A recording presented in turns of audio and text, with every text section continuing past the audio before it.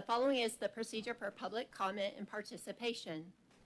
Individuals wishing to speak on agenda items must complete a sign-up card prior to the item being introduced. Those wishing to speak on quasi-judicial public hearings must complete a sign-up card and sign the oath.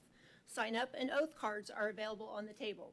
Individuals wishing to speak on non-agenda items may do so under petitions and requests from the public present. This opportunity is offered twice in the meeting, and individuals may speak at either the first or second petitions, but not both. No sign-up card is required. Citizens shall not comment on any issue more than once during the meeting. All comments except petitions and requests must address the pending issue, and citizens will be given 3 minutes to speak on agenda items. Next, citizens wishing to speak on the consent agenda must submit a sign-up card identifying the items of interest. Each speaker shall be limited to 3 minutes to speak on the entire consent agenda. And finally, all sign-up cards and exhibits being submitted to the City Council shall be placed in the box on the table. The purpose of the City Council meeting is to discuss city business, and proper decorum must be displayed by all in attendance. Public input and participation is encouraged.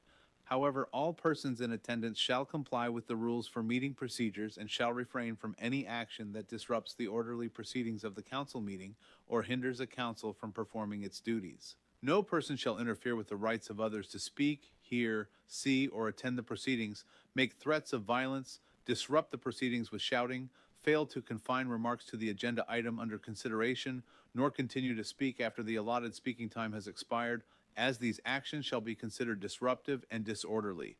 The mayor shall caution any person who violates these provisions and disrupts the orderly proceedings of the council meetings, and they shall be directed to comply. Any person who fails to comply, as cautioned, shall be ruled out of order, shall forfeit the remainder of their speaking time on the agenda item under consideration, and will be requested to return to their seat. Persons who fail to comply as directed shall be subject to removal from the council chambers by law enforcement or such other actions as may be reasonably necessary to enforce these regulations. Notwithstanding, the mayor may order the immediate removal of any person from the chambers who possesses a threat to property or life safety. Nothing in this section shall be construed to limit or restrict a person's right created by the Constitution, law, ordinance, or regulation.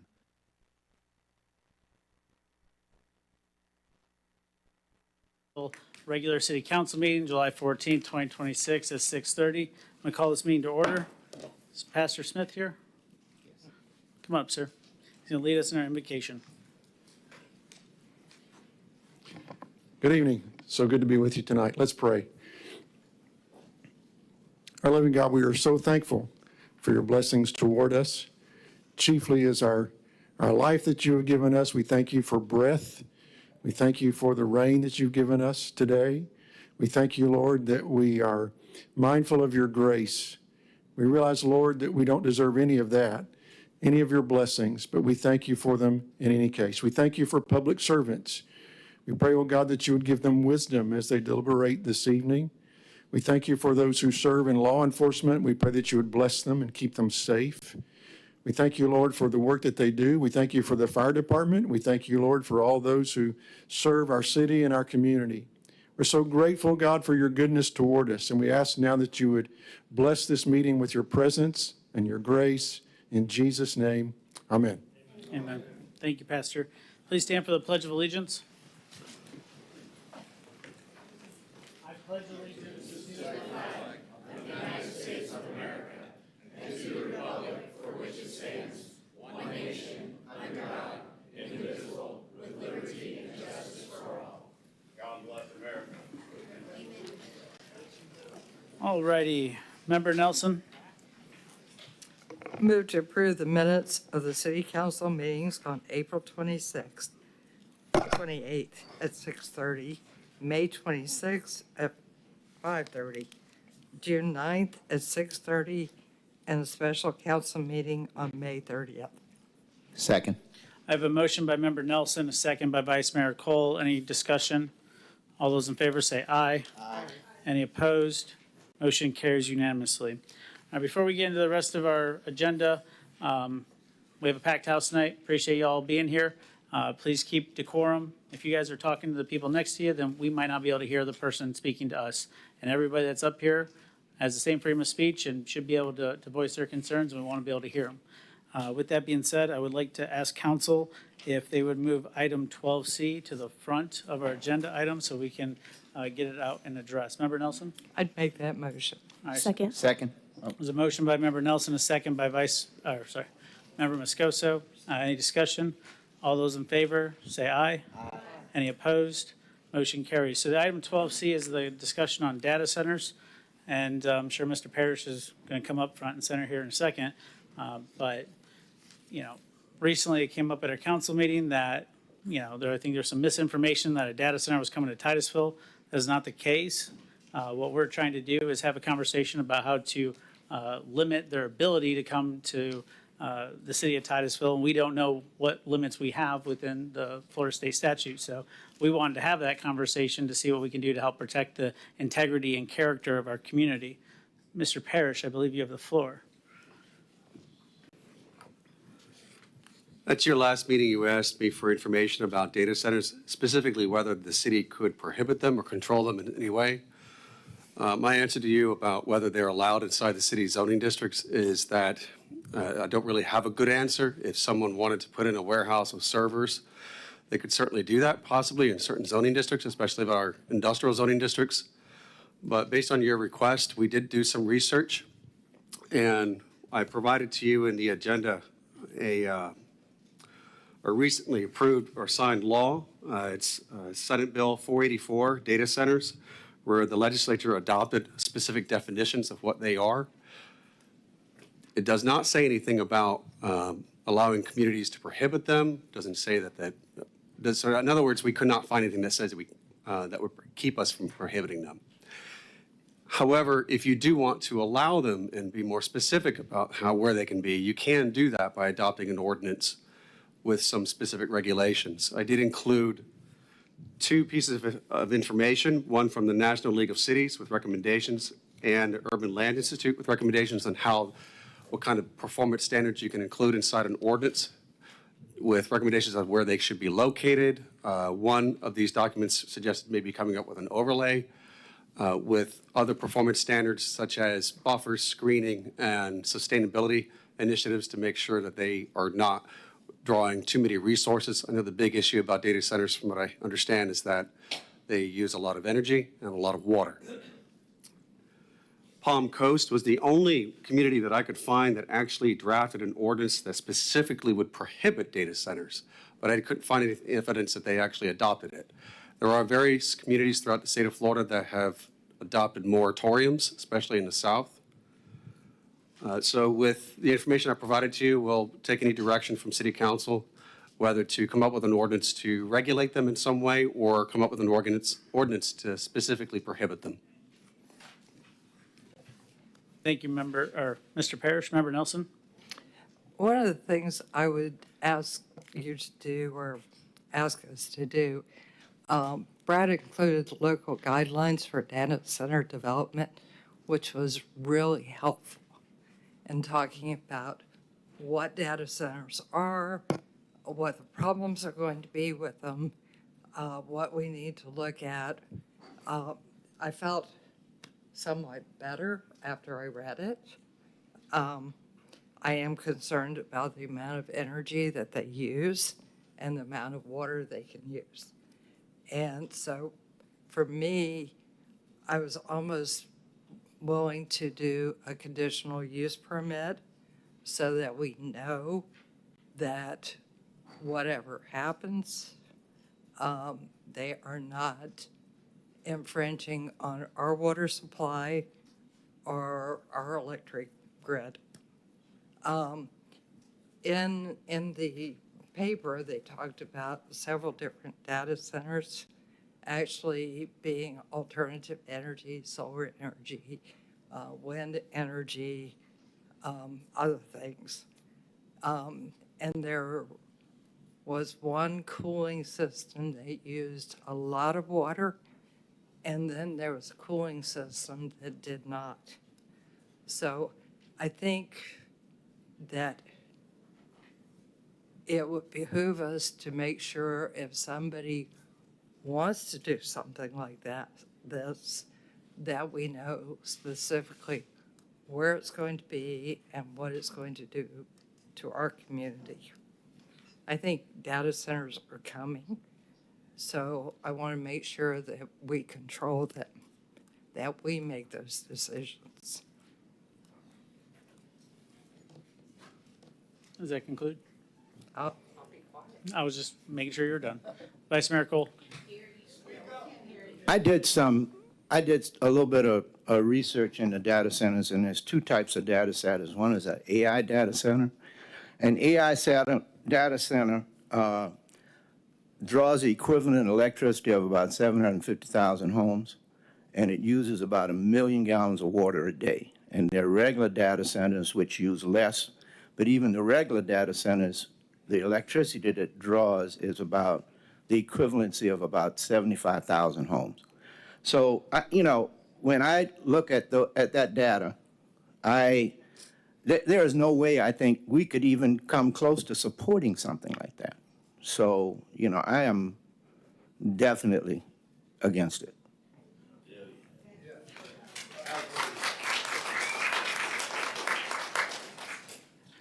So to kind of let you guys know where my mind was going, I understand, looking at the CUP idea. I think a moratorium, not an outright ban, makes a lot of sense, because my concern is if we outright ban it, I don't want the state to come in the next year and preempt us. So I think if we just say no for right now and make sure that, we have plenty of information, because, even to Brad's point, he found one city that potentially banned them, but he can't find where they passed that into law. So, that's my concern, is if we do try to ban it and then we get preempted down the road, but there's a way where we can say no and hopefully not draw too many eyes to the conversation and get preempted by Tallahassee. So it's a way I think we can get ahead of it without, getting some blowback from up north. Vice Mayor Cole, your light's still on. Did you re? Okay, thank you. Member Moscoso. Thank you. I'm not in favor of the CUP. I would be more in favor of honestly banning them altogether. I understand the moratorium, but if the state is going to preempt, it doesn't matter if we have a moratorium or if we have a complete ban on them. One thing, and I know people think that, there's been a lot of false information. There were some posting todays where they're actively looking for jobs in Port St. John for data centers. And so that might not be Titusville. So I'm really glad that we're taking steps to ban them here. But Port St. John, there are neighbors as well. And so we also have to think, like we said, we might not have the water, the electricity for it. But it's more than that. It's the noise that these create. It's the light pollution. There's a lot to it. So my thought would be to ban them completely. If the state comes back and preempt us, they do that all the time. We do what we can do. And additionally, if we move forward with that, I would love to, if we're all in agreement, to even send the county a letter just letting them know, hey, this is what we're doing in Titusville, and asking. I know right now the county doesn't give any tax exemptions to it. That's kind of as far as they've gone. But it wouldn't hurt for us as a council to kind of, if we're all in agreement, to stand together and let the county know what we've decided here in Titusville. Be interesting to, how did they get the water in Port St. John? Yeah. I don't know how they would do that, but Member Nelson. I was just going to say, Volusia County, I understand, banned them today. So they have been banned. I think Central Florida, somebody in Central Florida banned them. So I think we would be okay. The question is going to be, do we do a CUP? And hopefully the state won't try to preempt us. It'll be grandfathered in. Or do we outright ban them? I think talking to Ms. Treasurer is always easier to support. It's harder to support an outright ban. Well, I guess we'll just take that fight when it comes. Member Stokel? Yes. Brad, I think right now, if a company wants to use more than 10,000 gallons of water, it does come before council. Is that correct? That's correct, but we do have direction from you to come back with changes to that ordinance, so we are So- working on that. Yeah, and that's kind of what I wanted to address is I'm in support of the ban because I think if something were to happen, Tallahassee says we can't or whatever, we can address it then. But I think this does make a statement that we're not interested in it right now.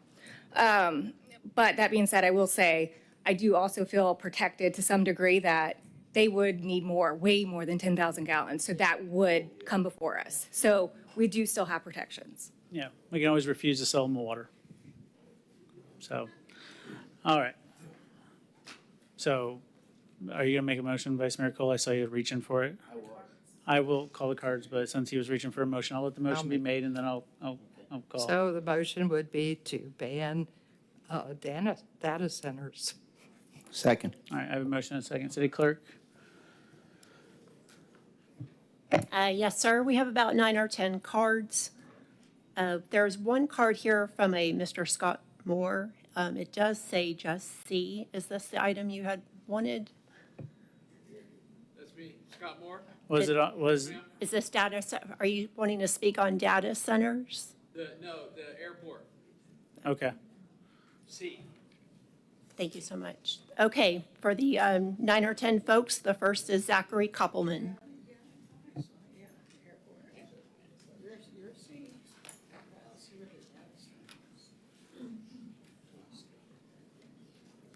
I was not expecting to go first. Sorry about that.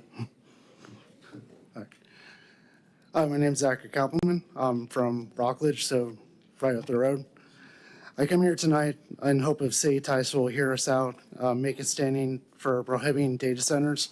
There's a large number of people here who are concerned about the data centers, the damage they can do to our environment, which we already have damage from, expansions and damage from the shipping to Banana River. Brevard County has only prohibited data centers from the tax exemption, which was brought up earlier. Has left the city deciding on what to do with the data centers. I want Titusville to be the first to prohibit data centers in Brevard County, so other cities in Brevard County will follow. And then hopefully shortly after, other counties around us will follow the same. In other states such as Virginia, which has the most data centers in the country, are showing severe water depletion, quality of air and water. In the past 2 years has dramatically have health issues with people in the city and the noise and complaints constantly people are having. Data centers don't bring more jobs, they bring more destruction to the cities and the environment, and we're now seeing this in the long-term effects happening. If we don't act now and prohibit them from coming to Titusville to make a stand, then we're going to allow this not be preventable. Thank you. Thank you, sir. City Clerk? Riley Koppelman.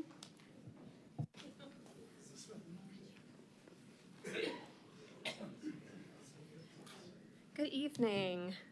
My name is Riley Kappelman. I'm also from the city of Rockledge. I'm speaking as a resident of Brevard County for my friends, family, and neighbors of Titusville, and I'm requesting every member of this council to prohibit the permitting, implementation, and construction of data centers for all property zones within the boundaries of Titusville. Across this country, data centers ravage wildlife habitats, farmland, communities they are built around. They cause undue stress on critical utilities for all citizens, as well as cause heightened health risks from pollution and harmful gases. Data centers add a deep financial burden to citizens due to increased usage of electricity and clean water. One study shows a medium-sized data center, 15 megawatts, consumes as much water as 3 hospitals or 2 18-hole golf courses, while hyperscale data centers, which are 100-plus megawatts, the largest and most efficient type of public cloud facilities, could use even more. A majority of the time, these citizens are left with the cost increases due to heightened utility usage from these centers. Even if measures are set to make sure citizens do not face increased utility prices, data centers still require large quantities of energy they'll have to source with excessive amounts of backup generators, increased electrical infrastructure, and some data centers even rely on nuclear energy to keep in operation. All of these alternate methods add pollution that will affect our soil, air quality, waterways, and native ecosystems, agriculture land, and city and residential areas. We've also not considered the community health implications of allowing data centers in Titusville. One study shows continuous operation of high-capacity cooling systems, including chillers, cooling towers, air handling units, condenser fans, periodic testing of backup generators, create persistent industrial noise with internal levels of 70 to 90 decibels and community-facing levels that can exceed 48 to 60 decibels without adequate mitigation. 60 decibels from a data center to residents is the noise level equivalent of being in a busy office building for 24 hours, 7 days a week with no escape. Anything 70 decibels and over will eventually lead to hearing loss. Analysis from research done at the Virginia Commonwealth University estimated that air pollution attributable to U.S. data centers resulted in roughly $5 billion in health-related damages in 2023 and could reach and exceed $20 billion annually by 2028, projecting approximately 1,300 premature deaths per year, along with large numbers of non-fatal outcomes such as hospital admissions and asthma exacerbations. These gaseous and particulate pollution are linked to serious health harms, including respiratory and cardiovascular disease, various cancers, neurological disorders, conditions such as stroke, dementia, diabetes, and childhood asthma. If we allow data centers, we would be opening citizens to the risk of health epidemics in the community, as well as unnecessarily taxing our emergency services with the likely influx of 911 calls and transport. We are in a very unique position as SB 484 establishes, Thank you. Thank you. Appreciate it. City Clerk? Guys, keep the cheddar down. Tony Shipolo.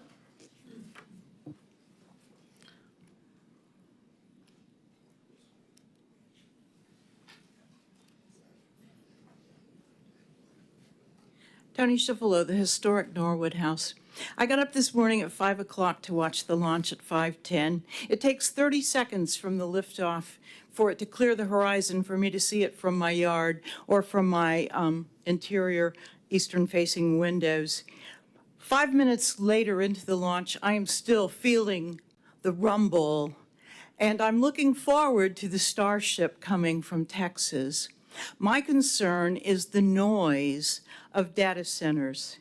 5 minutes later, the rumble of the Falcon 9 finally subsides enough that I can stop worrying about the pictures falling off the wall or maybe the windows cracking. But what I'm concerned about is the constant hum and noise that I understand comes from data centers. And so I appreciate your efforts to try and forestall putting them here. We already know our ecology is so fragile. Our water, we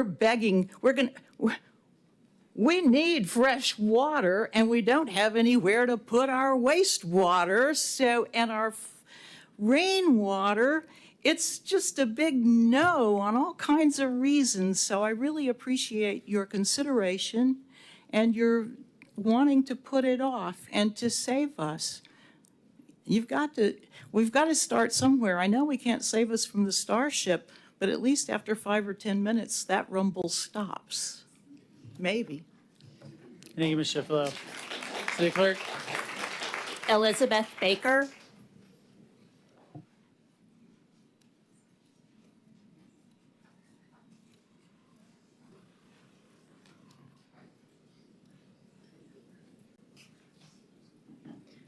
So we have a full house tonight, and I think that's fantastic. People are paying attention to what's happening. There was some confusion about this, and it was not on the people's part. It was as a result of ordinance number 11-2026, when y'all were asked if this could provide for data centers to come to Titusville, you couldn't give an answer. I've come to find out that our city manager, Mr. Parrish, Mr. Gow, we had city staff that signed NDAs that were in reference to that ordinance. So does that company that our city staff on our dime signed NDAs with, are they going to be benefiting directly from the data center that is clearly being built in Port St. John? Otherwise, Indeed would not be advertising for an electrical superintendent for a major data center construction project in Port St. John. And if you guys don't know about that, you should probably start protecting our citizens. Thank you. City Clerk? Susan Canada.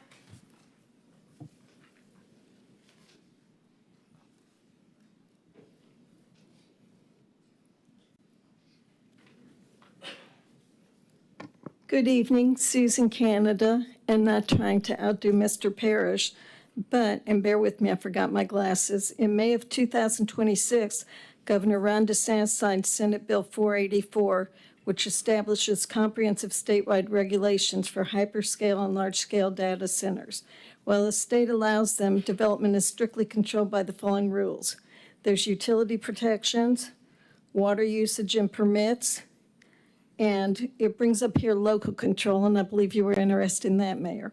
It says local governments maintain full authority to zone, permit, or entirely reject data center developments within their communities. And there's transparency rules also. It brings up government agencies are restricted from entering into permanent non-disclosure agreements regarding data center developments, forcing project details to be publicly disclosed. And thank you. Thank you. City Clerk? Stan Johnston. I'm sorry, City Clerk who? Stan Johnston.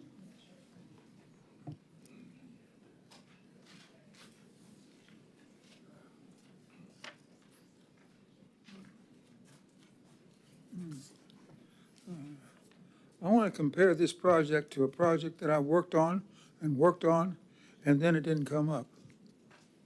What do you think it is? It's the Clorox plant in Port St. John area, south of town. So the question I was going to ask is, how in the world are we going to supply the water they need? How are we going to do it? Our sustainability plan should understand is that only we have serious limits on our water, potable water ability. We got to also provide for fire demand. I don't know, see how in the world that we could, that Titusville could accept the Clorox plant because they want so much water. And the thing is, when you get that much water, how in the world are you going to have water to for fire protection of homes? I don't see how you're going to do it. You got to have something. Maybe they'll have to build a water tower, their own private water tower or something. But I see problems, big problems with this. And the thing is, I think we've got it already, we've got it here to look at, and that is sustainability issues. Our sustainability report should show that we have limitations. We don't. I don't know why we don't. We don't have sustainability report on stormwater. We don't have that either, except it's saying everything's fine. It's not everything's all fine for stormwater. So sustainability issues is something that should be considered in this project. And I believe that if you do that, which Susan Canada just touched upon it, in that she was talking about water usage and permits. That has to be considered when you're making any decisions on this. So I don't see how this can be overridden by any government state of Florida. I just don't see how it can be overridden. I mean, that sustainability is part of our submittals to the state of Florida through FDEP. So let's get real about it. Is how are we going to do it? And I appreciate what Mr. Cole had to say. Is that and I'm going to say from another standpoint is that how are you going to put water on a burning house when you got that much water next door taken from you? I don't see you have it. I don't see you can do it. So sustainability is an issue here that should be seriously considered, and I think it should be. Thank you. Okay, here's a clap. Thank you, Mr. Johnson. Okay. City Clerk? Our last speaker, Jennifer Nicole Moise.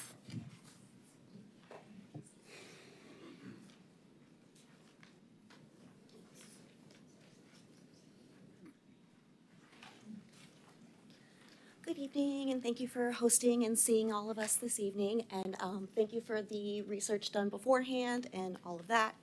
I'm a resident of Titusville, and there was a statement made that really, really stuck with me, which was data centers are coming, so might as well. And I think that's very incorrect. If there's nowhere on the books where we can factually find a law being made, Titusville should set the precedence and make that law. Everybody already spoke very highly with good data points and did the homework and brought the receipts. How can Titusville keep the title of Gateway to Nature and Space when we're gonna put all of that ultrasonic sound up in there and ruin the natural habitat and home and safety for that nature? Like, we already gave up some of that to the space program, which I love space and NASA, so okay, fine. But like, really think about that. Like, we will be doing nature a disservice. We'll be doing our residents a disservice, our mental health, our sanity, everything. And so to say they're coming anyway just means, oh, might as well just lay down and die, which is awful and anti-American. No, this is wrong. And we should stand up for ourselves, for nature, our residents, our citizens, and show people that Florida means business. And it's going to start with Titusville if it's not already on the books. Thank you. Thank you. Yeah, I don't know where that quote came from of we might as well, because I don't remember that, but all the conversations we've had up here was about how we can limit them, restrict them, and as you can tell from the motion being made is to outright ban them. So that is the motion by Member Nelson, seconded by Vice Mayor Cole. And City Clerk, did you have something for me? Yes, sir. I had 2 cards set aside that didn't have any identification on what they're interested in, for actually, but I have a Justin Dunlap who did not specify, or I need your help to specify where you want to talk. Petitions and requests. Okay, I'm just making sure to look out for everyone. Don Blinson. Stormwater. Thank you. I'll make sure with Cam Dup Caveman. Is that public comment? Okay. Petitions and requests. Thank Okay, you. and I have the last one covered. Thank you, sir. If you're calling the, Yes, so again, motion made by Member Nelson to ban data centers in the city of Titusville, second by Vice Mayor Cole. Any further discussion from this board? Seeing none, City Clerk. Member Moscoso, Yes. Member Nelson. Yes. Mayor Connors. Yes, Vice Mayor Cole, Yes. Member Stokel. Yes. motion passes. Thank you very much.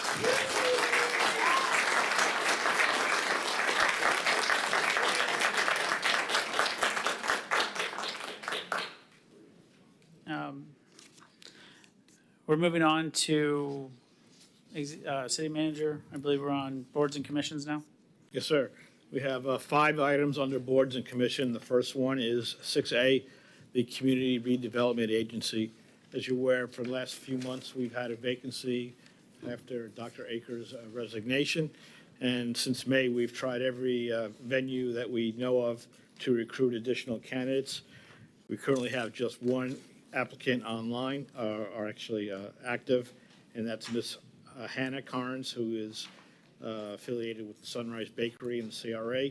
She's not here tonight, however, she did want to reiterate that she is very willing to serve on the board, and her application is submitted for your consideration for a member-at-large to the Community Redevelopment Agency for an unexpired term to expire on September 30th, 2028. Thank you very much, City Manager. City Clerk, are there any cards? Yes, sir. 1 card, Stan Johnston.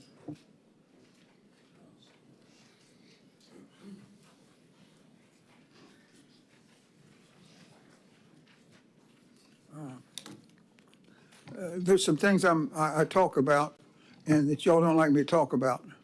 And the CRA was a big point. Fact is, I just told you at the last meeting, the 4 of you, 1, 2, 3, 4, not 5 over here, but I've asked for your resignation. So the same thing goes for anybody who's coming on the CRA, is that I don't want them to support spraying the public with sewage, especially when we have signs around the pond saying it's don't touch the water because it's polluted with sewage. In fact, as we even when we've had a sewage flow at Temple Drive, is the that the city went around door to door and saying it's polluted with sewage. And it's dangerous. So the thing is, there's an inconsistency with you guys, and that is that my goodness, since December 2020, you've been saying that somebody in FDEP has said it's okay to leave the fountains on because it sanitizes the water. All right, Mr. Johnson, your caution for being off topic. Well, okay, I want the person who is going to be coming in into the CRA, I don't want them to have that same policy that you guys have, the four of you, that I'm asking for a resignation. I think it's you're liars, cheats, and shysters. The CRA doesn't address that. Pardon? The CRA doesn't address that. Doesn't address what? Broken pipes. Well, it addresses people who are in a conspiracy, and as far as I'm concerned, there's a conspiracy to cover up city's mistakes and errors. And we had a boy that was paralyzed, and they didn't get much compensation for that. But I want us to protect the public and protect the children. But spraying people with sewage is it's horrible, and the CRA should not acknowledge that and accept it. Ms. Moscoso, she's against that, so I'm going to ask Ms. Moscoso. No, I can't ask her, right? I have to direct you. I would like you to consider the person who takes a seat on the CRA is that I don't want them to spraying people with sewage, aerosol. I really don't, because what you are doing is a crime. It's an ugly crime. And if I did that to my neighbor, if I sprayed them with sewage, I'd be in the jail. You know that. Thank you. Thank you, Mr. Johnson. Is there a motion to be made? Member Moscoso. Sure. I move to approve Hannah Cairns to the Community Redevelopment Agency for an unexpired term to expire on September 30th, 2028. Second. A motion by Member Moscoso, second by Vice Mayor Cole. Any further discussion? Seeing none, all those in favor say aye. Aye. Any opposed? Motion carries. City Manager? So moving on to 6B, the Historic Preservation Board. And the Historic Preservation Board's semi-annual report will be presented by Member Tony Schifolo.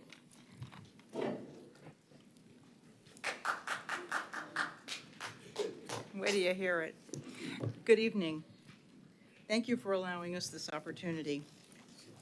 During the past 6 months, your Historic Preservation Board looked into updating the city's historic preservation ordinance by a comprehensive review of demolition procedures for historic resources, evaluating best practices and rewriting the historic preservation demolition ordinance to strengthen preservation policies consistent with recent state legislation.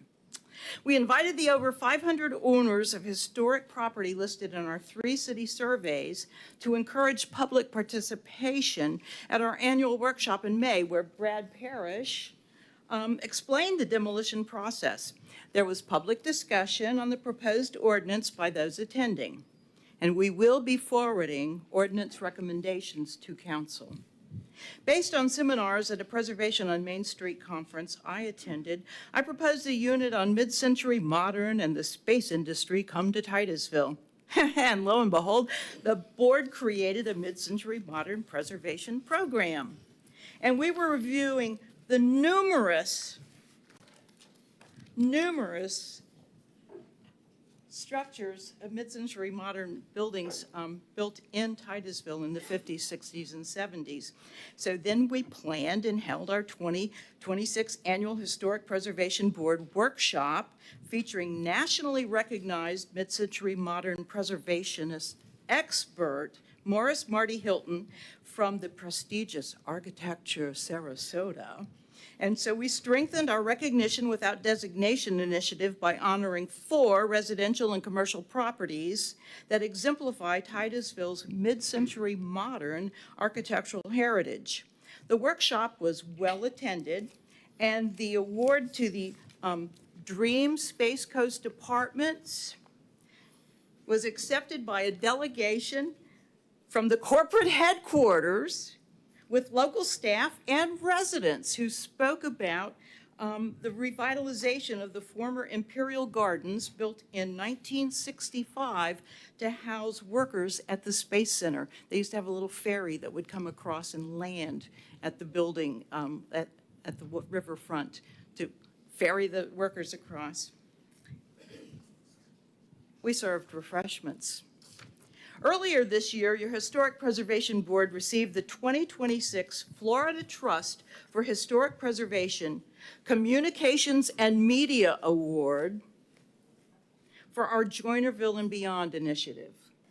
It's quite nice, but small.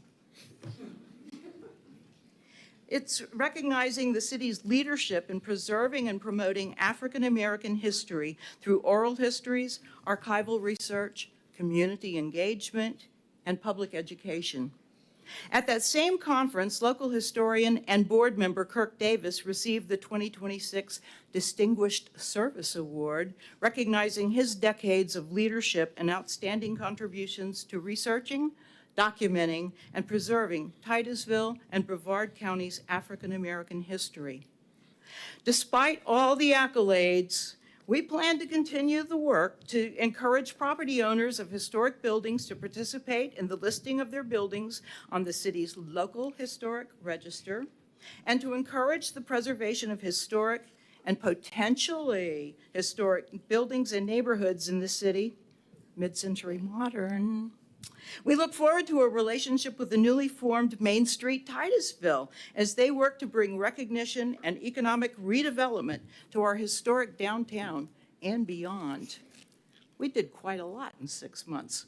Watch out for the next 6. Thank you. Thank you, Ms. Shiflett. City Manager?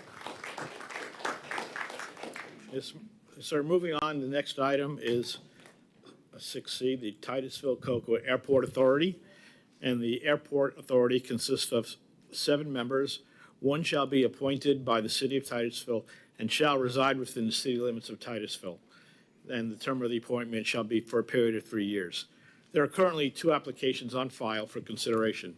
Mr. Brian Garrett and Mr. Andre Shavat have both expressed their willingness and desire to serve on the board with an unexpired term to expire on July 8th, 2028. And the action is we recommend appointing 1 regular member to the Titusville Cocoa Airport Authority Board. Thank you very much, City Manager. City Clerk? Yes, we have 2 cards. Mr. Scott Moore.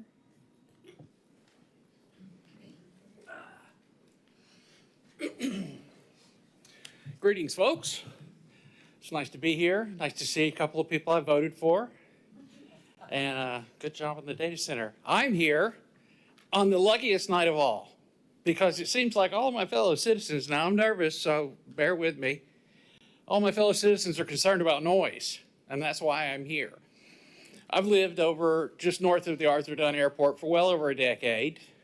And when I was a little kid and my uncle was in the Apollo program, my cousin and I would go right by that airport on our bicycles on the way up to get a Coke out of a bottle.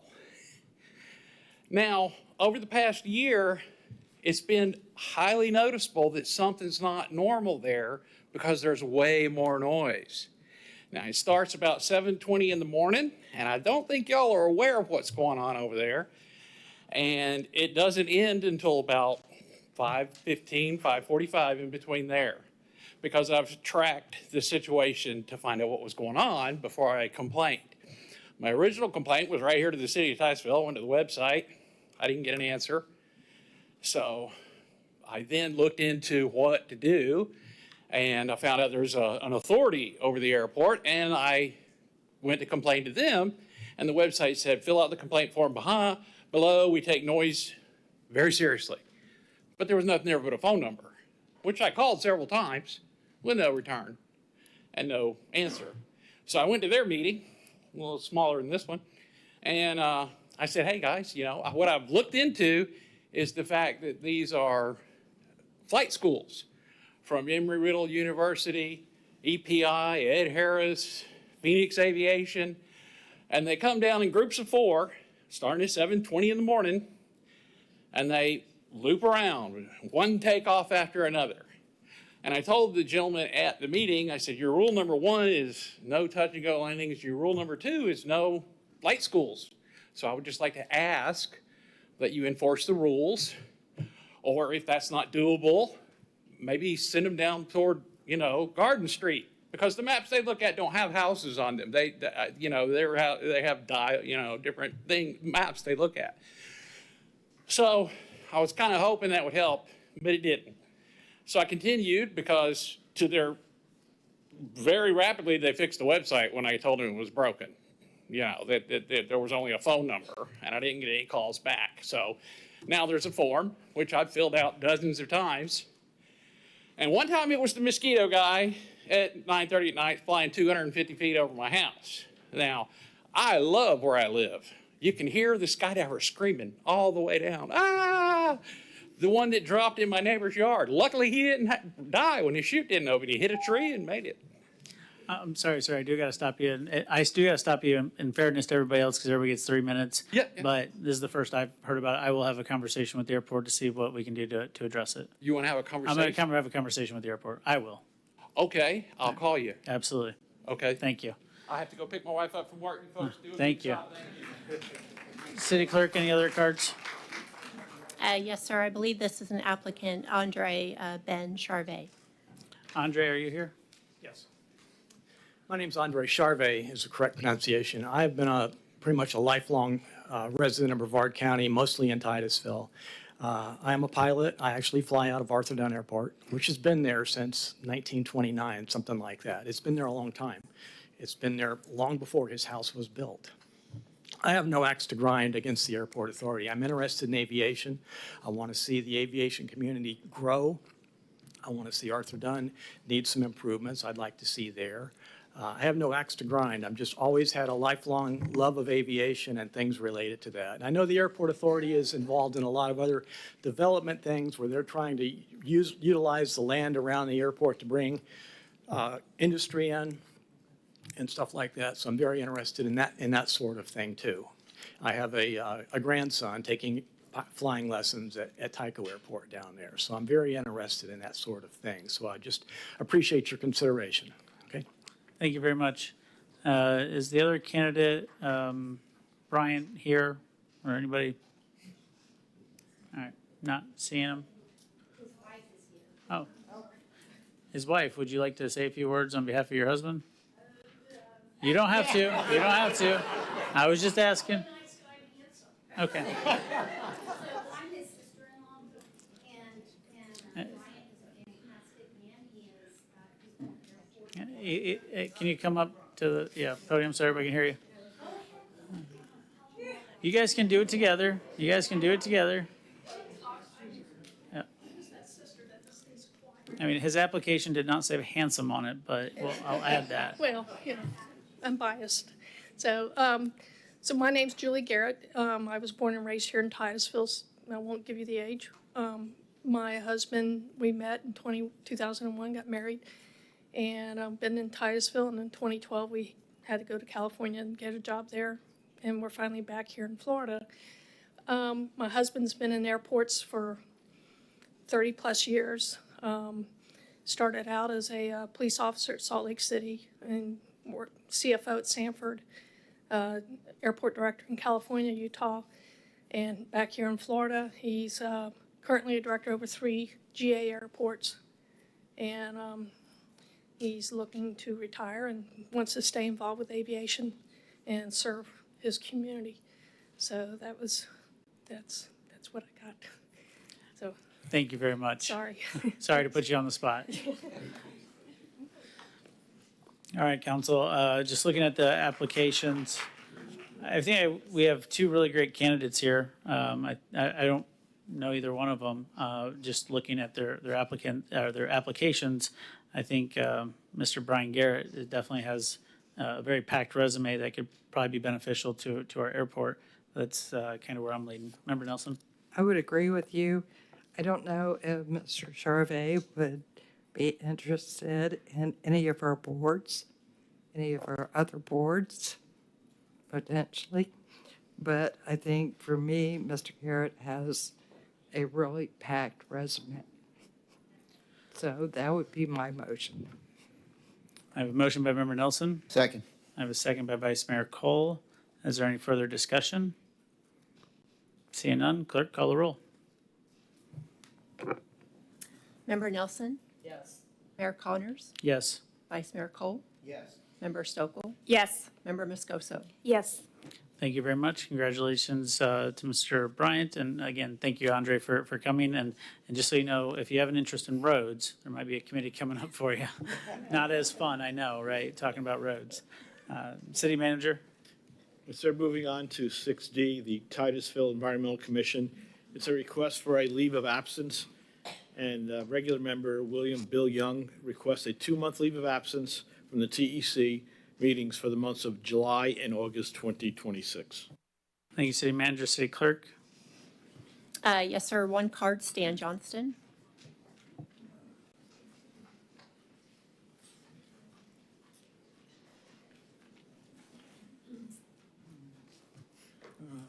I hope you don't offend you, but I support Mr. Young. He's done a fantastic job. He's been doing it for many, many years in the TEC, and he's lived here for many years. So just like Mr. Myjack was given a several-month, I don't know, what do you call it, vacation or whatever, I think Mr. Connors, Bill deserves this. And he also thinks along with the same thing like me and Ms. Moscoso, is that spraying people was not a good idea. Spraying them with sewage. Thank you. Thank you, Mr. Johnson. I just have a question for Mr. Parrish. Do we have any quorum concerns with 2 of them out on leave of absence, or have we run into any issues with that? There are alternates that can fill in when a regular member is not available. I was just curious about no. attendance and whether we're, running the risk of not having a quorum. We haven't run into that. Well, that's good to issue hear. yet. All right, can I have a motion, Member Nelson? Move to approve Mr. Young's request for a 2-month leave of absence from the TEC. Second. I have a motion by Member Nelson, a second by Vice Mayor Cole. Any further discussion? All those in favor say aye. Aye. Any opposed? Motion carries. Thank you very much. City Manager? Yes, sir. Moving on to 6E, the Titusville Environmental Commission semi-annual report, and it'll be presented by Mr. Jason Miller. Evening, everybody. It's my pleasure to be here again to present our semi-annual report. I will say that as far as actual items, the TEC has not had, a whole long list of things these last 6 months. But I think the most significant thing that we've been working on, you all granted us some extra meetings to tackle wetland policies within our comprehensive plan. This has been a huge, huge undertaking.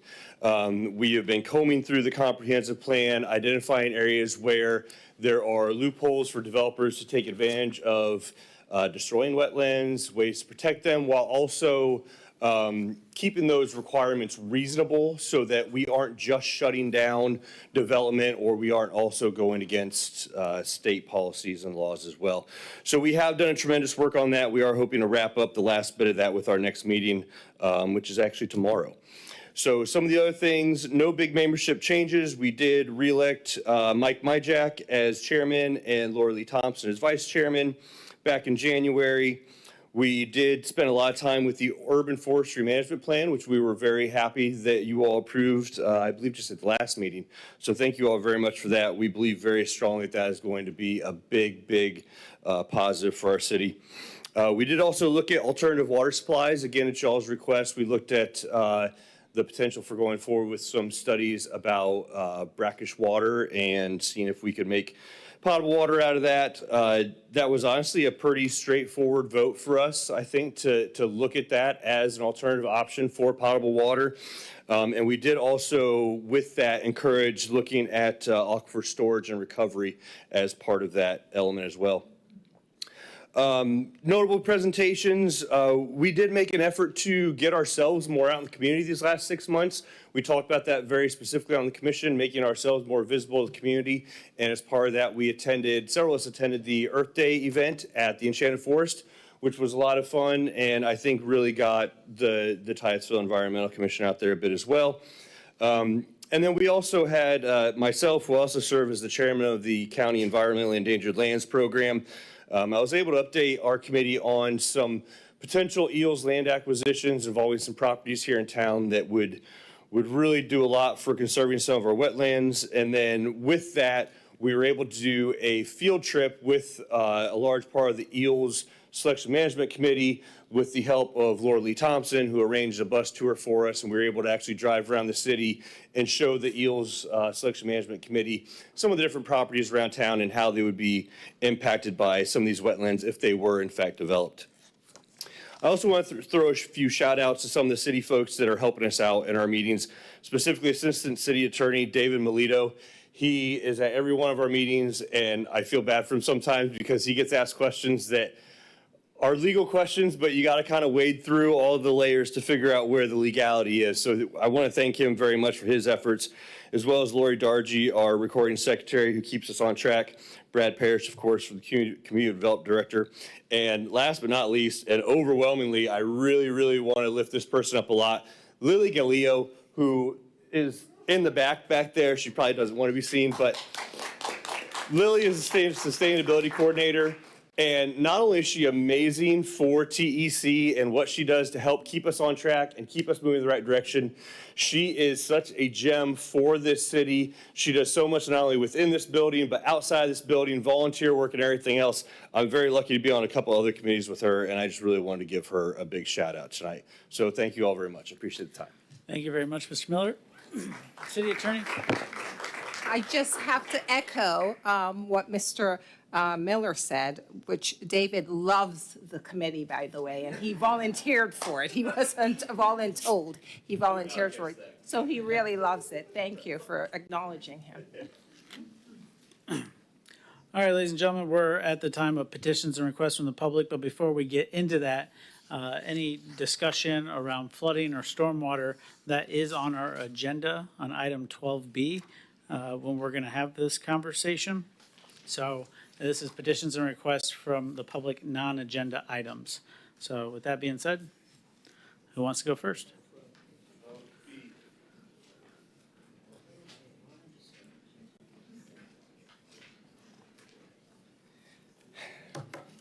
Hi, friends.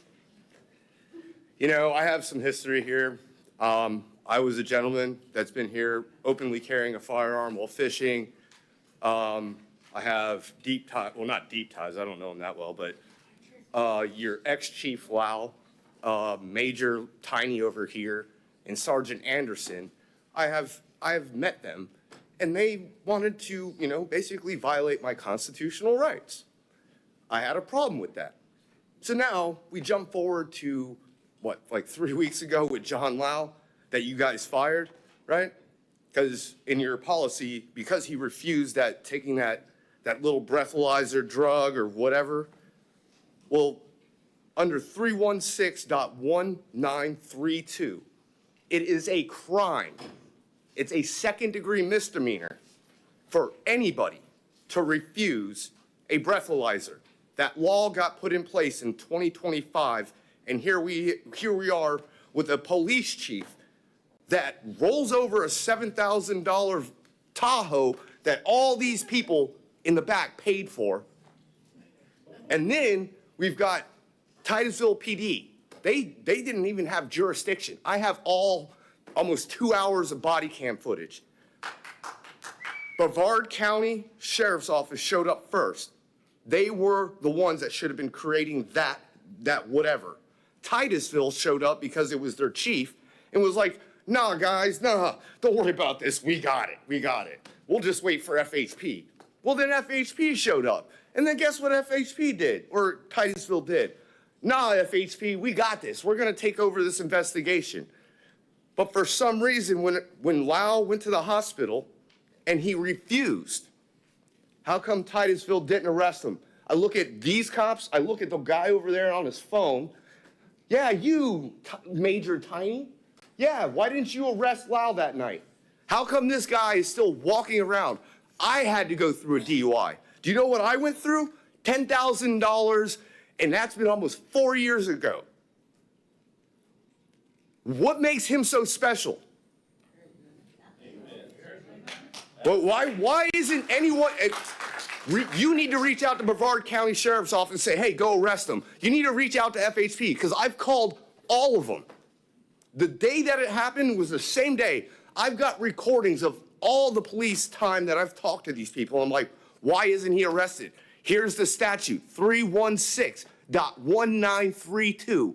A refusal is a second-degree misdemeanor. And you guys wanted to friggin' violate my constitutional rights here? That guy over there in the corner on his phone, balls deep in it, yeah. Thank you, sir. They wanted to violate my Thank rights, you. and I won't ever let this go. Have a seat. Thank you. Next.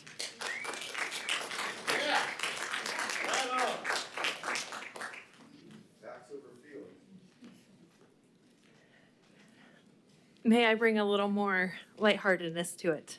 I'd like to share about the amazing food program that Hope for Brevard made happen for several weeks this summer. I had the honor and privilege of helping cook, pack, and deliver these meals multiple times. I delivered door to door a few times, and I also took and delivered to Emerald Place once. What an amazing opportunity for our community to come together. From the concerned citizens to Park Avenue Baptist to the high school students doing missions from Alabama. What a remarkable undertaking those weeks of feeding our community was. While Stacy Lincoln was always saying we and never me, he was the key participant in making those meals available for delivery 3 days a week for kids and the additional elderly in our community. Trey from Hope for Brevard deserves so much credit for seeing this need and bringing action to meet the need. I know there were discussions of the possibility of shutting these efforts down, and I'm grateful for the few weeks that they have helped provide limited meals for our community. I personally know 2 of the families that I delivered it to on my route. Personally, I know their appreciation for being able to feed their kids and lighten the burden this summer. I hope that this initiative is, again, provided for next summer, and I hope that there's more support from our community for Hope for Brevard. Thank you.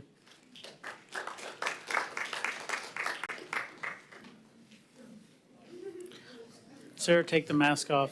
All right, I will do so. Thank you. Under duress, if you are violating my civil rights, I would like to have an ordinance of, I cannot be in costume, please. I will see an attorney. We all must be on the same standards. We have so much corruption in this place. My eyes were opened up by you, Mr. Mayor. Right now, I'm waiting to see whose billboards gets baby killer wrote on them. I believe that was your idea. We've had enough of this corruption in Titusville. Now, the 4 Judas 4, Sarah, you should take a powder, your nose a little shiny, dear.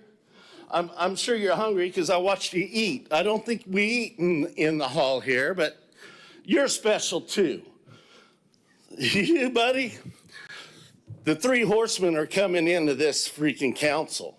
They're going to clean, and your dirty little games are going to be soon over, buddy, because we've had enough. Mr. Lau, I'm sorry. He does need to be arrested. He needs to pay the same penalties that anybody else that gets a DUI should pay. You refuse, he ain't special. I appreciate all the time in service he's had. I do. But he has to be held to a higher standard if he's going to be out on patrols, arresting other people and holding them. There is no reason for the corruption. And this was a blatant corruption. Now, I understand our law enforcement don't want to bust the big boss. They have their trust with him and everything, but the law is the law. And you shouldn't forget it. We all must be held to the same standards. And when it don't, that's when we get this craziness. It's over. You got to stop. These people that's been in this council for the last 10 years, we need to shuffle the deck and get rid of it. I'm sorry, Mr. Manager, but you need to go. You didn't say anything when you were the assistant manager for 10 years. We want a forensic audit. We've had enough. We want the thieving out. We want the people sleeping in trucks done. We're not paying for all these new vehicles to ride around in circles, marking time when one guy digs and 4 guys watch. And I've had enough of it. You haven't seen me in a while. I've tried to keep my mouth shut in hopes you would start doing the right thing. There's only one person on this council that holds my respect. And I'm looking forward to seeing you carry the big Thank you very sword much. to boot them Have a out, seat, baby. please. Thank you. Next.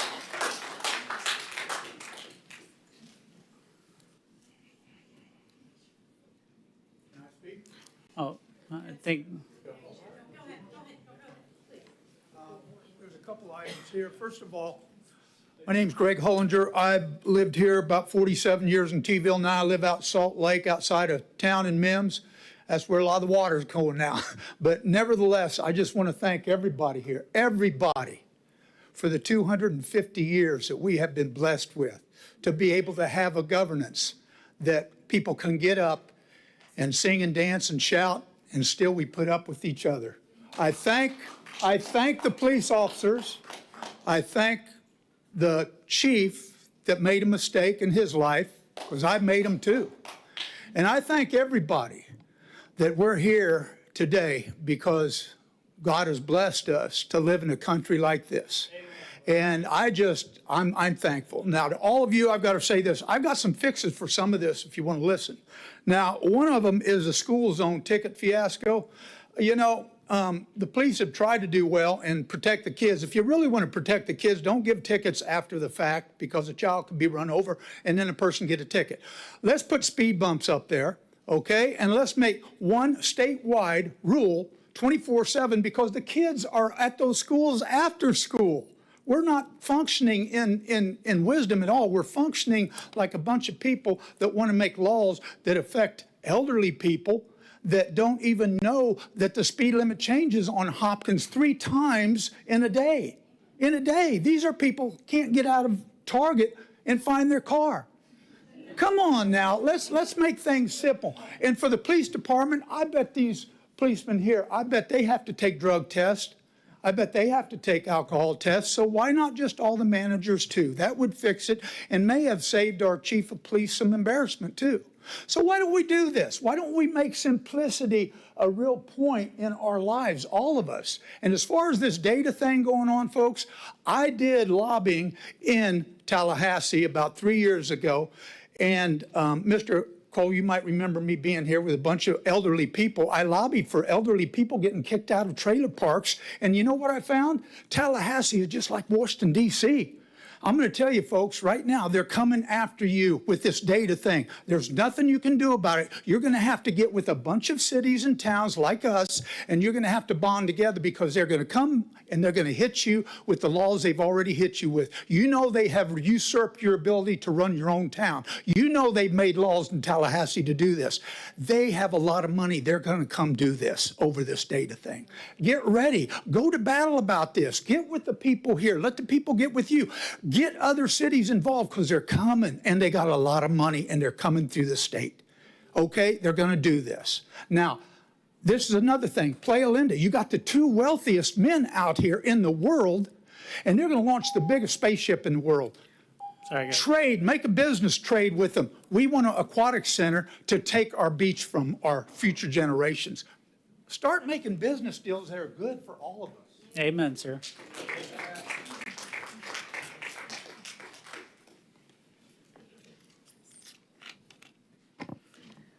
So June 24th, Chief Lau had an accident in a 2026, I believe, Chevy Tahoe with an open container of Kettle One vodka in his vehicle.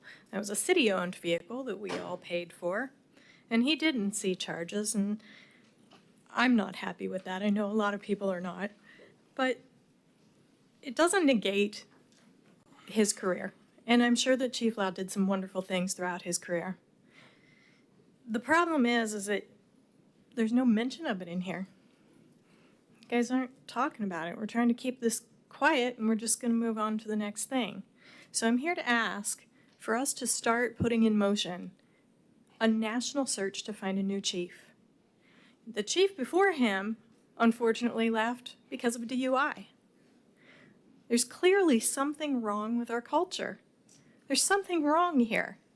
So we can't continue to pick from the same crop if it's making the populace sick. We have to have a national search to find a new chief. I know it's going to be a big process, but it's going to be a healthy process. And it'll be a process that provides some transparency for the people here in this city. And we deserve the best that this country has to offer. We've got to stop doing the same thing over and over and over again. That is literally insanity. Thank you. Thank you. No. Probable cause, you have to have probable cause for breathalyzer. Hi, y'all. You can call me Caveman. I'm from Central Florida. It usually takes me about a minute and a half before I can see the space shuttles launch from this side of the coast. And I've never gotten over here and recorded a space shuttle launch. So when I heard the Artemis II mission and its launch, I wanted to get over here and I wanted that historic event to be the first video of a space shuttle launch that I record as a videographer and a video journalist. And while I was waiting to record, I had to run to my truck for something. I think there were over 3 million people here that day to watch the space shuttle launch. I don't remember exactly. It might have only been 1 million. But there were hundreds of thousands of people with cameras. Well, on my way back from my truck, I see an officer helping a disabled car get out of the road. So I decided to go over there and record. I didn't say anything to this officer, and he walked to his car, and I noticed that he had a female in his car dressed in plain clothes. And he told this female, let me read it so it's the exact words that he said. He said, "Try to help someone on the side of the road and you get Mr. I Hate Cops over here filming." Well, filming cops is a constitutionally protected activity. You know, it doesn't mean that you hate cops. You're just recording public officials. You're allowed to do that. So the cop started telling me to get back and a bunch of acting suspicious about who was in his car. So I started an investigation to find out who that person was. It was a female. Well, she took pictures of me. So I found out that she worked for the police department, actually. And they won't tell me her name so that I can do a proper records request and get copies of those pictures, those public records that she created. And they're denying my request, saying that there's no records, right? Because I can't provide a name. There needs to be something in place where these people have to identify. You can't just be a public employee and do something and not be held accountable, you know, because you won't give them your name. Well, that's that, you know. I don't have much else to say about that. I spoke to the records clerk in the city hall earlier, and hopefully she takes care of it. The only thing that I have to say about the chief of police is, you know, you can't be out here enforcing laws if you're not going to obey them yourself, you know. And that goes for any officer, and that's what I tell officers, you know. We expect you to do a job and do it to a higher standard, you know. You're out here taking our freedom and our finances, and you're not being held to the same standard. It doesn't seem fair. I appreciate y'all letting me talk, and y'all have a wonderful city. Thank you very much. You up, sir? How y'all doing this evening? My name's Tim Curtis. I'm running for city council. I've lived here my whole life, 65 years. I ain't never heard such baloney in my life. 4 horsemen? I want to know exactly what you meant about that horseman, okay? Because I put on my Facebook that I felt there was a Gestapo trying to take over our city. And I named 3 of them. Problem is, I want Mr. Curtis, stop. Please address your concerns to the dais. I wonder who the 4th horseman is. I'd like to name them horsemen who I think they are. No, we're not going to get into it. Okay, we're not going to get any names. Yes, sir, I'll respect that. But I can tell you right now, I watched wrestling when I was a kid, and I seen what happened to the 4 horsemen. Okay? I'll be daggone if I'm going to sit around in a town that I love that I've had a business here for 40 years and watch it go to the pot. Now, y'all may watch some of my stuff and think it absolutely hilarious, but instead of getting stressed out, it's time to get down to business. And I said I might as well make it funny, okay? I've got over 2.9 million people viewing this election, and I'm going to bring it because I'm going to find out exactly who the 4 horsemen are. Thank you. Thank you. Next. All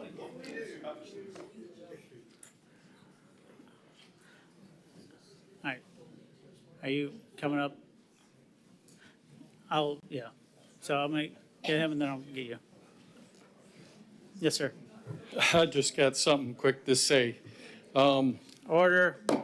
Most of us know the county screwed up what used to be called Redneck Beach or whatever you want to call it down there.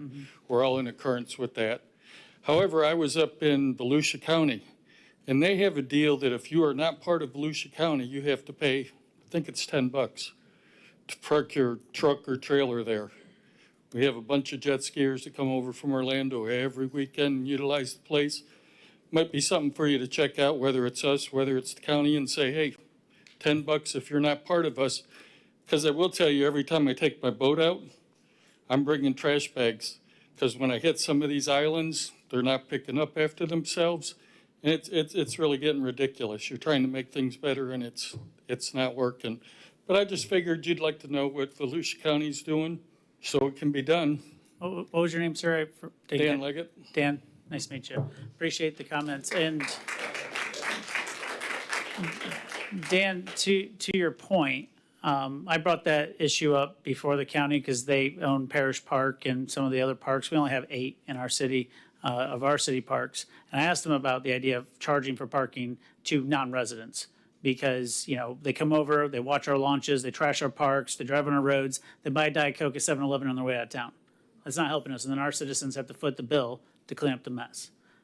So I don't think the county has really kind of supported that idea, but I would love to take that up for our specific parks, specifically for our city, because I think it does make a lot of sense where, you know, if you're a City of Titusville resident or water paying customer, we could work out the logistical details, but, you know, I think it would be very inexpensive to do. If you look at Cocoa Village, they have those little QR code signs where you sign up and pay for parking. It doesn't take a lot of infrastructure, but it could definitely help, you know, offset the cost of our residents. So thank you for bringing that up. Sir.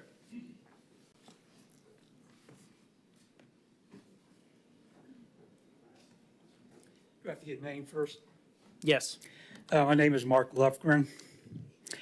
And I really need some help with stuff that's not being done, that needs to be done, because it's the responsibility of the city. My current living situation is I have people that are riding these stupid ATVs and mini bikes up and down the street for hours at a time. I've been to the police department multiple times. The last 2 times, I've asked to speak to a manager. I take a laptop with my surveillance video of it to show it to them. They tell me to call. Saturday, I call, and they show up, and there's 3 of them out there in the driveway next door talking to people, and they just allow the kids to keep going back and forth in the driveway, and they leave without doing anything. So it goes on for hours and hours after that. And I face retaliation anytime I call the police on these people next door. It started up, they'll sit there and do a burnout in the driveway. They turn the radio up really loud with the Rat song with the lyrics, "Shotgun at my side." So I call a second time, and they show up and do absolutely nothing. And then the retaliation after that is they start riding the ATVs and the mini bike right through my front yard.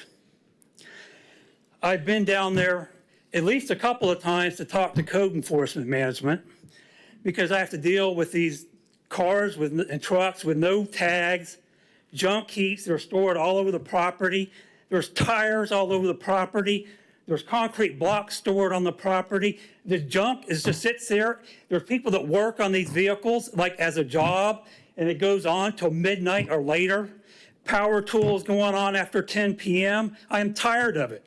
I've been to every one of these agencies multiple times, and nobody will do anything.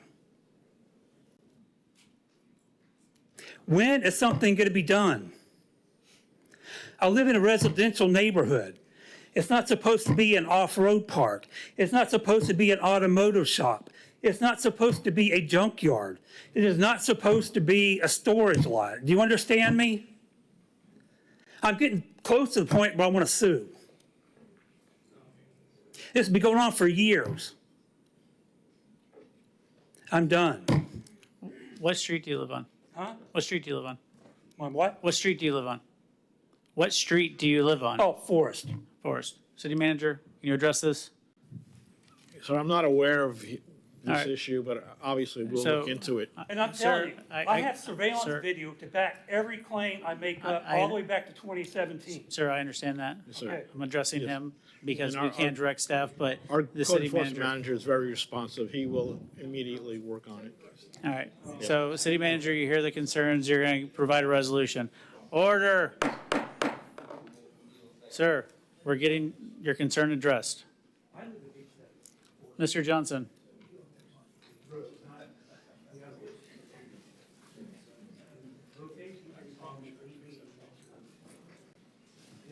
Stan Johnston, professional engineer, and it's kind of, okay. What I'm trying to say is that, like the fire chief and chief of police, is that I'm supposed to protect the health, safety, and welfare of the public. That's what it says in Florida statutes, and I'm licensed to do that. So, and also you've seen me do something like this, wave dollars in the bill, said, listen, I'll give you $50. Can be a little bit more quiet. I'll give anybody $50 if they can get a professional engineer, and there's 40,000 professional engineers in the state, over 40,000 in the state of Florida. So if you can get someone who disputes me and says it's okay to spray people with the sewage aerosol that comes from the fountains, $50, anybody in this room, If you can get the police chief or the fire chief, I'll give you $50. They'll come up here and say, it's okay. What these four people, in other words, Nelson, Connors, Cole, and Stoke will say, it's okay. It's okay to do that. It's not okay to do that. It's a crime. So we have what we have right now is what is described as conspiracy.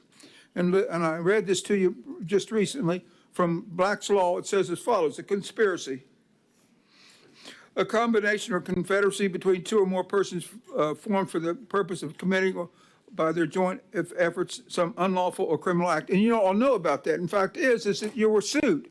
You were sued for some young boy, teenager, who did a stand-up paddleboard while we were dumping sewage in the river.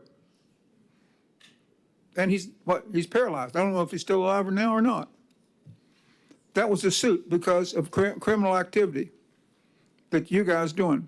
And what I'm saying is that the four of you are, as far as I'm concerned, is you've targeted yourself. So I offer to anyone that I will come to court and testify against you for your character witness. And what you've done is committed a crime. And it's a serious crime. Because I've seen too many people die by gunshots, drowning, and other reasons. So I just don't like to see it happen. Don't like to see it happen in my family. Don't like to see it happen in my city. And I've asked your resignation because of that, because it's been going on since December of 2020. Same old thing is what I hear from Nelson, saying is that, well, some anonymous person told me and told us, or city manager, that it's okay to leave the fountains on because it kills the bacteria. Well, when it blows in people's faces and homes and stuff like that, that doesn't help them either.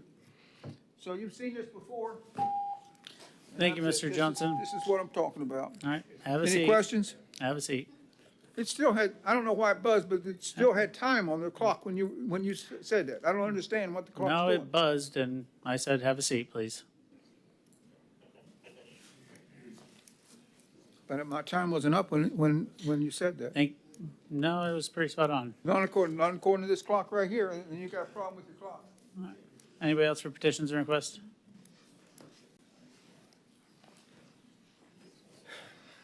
I'd like to hold my time until you guys get the, yes, correct.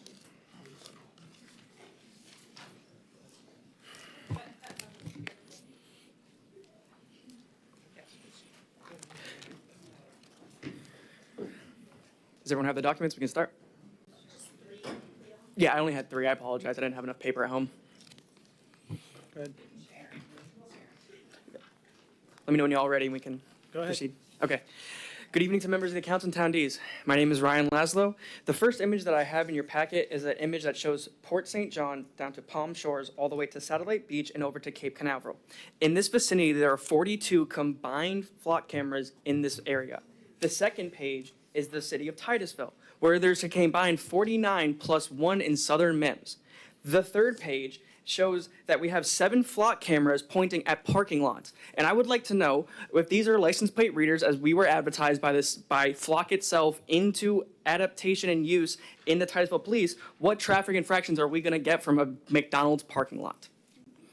Also, what traffic infractions will we get from a Lowe's parking lot, a Taco Bell, or the back of Lowe's, where apparently there's a camera facing the rear of the building?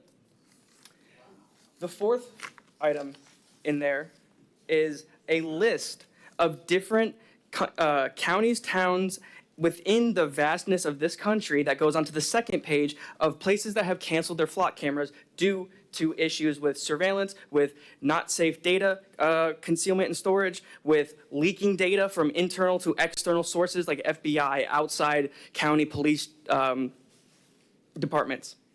If you can see on the start of Evanston, Illinois, it was canceled and later issued a cease and desist after Flock allegedly reinstated cameras without permission. I would like for this to be recognized that they don't recognize anybody's authority. Not yours, not the police, not the legal team. They will do what they want as long as these are instated in the community. On the next page, we can go to San Romano, California. It was terminated for misleading claims about data retention and sharing. The rest of these 2 pages are filled with these things. The next section of that will go to the reasons that contracts were terminated. Unauthorized federal assets like access through ATF, ICE, Air Force, GSA, misleading or unclear data storage settings, privacy law violations, failure to disclose, community backlash over surveillance expectations. Then we go into the actual lawsuits that have been filed in counties against this. And if you look at the bottom where it says flock device detection patent filings, in that are 2 I would like to very boldly exclaim: detection of wireless devices near vehicles and associating devices with vehicle movement patterns. This is not something of we are just looking at license plates to see if we're catching something speeding. This is data acquisition. This is getting everyone's data, not just mine or the people here. It's all of yours, the police chiefs, everybody's. So if we're going to spearhead on not allowing data centers in the community, can we stop data collection and terminate this contract, or at least not renew it? Thank you for your time. Thank you very much. After petitions and requests.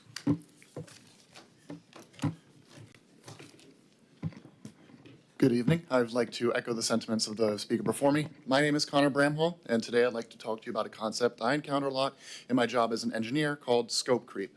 Scope creep is when the original definition of some system or project begins ballooning out and out as more requests are made and more features are added until the utility of that system is far beyond anything that it was originally envisioned in doing. This is a concept I believe applies to a topic that I've talked about in the past, like on the 26th of May, when I came in to voice my opposition to purchasing a contract with Axon for more ALPRs in policed vehicles. I voiced my dissent by talking about my dislike of the existing contract with Flock. Now, as much as I don't like these agreements, you've bought into these agreements into the features that they provided at the time. But more features are going to be added in the future as the scope inevitably grows, as all tech companies love to do.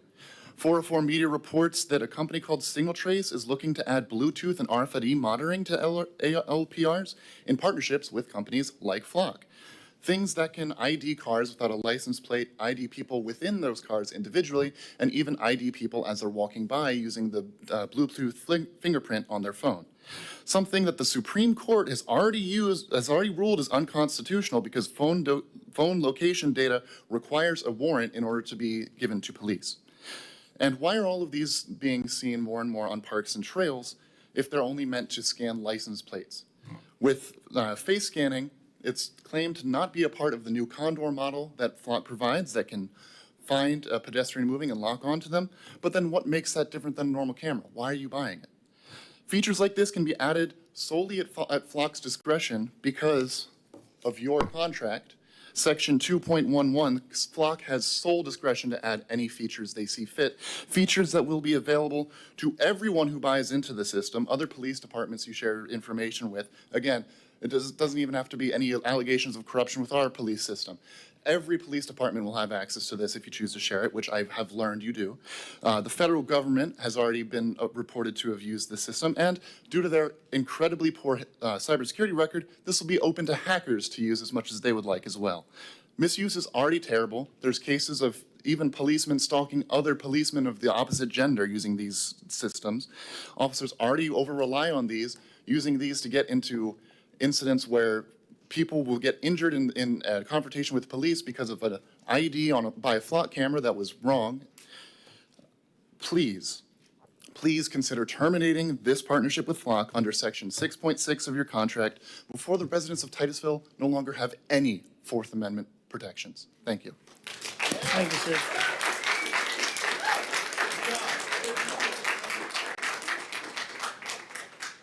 Petitions and requests. Are you coming up, sir?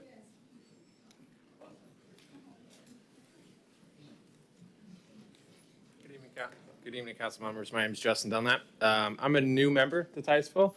I'm a farmer out of West Palm Beach. Moved my operation up to northern Titusville. I may have met some of you and through some of the meetings and things that we've done for planning and development. I would like to just make a petition or request to start getting agriculture in the city of Titusville, because currently there is no zoning for agricultural entities.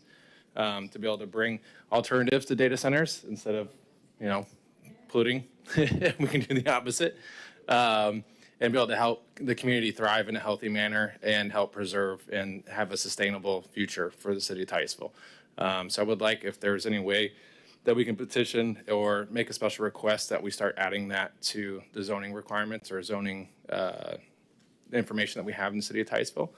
My second request is for myself purpose of my farm. I would like to try to push along our public hearing to transfer our current residential zoning to GU so we can farm legally on our property. And from that, just another request for a stay for any kind of code variances necessary for us in the meantime, because we have already had to move our farm from West Palm Beach to Titusville.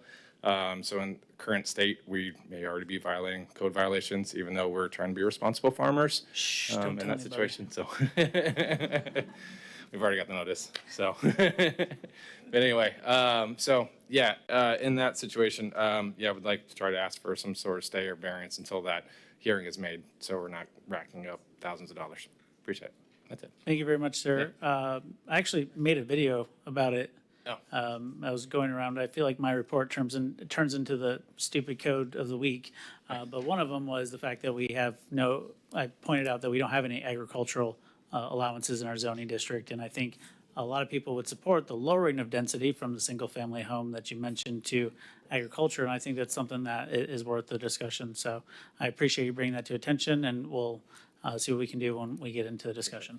Yeah, and if there's any way that I can help, I'm a new community member, so if I can help with sustainability factors, I do have quite an extensive engineering background in sustainable agricultural practices and helping nonprofit and food development, all the rest of that as well. So appreciate it. Thank you, guys. Thank you very much. Yep.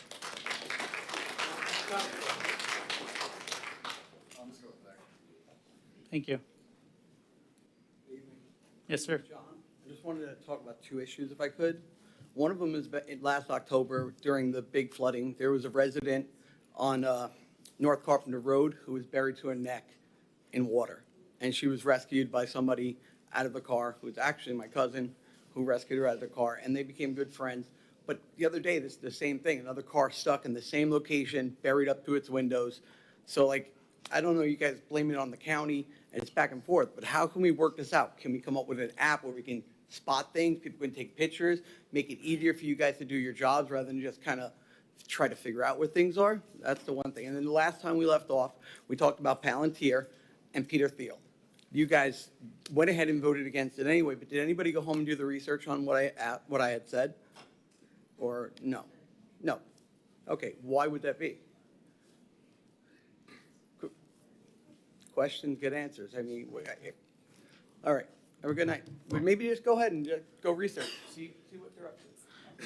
Thank you very much, sir. I do believe we have an application on our website to report concerns, but yes, the cities and the counties need to intertwine their data a little bit better, and Carpenter Road is a county-owned road, so like several others like Barna, Sisson, Fox Lake, Dairy, and it's definitely a cause of contention, I can tell you, because, you know, we're sitting here with our hands tied, and we really would like to do something.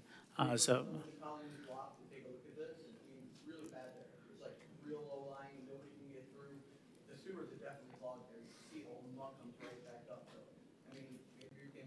Yeah, please shoot me an email and I'll reach out to the county and try to figure that out. Petitions and requests. Seeing none, we're moving on to the consent agenda item. Anybody like to pull any items from consent? Seeing none, city manager, please read them. Yes, sir, I'll read the titles for the record. 8A, Trailtown Amenity Strategic Plan. 8B, Water Allocation Permit, Tranquility Phase 3. 8C, Public Works Vehicles and Equipment. 8D, Approved Tyler Technologies Contract Amendment Number 3. 8E, Resolution Number 13-2026, adopting the Indian River. 8F, Acceptance of Easement from Parish Landing. 8G, Acceptance of Easement from NAP Commerce A, LLC.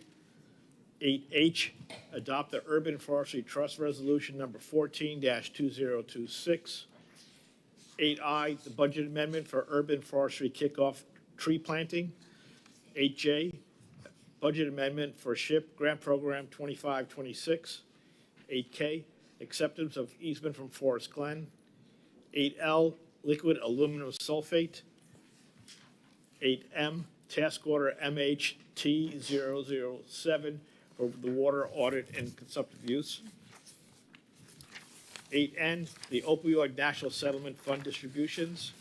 8O, approve resolution number 15-2026. And that is to amend the city's SHIP 2025-2028 LHAP.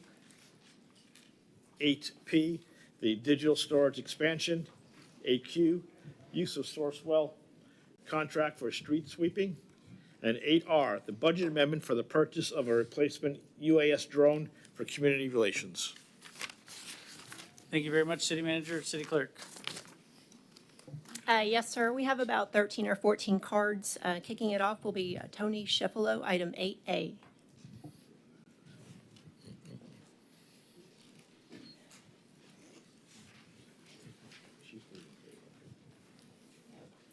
Tony Schifolo, Tropic Street. I ride my bicycle a lot around town. So I've been following this plan for a little while, another one of my notebooks. I want to speak about the East Coast Greenway from Maine to Key West once again, and the 2 blocks of it in Titusville that end at the railroad tracks and go into no man's land. I spoke with Brad about the Kimley Horn vision. You know what I feel about them. Anyway, they completely miss this very important coastal trail, Eastern Coastal Trail. And I know it's for the CRA, but I just want to point out that what Brad assured me, this is just a strategic plan. It's a concept plan, because when we get Broad Street renewed and revisited, and when the CRA is going to start actually implementing the plan by putting the little benches and the trash can and sometimes the shade at various spots. I want us to remember that this trail that goes from Maine to Key West ends at the railroad tracks at Main Street and picks up again 2 blocks later. And we need to put some of the amenities over in that direction. So I just want to point out that even though it's very detailed, it's a plan. It is not the blueprint. It is not the blueprint, correct? It is not the blueprint. It is only an idea, and we get to actually then start putting amenities where the bicyclists need them. Thank you. Thank you. City Clerk? Yes, next is K. St. Ange, items H and I. I would bet that she's here to speak in favor. K. St. Ange, Titusville Tree Team.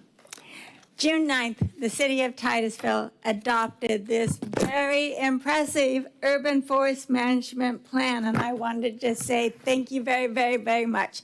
This plan will reduce temperatures in our city, will reduce stormwater runoff, polluted runoff into the lagoon, will increase wildlife habitat, and will actually improve our property values. This will be a great boon for our city. And then I believe on the 23rd, we're going to have a kickoff where we're going to plant trees at Sandpoint Park. Joe Lynn Nelson has wanted trees along the exercise trail heading to Neptune's statue for ages, and now we're going to do it. So this will be 36 trees, I believe, will be planted at Sandpoint Park as part of the Urban Forest Management Plan. The resolution that you have written is absolutely wonderful, renaming the Landscape Trust Fund, which is a mitigation tree fund, to the Urban Forest Trust Fund so that this can be implemented. So I want to thank you very much, and I'm looking forward to seeing it all go forth. Thank you very much. Thank you. City Clerk? Elizabeth Baker, B and R.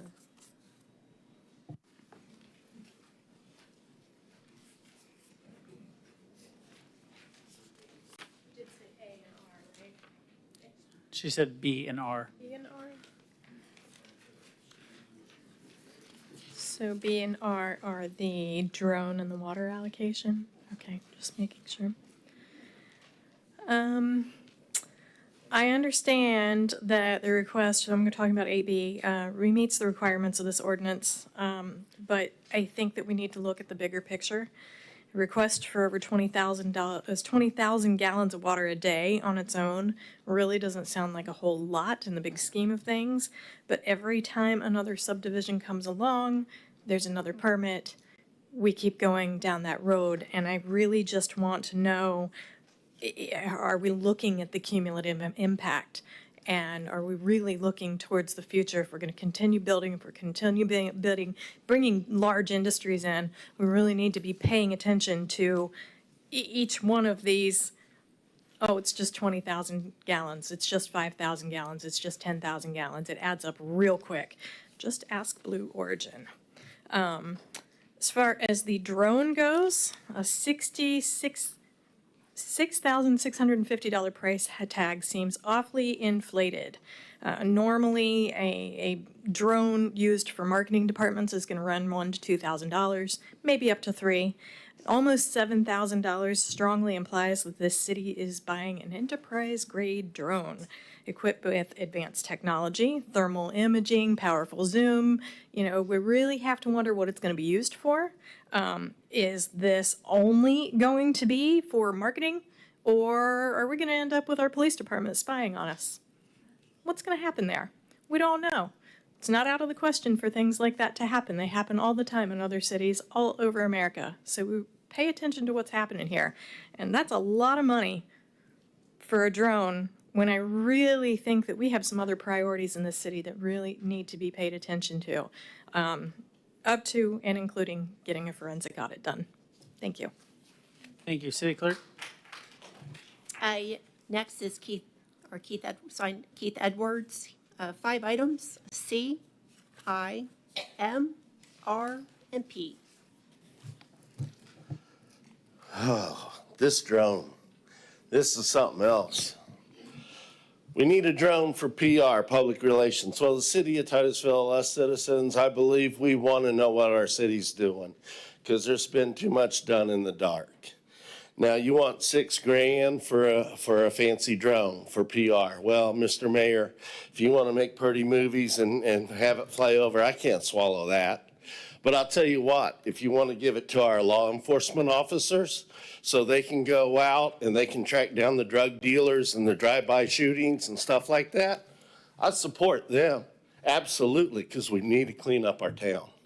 Or, even better than that, if we needed one of those fancy drones to monitor the storm and the ditches and so forth like that, to try to help people save their homes from being homeless, you know what I mean? Be able to find the problem areas in them storm drains.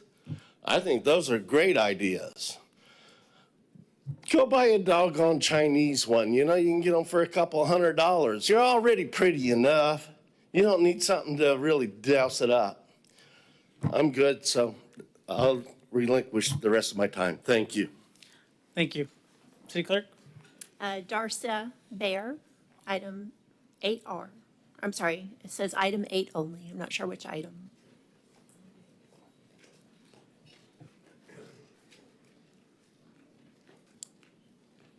So my concern is on the consent agenda in general, and it's mostly because I don't understand how all of it works. But as a member of this community, I have read these packets, and they are lacking in vital information. Month after month, there are requests for new trucks, new machines, new contracts to enter into, and is any of this listed in the budget? As a council, I believe you should publicly be asking more questions.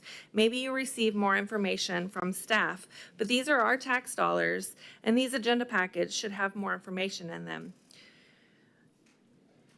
Are these packets are all these requests already in the approved budget? And if so, why are they on this agenda? And if not, why aren't these things added to the budget? Shouldn't the city manager and city staff be expecting these to be updated and upgraded and adding them to the annual budget each year? As a citizen, I find it incredibly frustrating that the lack of vital information being received in each packet. 2 months ago, there was a semi-annual budget review for the Housing Authority. In the review, there were listed upgrades and all the things that they had done, but there was nowhere in there that had a single figure or number added to the page or the review. As a citizen, I question the lack of figures on this report too.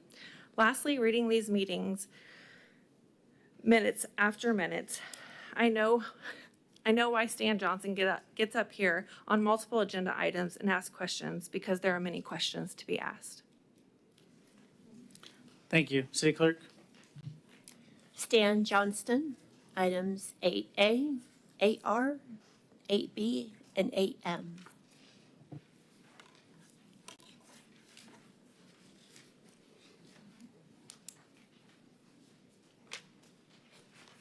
And 8R. Oh, you said 8R. Thank you. Stan Johnson, professional engineer. We just looked at 12C. I'm not going to go into 12C, but there's a 20,100 gallons on 8B per day. And there's another one, B. Oh, yeah, on 8M is 200 for water audit and so forth. Well, anyhow, at least B has it, is that I think that our motion for 12C to not allow data centers is, it's a good idea in some ways, but I think it's illegal. I think that what you need to do is and what I'm asking for is like it's done in 8B, and that is itemize that for a requirement. In other words, data centers, if they can solve these problems by using liquid nitrogen and other things so they won't have all these hums in your head, then they should be allowed to have a data center. So I think it might be illegal what we passed, but you got the right idea, Mr. Cole. I agree with you, but I think that it could have been done more appropriately. So that's about all I have. I don't understand. I think we've got some good things going here, and I certainly do have concerns about this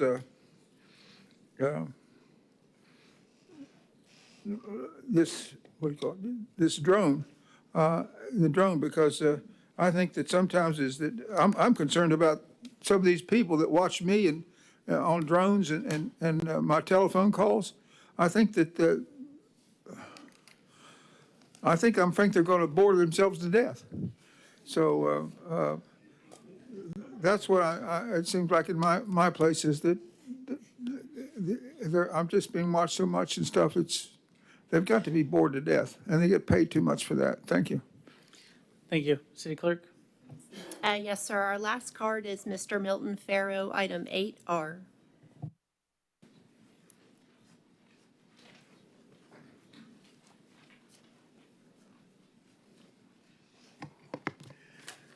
Good afternoon. Milton Farrow, 4430 Elliott Avenue, Titusville. I don't see the purpose of the use of the drone, but if it's definitely needed, if there's really a need for it, I can't see spending $66.50 for it when right in our backyard we have a facility that's FAA mandated. And I'm a 14,000-hour pilot who flew and built my own plane, so I know what I'm talking about. We have trainers that can teach. You can get the best drone, called a Mavic, for under $1,500. So why you have to spend $6,650 is beyond my imagination. I don't understand it. I think you have to be a little more careful with our money, Mayor and council members. And I suggest you do so. Thank you very much, sir. Mr. Curtis, take a seat. Yep. So Curtis is our Director of Community Relations who made this request to the city manager, which is now coming before council. And the reason a lot of these things come before council, even if they're budgeted for, is in the effort of transparency. So council does have an opportunity to weigh in on monies being spent. Mr. Curtis, please explain why you need the drone. Mayor, Council, thank you. Regarding the drone, there's been a lot of talk about using the DJI Maverick or anything else made in China. Unfortunately, federal and state law prohibits us from purchasing those drones. I'd very much like to keep flying the DJI that we bought 9 years ago for about $1,700, but it's illegal. So about 2022, we had to purchase the drone that we have now for about $4,000. It has since had some technical issues. It has crashed into a tree a little bit because our pilots, sometimes when we're getting a shot, we misjudge, and it happens. Unfortunately, we had to send it out for repairs. The repairs cost $3,375 to repair a $4,000 drone that was bought 6 years ago. So the only other option we have is to purchase a new drone. And I did a lot of research. We went through an outside agency to try and search on a government contract, and the cheapest drone we found was the $6,650. It is the Anafi, the Parrot Anafi USA. That is a standard drone. It is not the government version. In other words, it doesn't have a lot of the bells and whistles that the next grade up does, which is about $10,000. This one is basic drone for photo and video. Now, with regards to why we use it, well, the intro video to the council meeting tonight, we shot all that with our drone. We also went out in October and shot a ton of footage of the flooding and provided that to Public Works so they can actually evaluate what was going on, where the issues were, and go out there and try to correct them. We do that on a regular basis. We provide footage for marketing, yes, also the Titusville Talking Points magazine and the accompanying video. So this drone is actually a very versatile and very necessary item for us to have.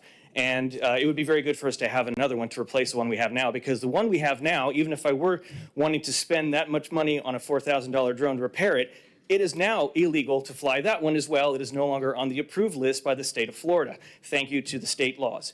So at this point, my hands are tied. This is the cheapest drone we were able to find, and I hope you guys will see fit to allow us to get this.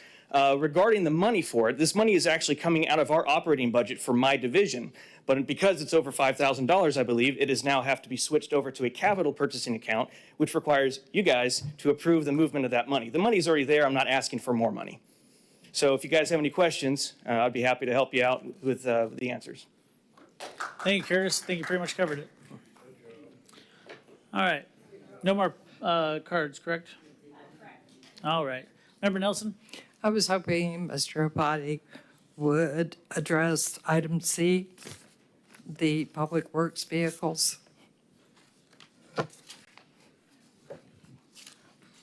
Question, why is that in front of us? That was in the budget, correct? They're approved in the budget. We just wanted something, when it's that big of a purchase, we like to be transparent and for you guys to see the purchase before we move forward. And it sounds like we came in under budget. Yes, we didn't need to do a budget amendment for any of these. Okay, thank you. My motion would be to approve consent agenda items A through R. Second.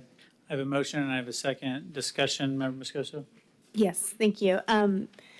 First, I just want to address item Q, which is the street sweeping, and I want to thank our ladies in Public Works for saving us money on that and for outsourcing. That's incredible. So I want to give you guys kudos for that.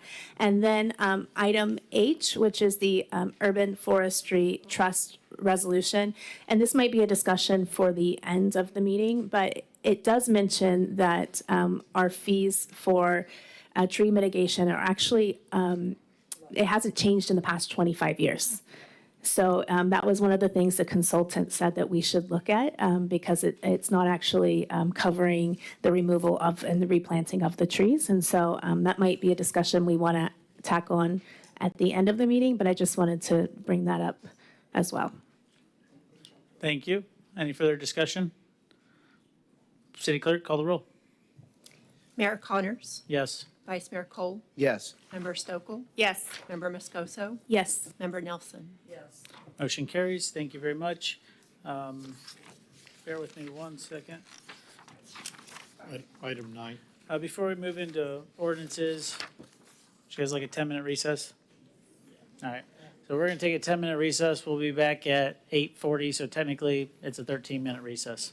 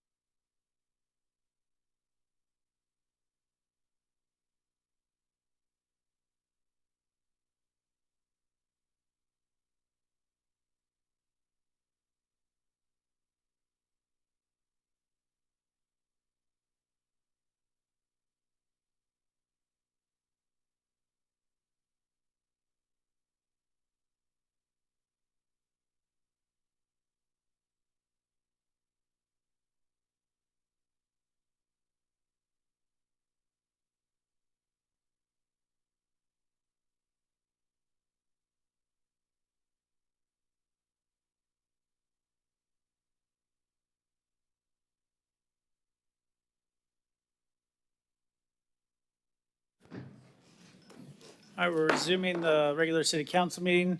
City manager on to item 9A. Yes, sir. 9A is the comprehensive plan evaluation and appraisal report. And this item is every 7 years, we are required to submit a ER evaluation and appraisal report to the state. This year's report was previously denied or was not approved because of Senate Bill 180 language, which found our submittal to be too restrictive. We are now in the process of overhauling and revising some of the language to be in compliance with Senate Bill 180, and we're ready to transmit it, and Brad can provide any amplifying information on this item. So we're currently out of compliance with state law because we do not have an approved EAR amendment to our comprehensive plan. It was rejected by the state. Their response that when we got the amendment back from them was that it was considered to be null and void. Or several of the policies that we proposed were considered to be null and void, and others that were at risk. Others, of course, they thought were okay.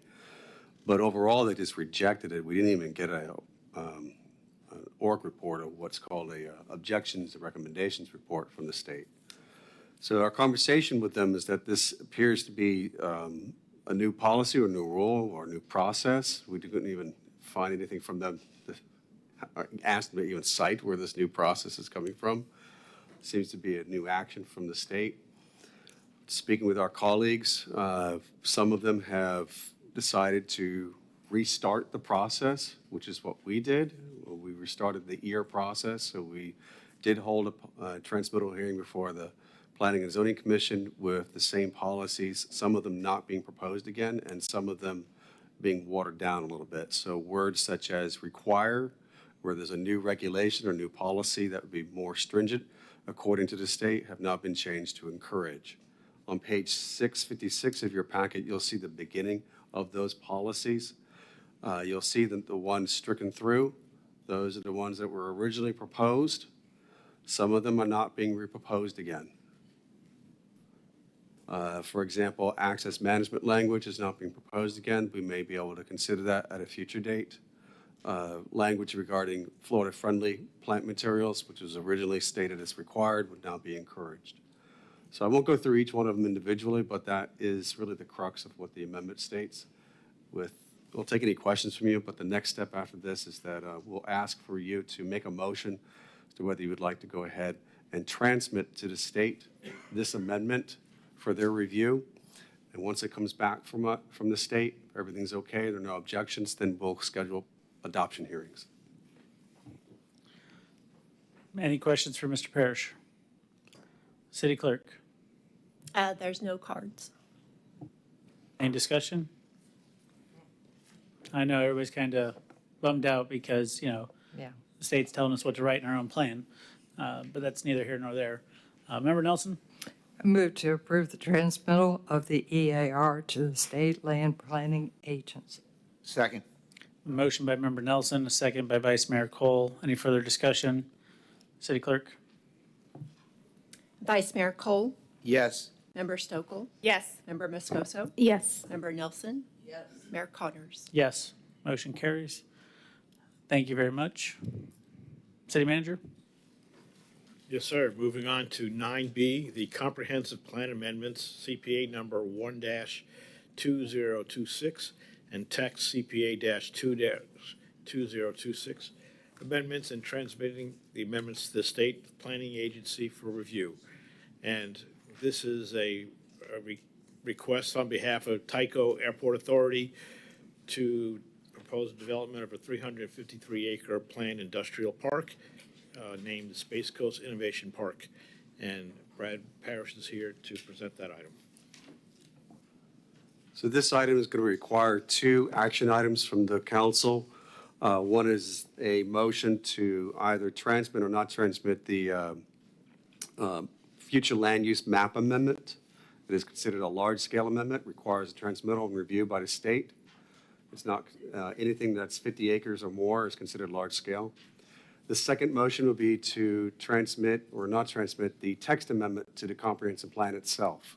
So there's going to be two motions here. There are no ordinances involved. It's just these just amendments that will be reviewed by the state.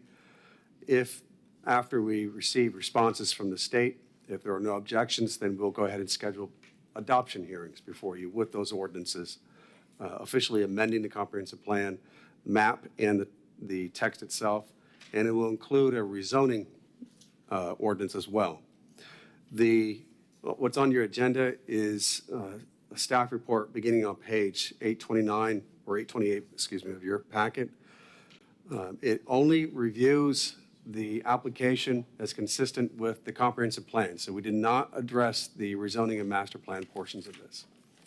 You'll see on page 829 an aerial to kind of orient you as to where this property is located. It's 300 plus acres of property owned by the Airport Authority.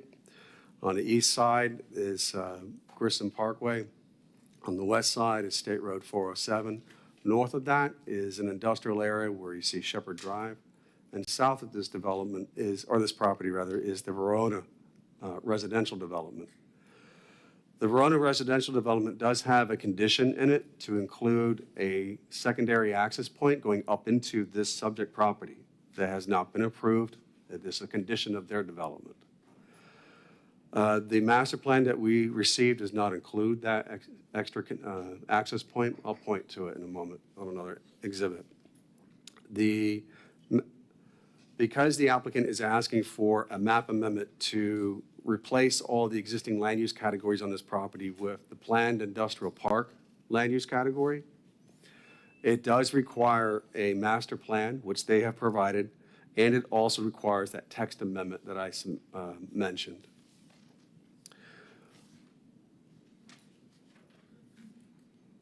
On page 831 of your packet, I'll briefly go through the background here. There is a portion of this property that does have, I'm sorry, this whole area apparently was annexed in 2002, but there is a portion of it that was rezoned to planned industrial park along State Road 407 in 2010. It's about 73 acres, so it's not the entire property. It was approved with special master plan and special conditions on there, so that's another reason why they have to go through this text amendment to replace that. Because right now, that is what they are required to build if they want to build on that portion of this property. So what has been relayed to us is a completely different design, different layout. So what was approved in 2010 will be replaced and become null and void. The floor area ratio on that portion is 0.32. If you're not familiar with that, that's basically just describing the maximum amount of impervious coverage that or a building that you can put on the property. That will be replaced for the entire 350 plus acres with a 0.23 floor area ratio, which I'll point to in the text amendment. Starting on page 832 of the staff of your packet, which is the staff report, I won't go through each of the comprehensive plan policies, but we did review what we believe are the most relevant policies related to this application, address that in the staff report. You, of course, can also identify other land use policies that you believe are important and relevant to this. Based on the findings that we made, we believe the application is consistent with the comprehensive plan. The planned industrial park land use request is consistent with the comprehensive plan. We specifically looked at future land use element policies 1.16.2, conservation element policy 1.6.4. And those address policies related to whether this land use is consistent with industrial policies and whether it's consistent with environmental and wetland policies. The text amendment is on page 840 of your packet. You will see there on that page, which is page 13 of the staff report, in red, the policy. Actually, it begins on the previous page. So it's future land use element policy 1.8.14 is what's being amended with the text amendment. You'll see in that table the previously approved development, which I mentioned earlier, of 73 acres called Four Frontiers, will be replaced with this new master plan called Space Coast Innovation 3 with a floor area ratio maximum of 0.23. If this is transmitted to the state and we receive their comments, no objections, we'll schedule adoption hearings. This policy in particular in the comprehensive plan will be amended.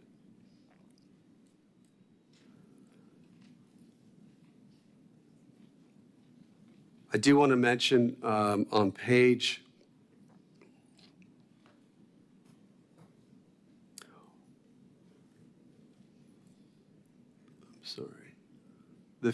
some of the policies that I mentioned earlier about wetlands. I want to point to on page 837 of your packet, which is page 10 of the staff report. You'll see conservation element strategy 1.6.3.2. That talks about 5 acres or more being a conservation land use. The planned industrial park land use, though, doesn't necessarily require that because there's a master plan involved. And so we believe that based on the planned industrial park policy of allowing a master plan, which then allows you to conserve wetlands inside that same land use without actually having to put it into conservation land use, coupled with another policy that we found in the comprehensive plan, which I want to read to you because it was not put in our staff report. It states in future land use element policy 1.16.4, impacts to areas designed as conservation land use designations shall be considered if it is unavoidable due to absence of feasible and/or practical alternatives for reasonable use of the land, or the regulations create an inordinate burden on an existing use of the land or a vested right to a specific use of the land, or due to significant site constraint and/or practical design modification constraint. The allowable impact shall be based upon site-specific evaluation determined through the permitting process conducted by all the regulatory agencies with jurisdictions. I'm going to point to you to some exhibits that'll illustrate what I'm getting at. But before I do want to point out that the applicant did provide to us their analysis of the wetlands, the conditions of the wetlands, and their proposal of how they are going to preserve a significant amount of wetlands, even though they are proposing to impact other portions of those wetlands on the property.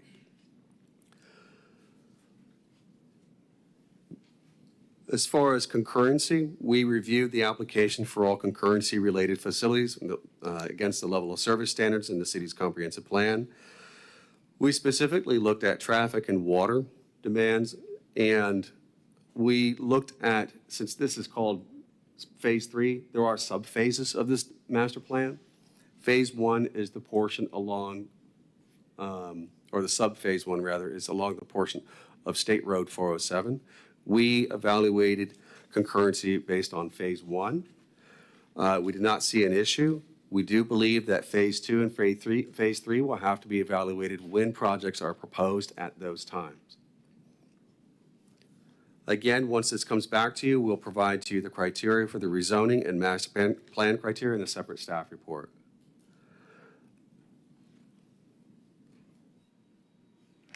On page 882 of your packet, you'll see the master plan that is proposed. Again, a significant portion of the property that has wetlands will be conserved, including some upland areas. There is an area of about several small wetlands that will be impacted as proposed in this master plan, including an area that's more than 5 acres. You'll see 3 sub-phases illustrated on this master plan. On page 923 of your packet,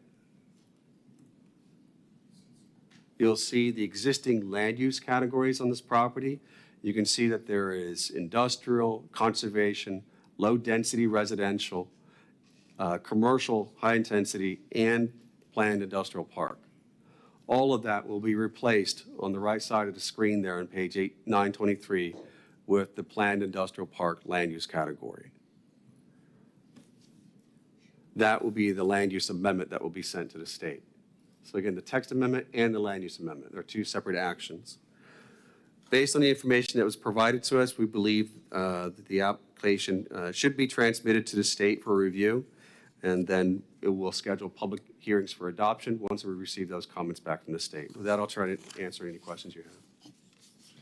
Vice Mayor. Brad, I heard you explain the wetland mitigation, and I'm not sure I really completely understood it.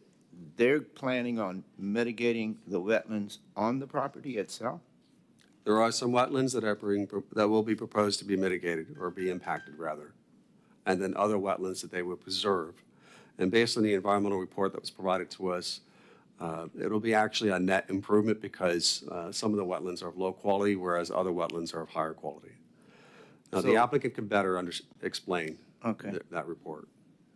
Because, you know, we've always talked about mitigation, and anytime it's mitigated, it's not mitigated inside our city limits. And I don't know if the people that are proposing this project are willing to do any mitigation within the city of Titusville at some point.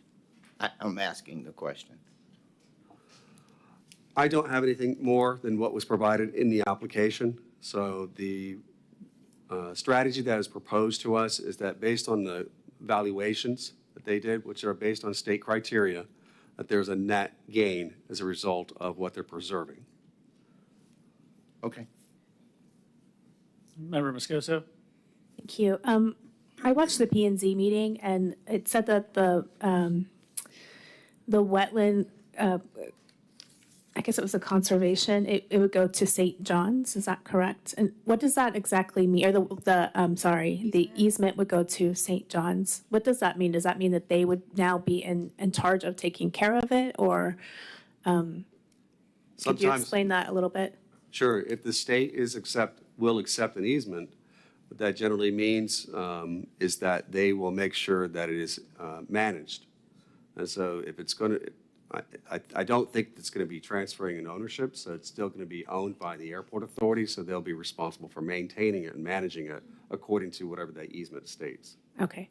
And then my other question is, because this is so close to Verona, and it looks like, you know, there will be some changing of the wetlands, my concern is any flooding in that area. And so I don't know if we've looked into that as well. I will have to defer to the applicant to explain what they have found out there. Okay. Sure. Thank you. Do you guys have questions for Brad, or it sounds like some of these questions are for the applicant, so I just want to survey you. Nelson, Stokel, questions for Brad or applicant? It's a mix. Okay, well, fire away at Brad, Member Stokel. Okay, so, and it's mostly, I'm wanting clarification on, should there be changes now if we want it before we transmit to the state, or would that wait until it comes back from the state during the first and second reading if there's certain conditions? So that's where, and both of the other council members brought up some things I had, the same things I had.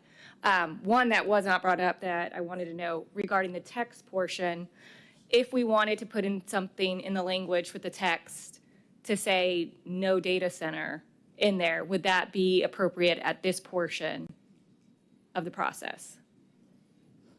I would think that would probably be something you would attach to the master plan. Okay. When it's brought before you. Again, we didn't review the master plan against the master plan criteria and the code because we're not at that stage yet. Okay. So that would be my recommendation. Okay, and that's obviously a question I have for the applicant. And then one, the vice mayor brought up, which is, again, another question for the applicant regarding the wetlands, because this is impacting current wetlands. Even though they're saving a significant portion, if there was the potential for getting additional wetlands within the city to preserve, because we're having such flooding issues. Member Moscoso brought up my Verona concerns, and it's looking like from the map, thankfully, the parcel that's close to the homes seems to be the wetlands area that is going to be conserved. But I do have concerns about the flooding as well, especially as Verona's been very careful to make sure that they don't have any flooding as they're developing partial wetlands as well. Yeah, I'm concerned about that. And then the last one was regarding the easement. Could Titusville, in addition to St. John's, have some say in that as well? So I had 4 things. Yes, you could as part of that. I would say as part of that master plan, because that's kind of more of a zoning regulatory kind of criteria So wait on statements. that portion as well. Okay. I think so, yeah. Okay, thank you. Member Nelson.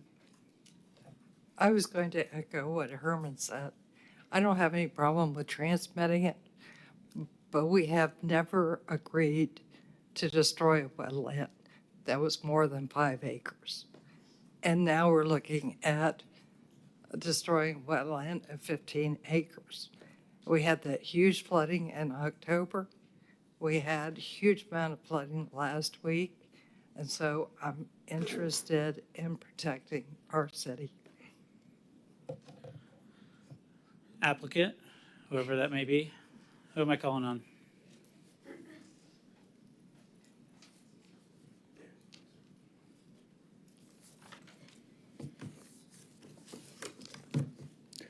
Good evening, Mayor, Vice Mayor, council members. Kenan Husseini with Kimley Horn Associates, 7341 Office Park Place, Melbourne, Florida. Thank you for the time tonight. We have a brief presentation. Before I get started, I want to just be clear on record, under oath, that this is not a data center. That just before we start. Thank you. So yeah, I'm here tonight representing the Titusville Cocoa Airport Authority for Space Coast Innovation Park Phase 3. It's a planned industrial development. Our project team is in attendance. As you can see from the slide, Titusville Cocoa Airport Authority is the property owner, and then there's a list of consultants that are here with me to answer any questions you guys have. So tonight, we're here just for the transmittal hearing of the comprehensive plan amendment, but there's a concurrent application for a rezoning, as Brad has stated. So the location map, just to familiarize everybody, it's just east of State Road 407, just west of Grissom Parkway, just south of Shepherd Drive, adjacent to the airport. It's west of the airport. So as Brad indicated, this is the existing land use map. It's hard to see, but on the east side of the site, we have commercial and industrial zoning. On the west side, we have PIP and M2 zoning, industrial, and residential zoning to the south, or sorry, residential land use to the south. Here's the conceptual site plan. I think as Brad has indicated, this goes along with the rezoning package, but it gives you an idea of what's being proposed. In that red outline is the 148-acre conservation tract that we're proposing that combines a mixture of wetlands and high-quality uplands. When this comes in front of you to alleviate some concerns that staff has had and council members have had, this is a development plan that gets approved by you. If we wanted to change it, we'd have to come back in front of you. So that red line is important in that we can't simply say we're going to do something and not carry out that obligation. This is the future land use map. This map's a little confusing, but it shows that it's patchwork land use in that area. Everything that has a color on it has a different land use today. The parcel or the portion of the parcel along State Road 407 is white and will remain white because it will remain land use of PIP. So with the PIP, and then when we come in front of you for the rezoning application to PID, there's a requirement for 20% open space. Right now, before we add in open space elements to our development plan in our stormwater tracks, we have 27%. So as it stands today, we're over 7% of open space above what's required. When we come back with the individual site plans, that number will climb to over 30%. So we'll be 10% over a minimum. So wetland conservation. So our team over the past 12 months has spent a couple weeks on site with St. John's staff.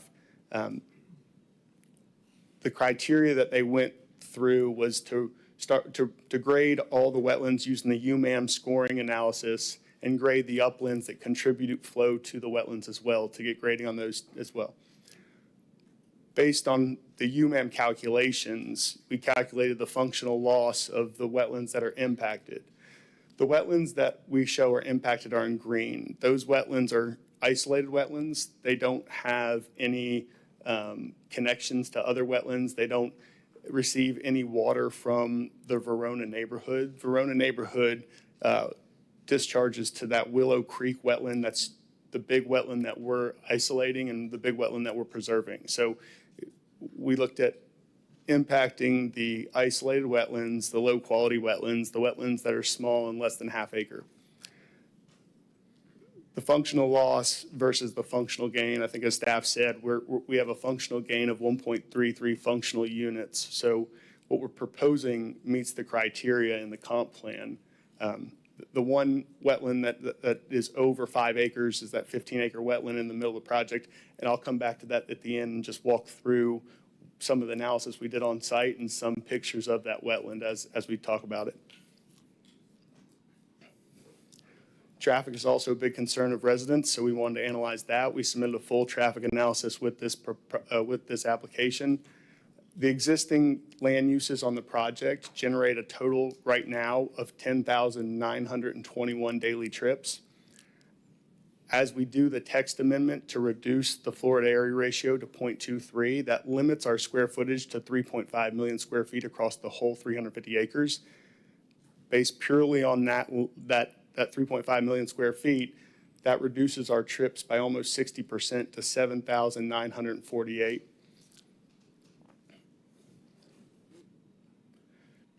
During this traffic study, I believe the date was May 21st, 2026, we did traffic counts. The current daily trips on State Road 407,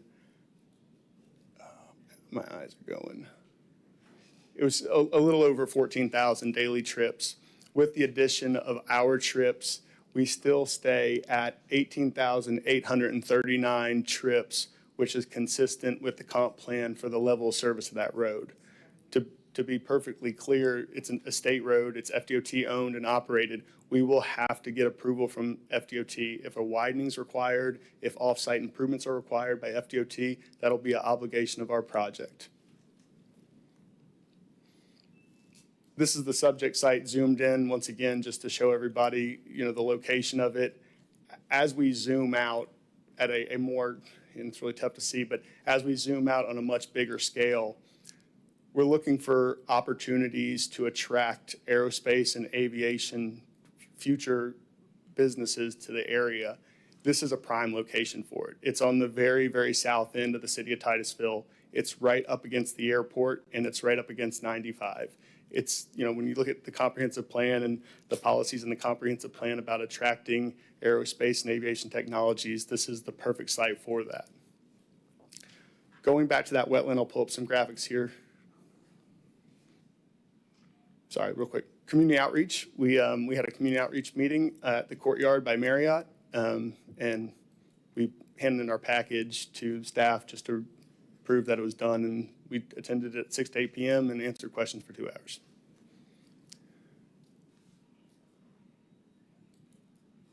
So when we look at this wetland, this is a aerial image from 2026. This is the 15-acre wetland in question. This wetland has been impacted by illegal RV use for decades. Here's the picture from 2026. Here's the picture from 2007. The wetland, due to the illegal usage, it's just been deteriorated. When we look at the comprehensive plan, the code section, one of the criteria about if we are going to provide a functional loss assessment, it talks about, I just want to read it just so we're clear. It says land development impacts on designated wetlands, policy 1.6.4. Land development impacts on designated wetlands shall be assessed based on the functional value of wetlands. The functional value assessment criteria for wetlands shall include at a minimum consideration of size, capacity for, I believe it says flood storage or flow regulation, potential as wildlife and or fisheries habitat, potential of habitat for state or federally protected species, rarity as a vegetative community, degree of prior adverse impacts which would limit the future viability of wetland, and potential for recreational use. So our wetland mitigation strategy, let me go back to that slide, it was based on how do we make sure we're providing the best ecological benefit for this project. And, part of the strategy 1.6.3.2 is if it's avoidable, avoid it. Well, every concept plan we did, it's slapped in the middle of our parcel. And no matter what type of concept we put together, it's just extremely hard to avoid. So we looked at, well, does it make more sense to impact a wetland that's already been impacted by decades of illegal usage and then provide high quality uplands to provide benefit to the wetlands that's shown on the screen there. And when you do the functional loss versus functional gain UMAM scoring analysis, it shows that the benefit of protecting those uplands far outweighs the negative of impacting that 15-acre wetland system. So with that, that's the end of our short presentation. Like I said, I have a group of consultants here with me to answer any questions you have. We're happy to answer questions. I already have some of the questions jotted down that council has asked already, and I can answer those starting now, if you guys are good with that. Vice Mayor? Okay, you said you're going to impact 15 acres of wetlands? And what do you, and what is your, how much are you mitigating that with? So with the uplands you're talking about? Yeah, so the wetland that's 15 acres is that single wetland, that irregular shaped wetland. That's the 15 acres that I mentioned. We're proposing to save conservation easement 148 acres of wetlands and uplands. You're going to develop 148? That's going to be the conservation easement in favor of St. Johns River Water Management District. And I guess that'll answer Councilwoman Stokel's question. It can be in favor of the city of Titusville as well. It won't be an obligation to maintain. As part of our permitting through St. Johns River Water Management District, we'll have to get approved a preserve area maintenance plan that we'll have to, carry out in perpetuity. But you do have that binding plan that gets approved at council that we can't change it without coming in front of you. But if there was concern that the city wanted an easement over that easement with St. John's, I think we can accomplish that. Okay, thank you. Member Moscoso? Brad, what is the benefit of us having that conservation easement instead of St. John's? I think what Mr. Keenan is getting at is that the master plan can work, it works as a zoning district, basically. It has regulations and conditions associated with it, as Ms. Stokel was even asking about, and I was suggesting what she was asking for was best placed in the master plan. So you can have conditions on here on what should be preserved, such as what they're requesting, this wetland area. It'll be a condition that'll be illustrated and required as part of the master plan. So even if they do, if St. John's accepts an easement, or they don't accept an easement, you still have that control, that regulation with the zoning district, with the master plan and conditions associated with it. So if they want to make changes to it, they have to come back to city council. Okay, thank you. Member Stokel? Yes, I had two additional questions regarding the access points. Brad, you mentioned that Verona was supposed to have an access point going through this piece of property as a condition for their project?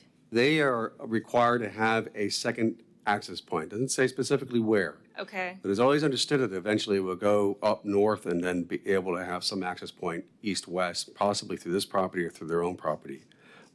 They have not proposed that on their own property. So they have a condition on their development that limits them on how many subdivisions they can have approved, basically, until that is resolved. Until they have another access. Correct. But they also know that they don't own this piece of property. Correct. So so that's one. And then the 407 access point, and I know that's the state road, but for those of us that drive that road, it is a very scary road because of the oncoming traffic, people going 60 plus miles per hour. That does concern me because we already have the Shepherd Drive, which we can see people going in and out of, which is very, very rare at this point. So just, I guess, from a safety perspective, what do you anticipate for that access point, knowing the current conditions of it, knowing that, are you pulling out with cars going 60? How does that look and how many cars are you anticipating? Yeah, certainly. Going back to what I previously said, we will have to submit a full traffic analysis to FDOT. It'll have to include signal warning analysis with that. My anticipation, based on full build out, if it gets to the 3.5 million or slightly there below it, it will be a signalized main entrance, yes. Member Nelson? So how many acres of wetland will we impact?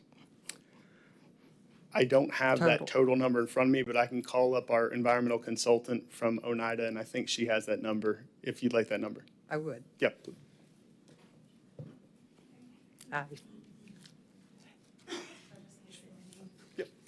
Haley Torkis. I guess we're working under Oneida LG2 for this project. Your wetland impacts are 29.67 acres in total. Okay. The majority of which is that 15-acre singular wetland. The rest are kind of smattered about the property. Okay, thank you. You're welcome. Thank you. Member Nelson, if you look on page 873 of your packet, you'll see the exhibit that they provided to us that illustrates that number. It's on the top right. Member Stokel? Yes, and then I didn't know if the applicant wanted to address some of the things that we said prior. Sure. It sounded like you were fine with putting in the no data center, but we might wait on that for the master plan.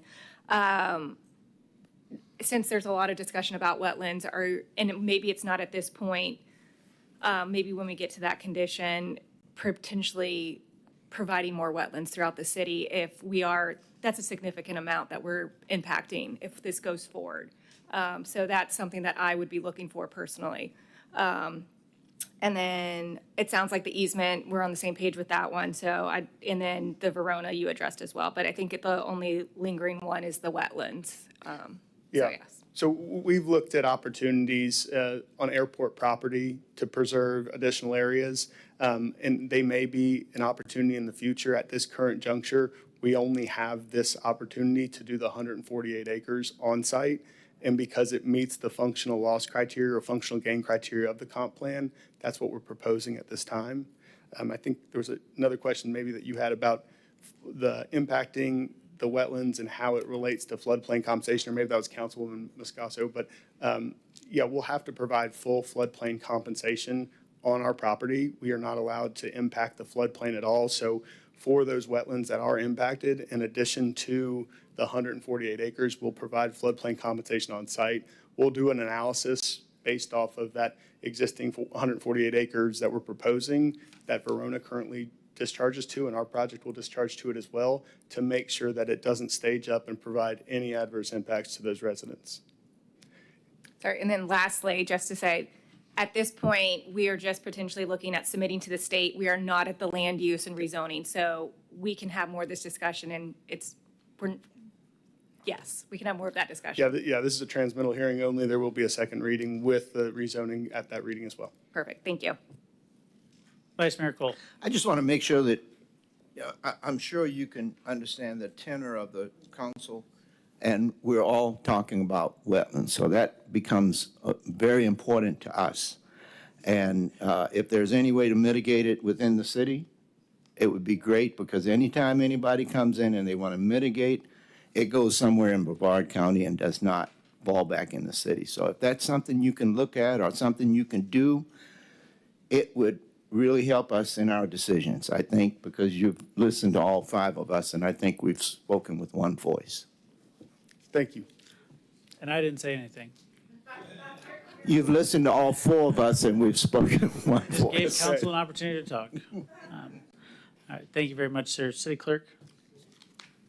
Yes, sir. Altogether, there are 8 cards. 6 of the project representatives have submitted cards. The first was the gentleman you just heard from, Mr. Husseini. All right, well, we'll hear from the 2 non-project representatives.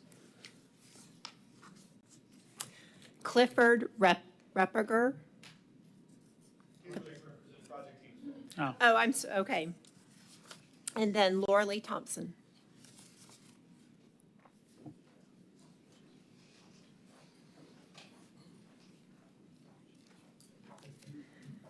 Laura Thompson, MIMS. So it's great that they're preserving a significant number of environmentally sensitive lands and offsetting impacts by conserving wetlands. But this is a newsflash. They have to conserve those big wetlands anyway. They're not doing the city any favors by preserving them. They have to. They're proposing a maximum of 80% impervious area over the site. That's a lot of impervious area. They're preserving 120 acres of wetlands, but what about the other 29.67 acres of wetlands that will be lost? They are asking a lot of the city. They want you to approve this proposed planned industrial park without a clue of what's going to go in it. Your own development review procedures manual says that for amendments to the comprehensive plan, you're supposed to show where the buildings will be located. So their master plan does not show any buildings, and without showing where the building locations are, there's no rationale for why wetlands have to be filled. They want you to give up 29.667 acres of wetlands. What is the city getting in return? According to our 5-acre wetland rule, the 15-acre wetland should be mitigated. I know that it's been desecrated, but it's still a 15-acre wetland. Their wetland strategy plan used UMAM, which is what the state of Florida uses to measure ecological value of wetlands. And I'm reading straight from the staff report. Ecological value is determined by analyzing wildlife habitat, water storage, water filtering, and overall environmental health. To make up for those impacts, the project will permanently protect other wetlands and upland areas.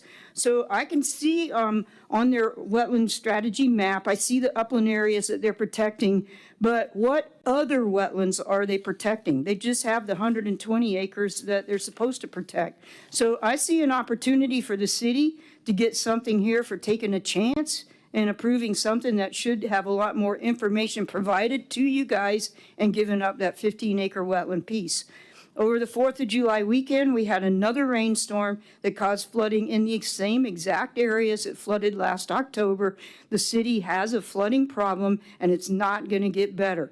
You have to do something. So perhaps there's some wetlands somewhere else in the city that could be acquired and given to the city to mitigate for impacts in the planned industrial park. The city could do projects in the donated wetlands to ease flooding in some neighborhoods. And I don't think that's asking for a lot. And when I add up the figures in their wetlands map thing, I come up with 143.99 acres in the conservation easement, no matter how many times I add it up. And they're saying that it's more than that. So I'm questioning their addition. Thank you. Thank you very much, Ms. Lurley. So yeah, at this point in time, we're just looking at the idea of transmitting this to the state. We're not at the bargaining point when we develop the PID or planned industrial development or the master plan or attached strings or conditions upon rezoning. So at this point, we're just evaluating whether this should be sent up to the state and just kind of looking at the future land use that's on the property currently. It's a hodgepodge of a lot of different things. And I think having a sound plan makes a lot of sense. Now, obviously, we got to evaluate that plan and go through the process. So I'm in favor of just moving the ball along and seeing what we can do. As Ms. Laura Lee said, see what we can get on behalf of the city of Titusville and our residents, especially in the north end. They're definitely adversely affected by some stormwater issues. So with that being said, Member Nelson? I'd move to approve the transmittal of, where'd it go? Comp Plan Amendment 1.2026. Second. I have a motion by Member Nelson to transmit the map CPA 1-2026 and seconded by Vice Mayor Cole. City Clerk. Member Stokel? Yes. Member Moscoso? Yes. Member Nelson? Yes. Mayor Connors? Yes. And Vice Mayor Cole? Yes. Motion carries. Member Nelson?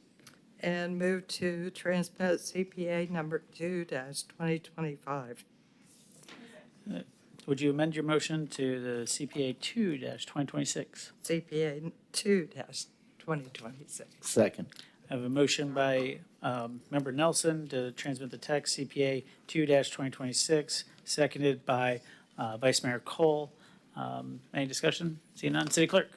Member Moscoso? Yes. Member Nelson? Yes. Mayor Connors? Yes. Vice Mayor Cole? Yes. Member Stokel? Yes. Motion carries. Thank you very much. City Manager?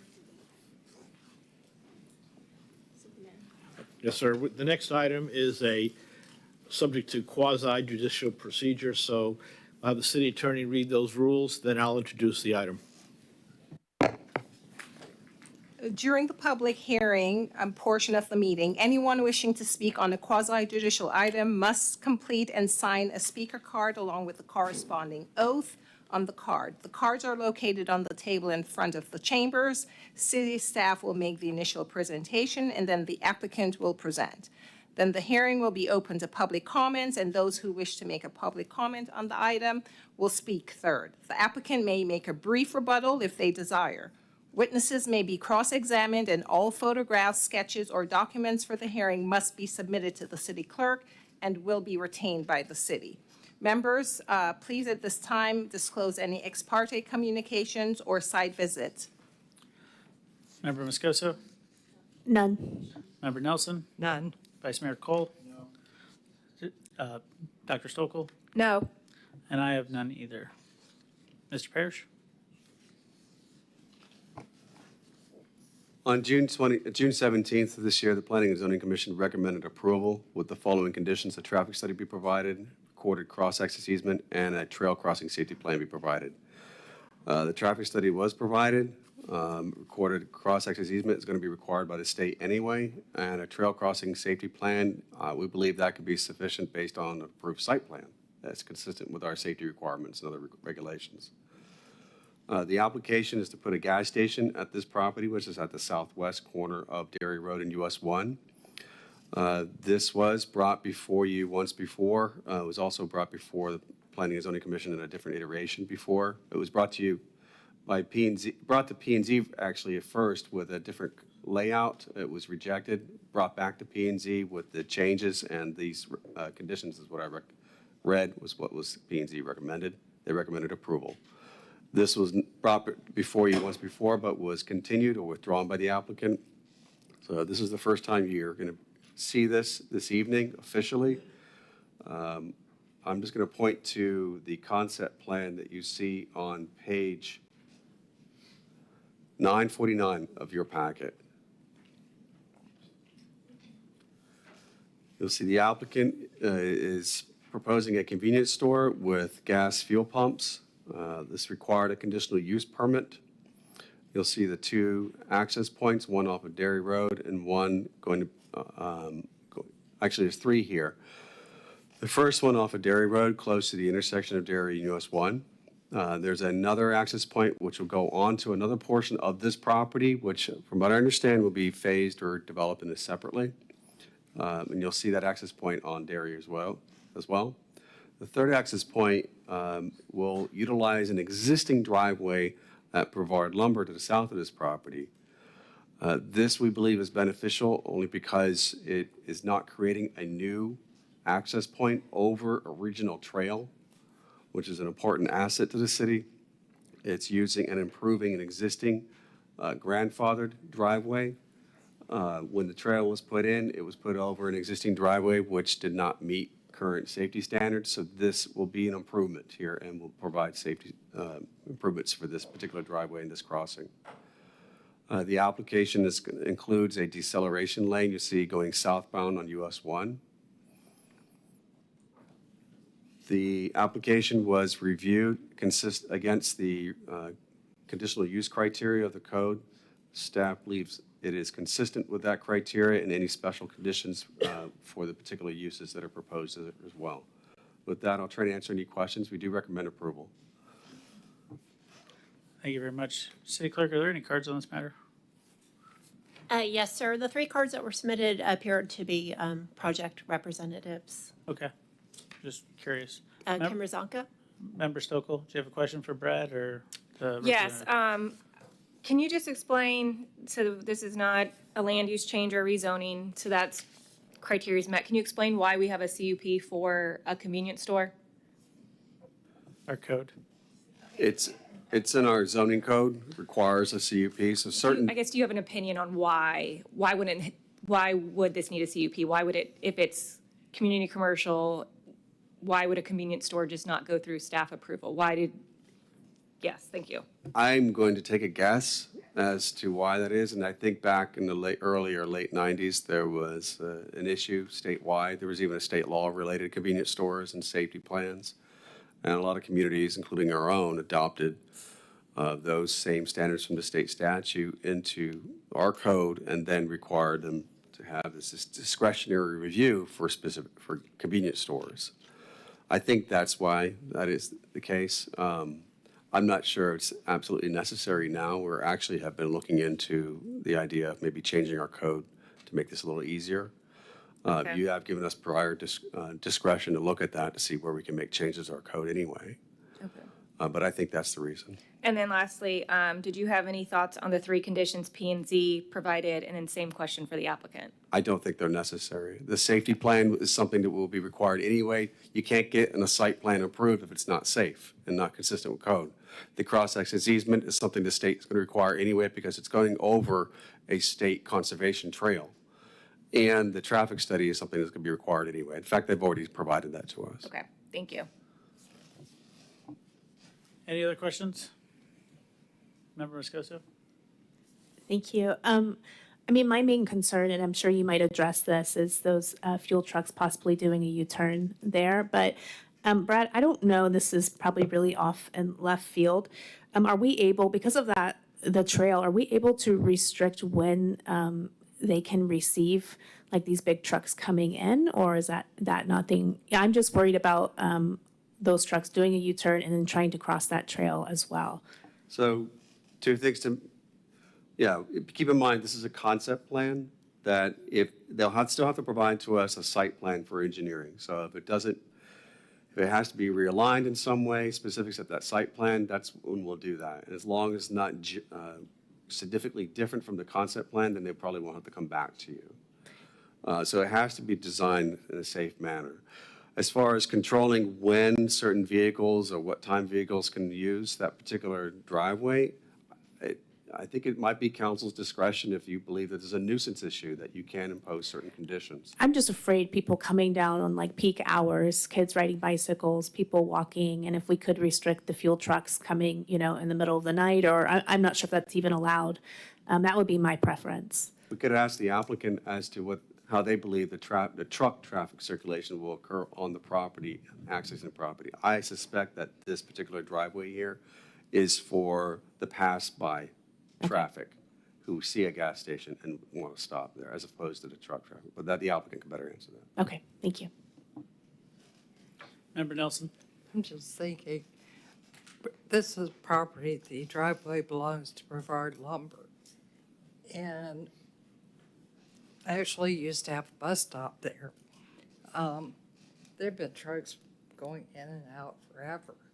So if we wanted to stop trucks from going in and out, it would not be necessarily this project. It would be something that would affect Brevard Lumber plus this property. That is possible. All righty. Mr. Zenko, did you have anything that you wanted to add? Well, I feel like I have to speak because I'm here. My name is Kim Rosenka with the law firm of Lacey Rosenka. I'm here on the developer, with the developer Blackfin Partners. Steve Lepiski, I said the name wrong, I think, with Blackfin Partners is also here. Kyle Chastain with Bowman, the engineer of record. They can talk to the patterns of the trucks. 7-Eleven is what's proposed here. They do have very specific policies of how their trucks come in. I think I know it, but I'm going to let them talk about it because they know it better. And we did agree to change the access to use the existing Brevard Lumber. We're going to have to improve that. We're going to put in more safety features. They don't want unsafe. They're going to put in the lights and everything else they need to make it safe there. We don't have the plan yet. This is an FDOT road. We go across FDEP property, so there are many agency jurisdictions that are going to be looking at this and making requirements before this ever comes to fruition. We do have to go through a formal site plan, as the staff report said. It's going to have a landscaping plan, a tree mitigation plan, the photometric plan. All of those things will be discussed with staff throughout the process. I just wanted to mention that the code is met, comprehensive plan is met. Staff has recommended approval, and Planning and Zoning recommended approval 5-0, and that was based upon the fact that they'd moved the new access to an existing access off of US 1. So with that, I'm going to bring up either Kyle or Steve to talk about the traffic pattern, because I'm not exactly sure what they are.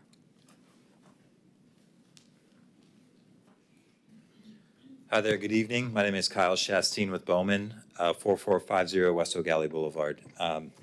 Could you clarify where your concerns were for the U-turns with the fuel truck specifically? I wasn't sure if I followed. Sure, yeah, if you're going north on US 1, Okay. there's a light at Dairy.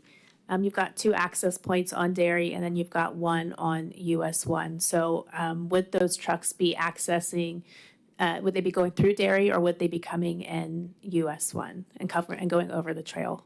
My understanding with conversations from the end user who will be here, their primary fuel route will be entering on US 1 because it's very specific. They want to unload the fuel from their trucks on the passenger side of the vehicle.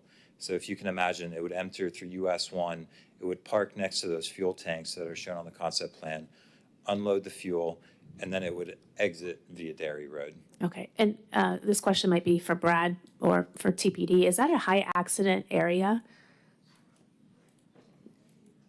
Do we have that information? Information as far as the accident.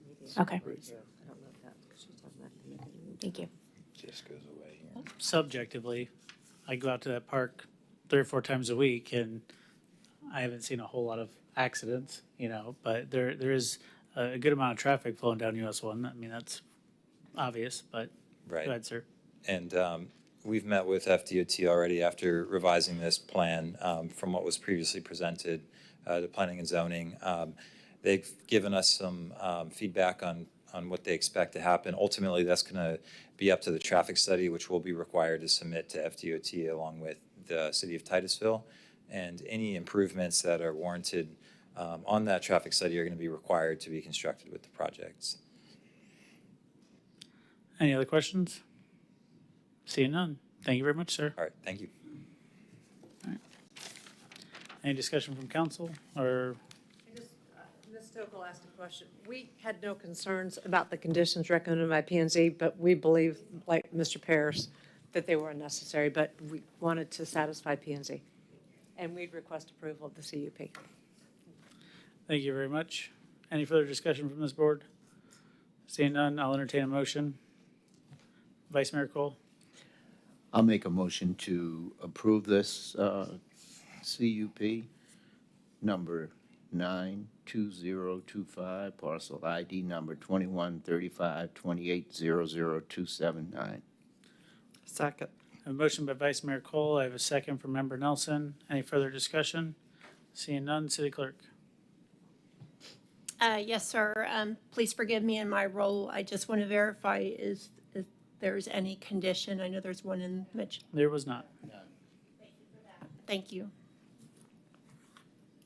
Member Nelson? Yes. Mayor Connors? Yes. Vice Mayor Cole? Yes. Member Stokel? Yes. Member Moscoso? Yes. Motion carries. Thank you very much. Now, City Manager, 12A. Yes, sir. We have no ordinances. Item number 10, first reading. We have no old business. Moving on to item 12, new business. 12A is for the Water and Sewer Revenue Bond Series 2026.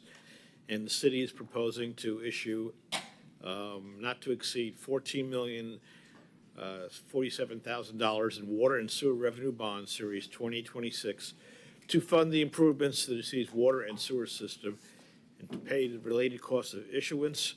And the improvements will be for the Blue Heron filter replacement, the master pump station replacement, and the Bayview Seminole lift station placements, and with issuance costs not to exceed $47,000.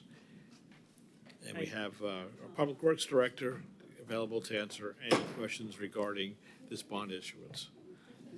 Thank you very much, City Manager. City Clerk, are there any cards on this That's right. matter? Well, you can hear it for both of them, really. City Clerk, any cards? Yes. Yes, sir. There's one card. Susan Canada.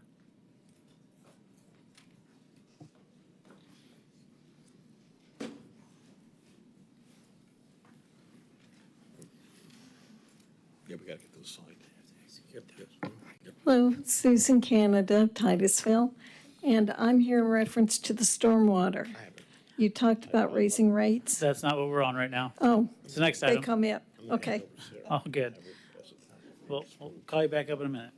All right, so I'm not seeing any cards, correct, City Clerk? All right. And is there any discussion from this board? We obviously voted to approve all these projects. Now we got to pay for them. Any questions on that? All right, can I have a motion? Move to approve the Water and Sewer Revenue Bond Series 2026. Second. I have a motion by Member Nelson, a second by Vice Mayor Cole. Any discussion? City Clerk? Yes, sir. That is Mayor Connors, Yes. Vice Mayor Cole, Yes. Member Stokel, Yes. Member Moscoso, Yes. Member Nelson. Yes. Thank you very much. Motion carries. Now, the city clerk's going to hand you 2 pieces of paper. I've got the, You got the originals? I've got them. Oh, sir, I have 2 originals. I have 2 originals here. All right.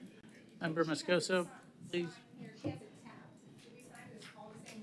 Yep, we all have to sign the same form twice. I know. Just hand it to Dr. Stokel and let her sign and pass it on down. By the way, this will be impacting all of our credits.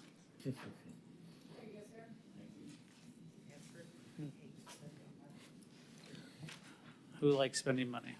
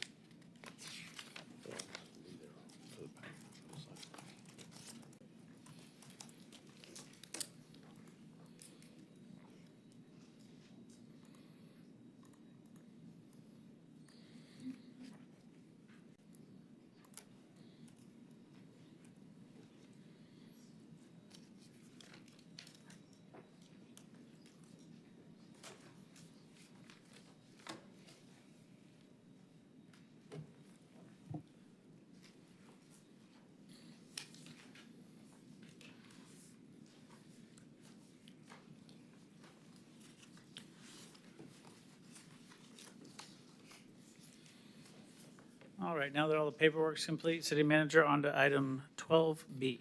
Yes, sir. 12B is establishing the FY27 stormwater rates assessment, which we need to mail out in August. And here with a short presentation on our stormwater rates, and we're looking for an approved cap, is our Public Works Director. Hello, thank you for having me. In 2016, City Council authorized the use of the uniform method for collecting non-ad valorem stormwater assessments to fund our stormwater utility. And because of that, we are required to send out a letter notifying all property owners in the city of what their proposed stormwater assessment is. So that letter needs to go out 20 days prior to the public hearing. The public hearing is scheduled for August 25th, our second meeting in August. So what you are doing tonight is we're determining what rate goes on that letter. It is not setting the rate, it is setting the amount on that letter. After it goes on that letter, we cannot go above what is put on there, but you can set a rate that is lower than that. So, let me see the presentation. So I'll go through a short presentation kind of showing what the budget could go towards. So where we start, this is our current FY26 funding. So our total assessment was $4.8 million. That does not mean I get $4.8 million to put pipes in the ground. If you look on the list on the right, there are fees that we have to pay to the property appraiser, the tax collector. If you pay your taxes early, you get a 3%, 4% discount. That being said, we still collect more than we did when we did it ourselves because more people pay their taxes than paying their stormwater bill that the city sends out. So this is still a very good method to collect these fees.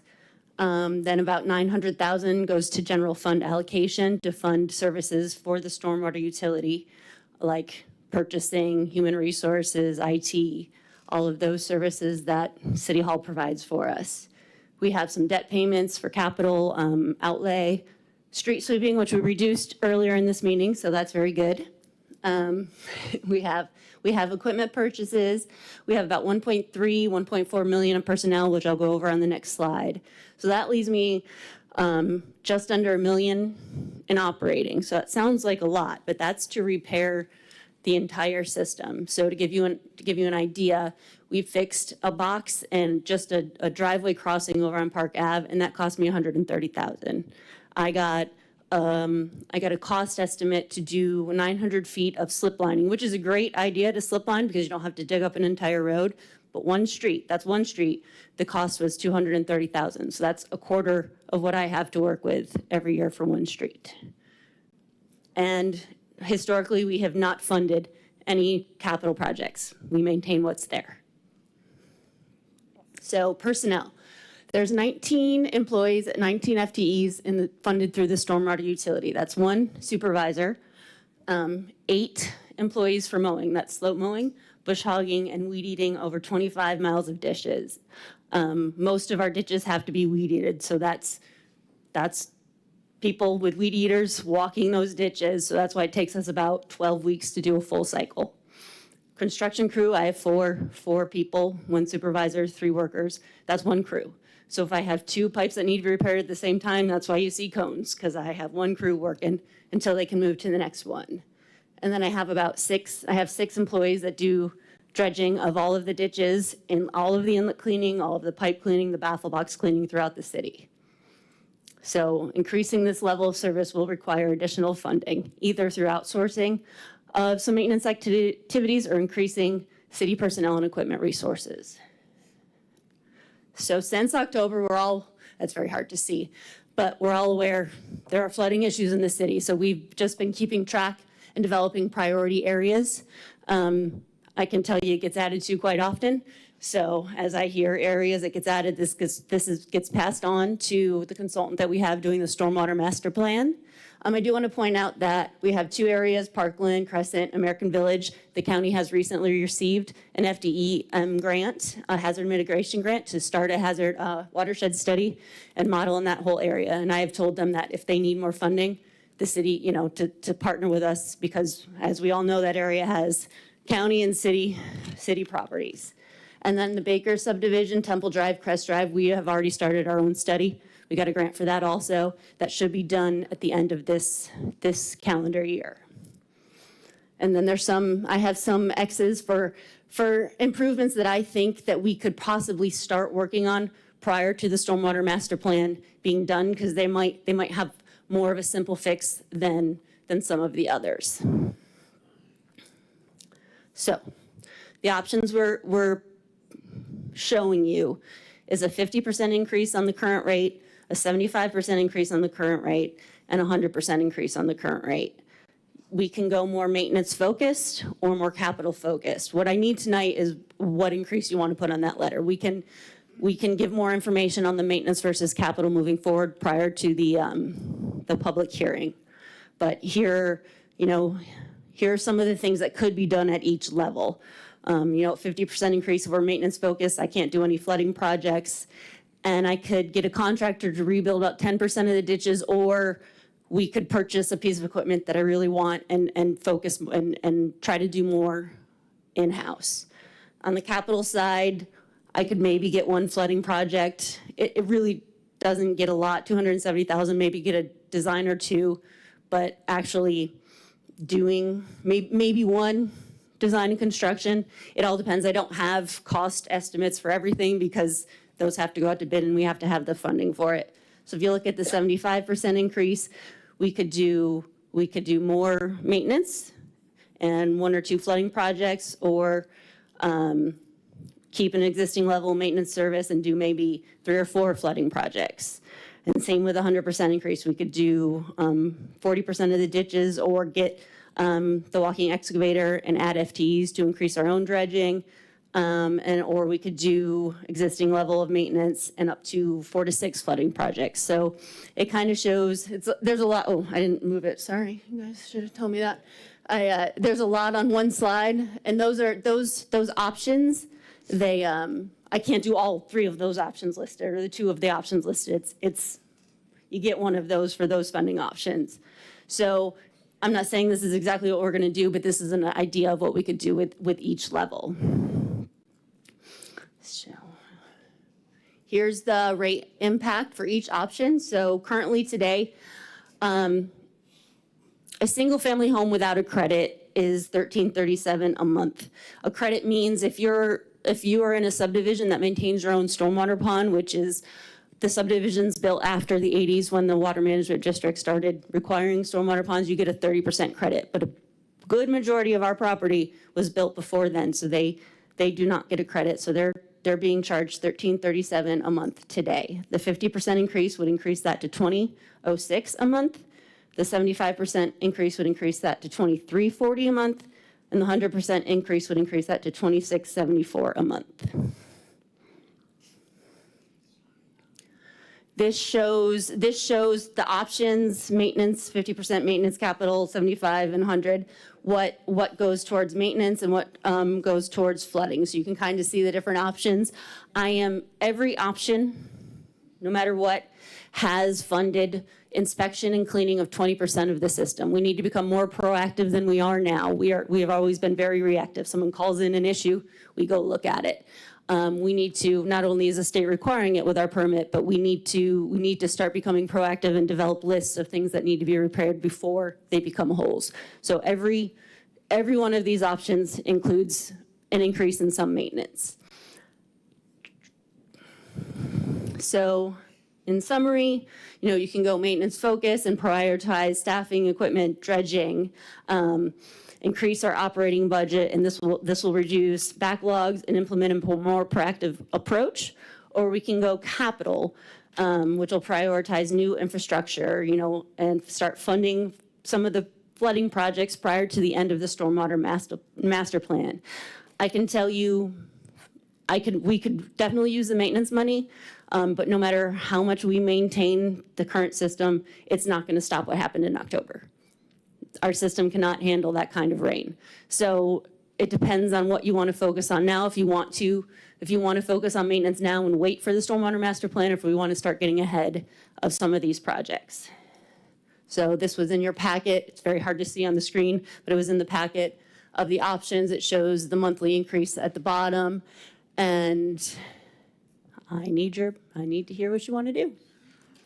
Thank you very much, Ms. Sandy. Oh, she gets mad at me. My recommendation for this letter would definitely be to put 100% increase on the letter. You're not setting the rate. You can always go below it, but I could use every single one of those pennies and more, and like I said, still need more. But if you want to know what the citizens want, every person who owns a piece of property in the city is going to get a letter individualized to their property. So if you want opinions, you'll hear them after they see that letter. Thank you very much, Ms. Sandy. City Clerk.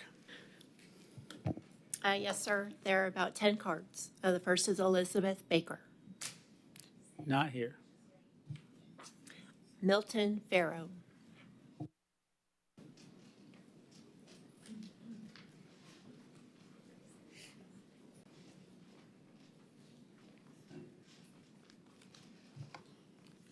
Good evening. I'm here tonight to voice my strong opposition to the proposed stormwater increased fees. The fees you've intended to increase is not a forward-looking plan. It is a bailout for a system that has failed to hold the developer accountable for using property owners' assets. Years ago, the developers built their profit into our community, and they created the very impervious services that have created the flooding problem that has guaranteed problems of excess runoff, not having sufficient outflow facility. You not only didn't correct that, but you had Stan Johnson jailed because he objected to it. You ought to be ashamed, every one of you here. It's a disgrace what you've done to this man for telling you the truth. The city has the tools and the legal authority and the responsibility to charge the developer the appropriate impact fees, which they have neglected to do for over 25 years. And now you're intending to walk away from your responsibilities once again by heaping more fees upon the property owner to cover up the mess that you have created. This is your Frankenstein, and you alone have created this problem. Passing these fees onto the homeowners is immoral, it's unjust, and possibly may be illegal for the following reasons. It rewards bad performance, and it signals the staff that there are zero consequences for job failures. It doubles the taxation, which is now between $120 to $300 a month, varying upon which home you live in. It creates additional hardship for homeowners undergoing substantial financial hardship. The average median income in Brevard County is below the poverty line. I don't know if you knew that, but that was established by the county commission. They gave those figures recently. Your intended actions, if you continue this, will only guarantee that the trend continues. I urge you to find some way about this. And maybe the answer is moratorium. Mr. Developer, we have no more room. Book the next hotel. Go down the road to the next city. Thank you. Thank you, sir. City Clerk? Diane Law.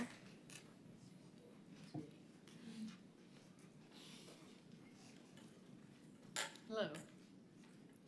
My name is Diane Law, and I was here a couple of years ago because the city has a pipe, a stormwater pipe, that goes under the ground and then reappears and dumps all the stormwater into my yard. And it's a flood. And with these last few storms we've had, it's been awful. But even several years ago, the mayor and the city, I guess he was the head of the city, whatever, the mayor, they came out to the property and looked at it, to my property. Their response was, I said, what can I do? You know, what can I do to help get rid of this problem? They said they'd check with the lawyer and never did anything. And so I went and did some management, land management of my own. I had a huge ditch put up. I put seawalls up to prevent the water from going on my property. And then when we had that big storm, the water just went right over the seawall into all my neighbors. Of course, all theirs flows back into mine. It's just a vicious cycle. And that pipe has to move. It's just, I can't take the city water. And then I'm charged for it. I'm charged with stormwater fees for the stormwater that I'm having to deal with.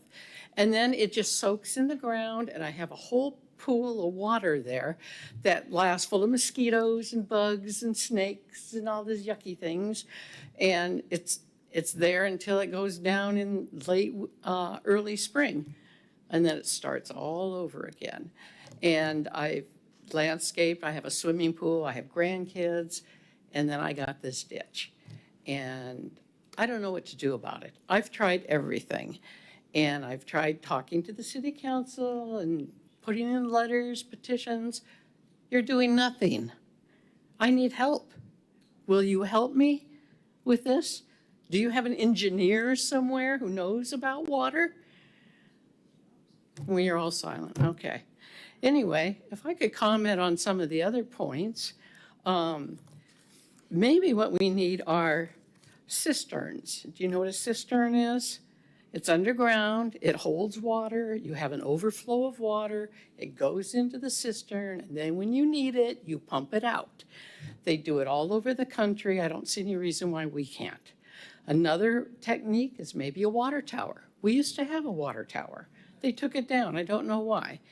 But you got a water tower, you put the water up there, till you need it, and then it comes down. And what would be fun if the water tower looked like a UFO? And we could have all these people who come watch our rockets take off, and they can sit up in the UFO. Oh, come on, just 1 second. Finish. I was gonna suggest to have Disney build them. Yeah, that would save the city. Anyway, it was just an idea. Thank you very much. Ms. Sandy, do you know what property she's referring to? Yes, she's on one of the priority property flooding lists. Yeah, but. I know. It's been given to the Stormwater Master Plan consultant to look at. That is one of the areas to look at. And that is Well, and that's- that's an 18-month process. And that's the thing is, you know, we got to have this conversation about having funds to pay for these projects. Yeah, and how to So, pay yeah. for it, and that's what I was thinking, you know, let's think of that idea. You know, maybe we can have someone else pay for the cisterns, you know, pay for the UFOs, something. Thank you.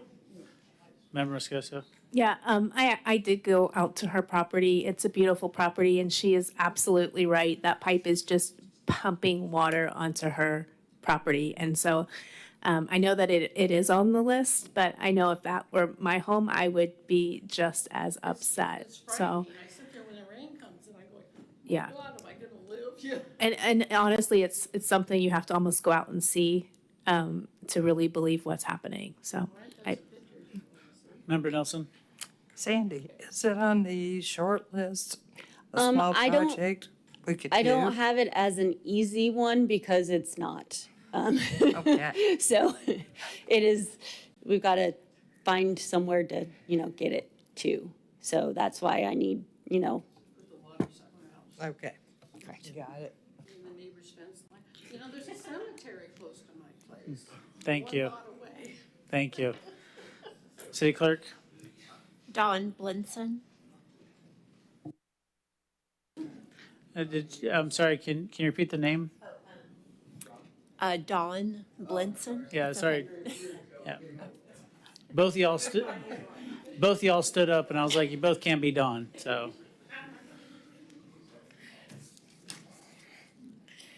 I appreciate y'all having me here tonight. My name is Dawn Blinson. I'm in one of the neighborhoods she spoke about earlier on Parkland Street. We were in the major area of flooding where the water sat for over 9 days in our homes. For several days, we didn't even have folks come and check on us. We had to rely on our neighbors. We were able to get out with canoes, kayaks, and it was a mess. It continues to be a mess. My neighbors are still rebuilding. We have friends and family in the community who are still rebuilding. I haven't had a kitchen since October.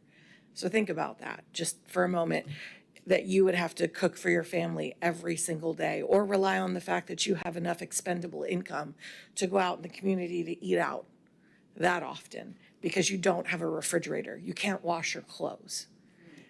You can't walk your dogs for weeks on end because there's still water in the yard and it's not safe. I was sick 7 days after the floods because I walked through the waters and they couldn't figure out exactly what I had, but I had cuts and they think that I caught something from being in the water. It was grade 3 biological water. So all of the mementos, everything that touched that water had to go. 20 years of my husband's naval service, letters from boot camp, photographs that we'll never get back. And mine is just one of the hundreds of stories that are being ignored or being put on the back burner. This master plan has not been updated in years. We've put men on the moon and that master plan hasn't been updated. At what point is that going to become a priority to the citizens here? I don't object to you having money. In fact, I think it's a priority that we have money, but I also think it's a priority that we look outside the citizens and to the businesses who are wanting to develop and bring more communities in and more stress on the infrastructure that's already failing. I can look behind my home and I've reached out to your maintenance worker over 20 times in a month. And his answer is, oh, we maintained the ditch just a few years ago. No, you didn't. I know because I lived there in that entire time. And in that time, my neighbors have lived there 20, 30, 50 years. And they said they never saw that ditch cleaned. I asked for proof. Show me a ticket. Show me a maintenance ticket, a signature. Nothing. It wasn't until my husband dragged the emails up through the government and to everyone's attention that somebody took a look and came out. And even then, the county and the city still decided to butt heads because our property literally lies with half of it in the city and half of it in the county because of how the lines were drawn. So nobody wanted to take responsibility. We have no problem paying a stormwater tax. Just do it right and make sure that the money is going where it's supposed to and it's accounted for. Thank you, Ms. Dawn. Got to stop you right there, but yeah, I think it's very clear, when you see that stormwater master plan, that's why I brought it up, why we got it addressed, and we're pushing that forward as quickly as we possibly can, and obviously allowing more funds to go towards capital projects because while maintenance is definitely important, I don't think we're going to be able to Band-Aid our way out of this problem for some of these things. So it's going to need real capital projects to get the job done, especially these historic neighborhoods that, unfortunately do not have any stormwater protections as they sit right now. So we got to work on that from every possible angle. City Clerk? Annette Schomborn. Is Annette here? Annette Schomborn. Not seeing them. Daphne Fox Ginia. Is there a Daphne here? Seeing none? John Honeycutt.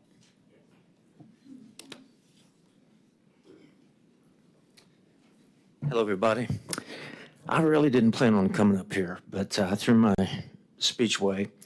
But I want to speak to the heart of this situation. I'm not related to Rodney, so don't hold that against me. I'm going to apologize to you because I was really tough with you on the last election. I'm sorry. But anyhow, real quickly, I excuse the personal reference. In 2012, I was at the peak of my career, and I worked with Georgia and the state of Florida doing underground work with engineers going to municipalities. And my Lord, Miami-Dade County makes Titusville seem like a Disney World. And I really, for the sake of me, I want to empathize and let you know that I'm not saying anything to undermine or say that I don't empathize, because we raised our children on Bryn Mawr. So I want to empathize. I don't want to take anything away from anybody here that's going through something, that's pulling up roads, et cetera. But I want to get to the real thing. How about some optimism here? I don't, for the love of God, I don't think that anybody in this place, all of you right there and you there, I don't think that you guys really deep in your hearts, you've got some kind of a deep desire to make everybody in the city of Titusville miserable, and that you want to see people, suffer, that you don't realize that this has been a problem. Now, the reason I said 2012 is because personal reference, and real quick, because that clock is just ticking away. I was diagnosed, top of my game, teaching engineers. I have forgotten more than I can tell you that I learned. I posted something on Facebook out of a book that I had just to try to help, and thank you, Mr. Mayor, for responding to me, thanking me. But I want to tell you that in 2012, I was diagnosed with Parkinson's disease, young onset Parkinson's. They didn't know what it was. And they said that because I lived up in the north end of the town, that my doctor, Dr. Richard Newen, there's a red dot on our county. And North Brevard has a record of people, young people and adults from space center, water, and everything. He said, this guy was a genius, and I'm glad he was my neurologist, but he told me, he says, there are things going on in North Brevard, not Titusville, it was just North Brevard, the whole thing. Said that people younger than you, John, are getting things that we can't even diagnose. And the lady mentioned walking in the water. And so I said, okay, so at the same time, so I'm dealing with Parkinson's and everything's wacky. And as a matter of fact, right now, my dopamine's burning at a pretty high speed. So I hope you can understand what I'm saying. So that was a long-range problem. He mentioned, he said, you have Parkinson's, so you have to deal with it at 48 years old, and life's going to be different. But at the same time, 2 weeks later, I was diagnosed with stage 3C melanoma cancer right here. Okay, that was an immediate need. Compare an immediate need to the problem of like this thing. I'm so sorry, am I done? Oh my God. This is it. Bottom line is, I believe that right here, that the long-term possibilities, this thing the Parkinson's took years and years and years to fix. It's going to take years and years to fix. It's nothing. If we have to pay more money, dear Lord Jesus, I hate to say this, don't kill me, but I think we need to, short-term, get the cuts out and get it removed. I hope I made sense tonight. I love you guys. I pray for you all daily, and I really don't think this is a conspiracy city. I just think that we just got problems that our forefathers didn't take care of, and let's work together. Would that be cool? What do you think? Sounds work good. Together? All right? City Clerk. It happens a lot more than you think. Thank you. Keith Edwards. He's not here.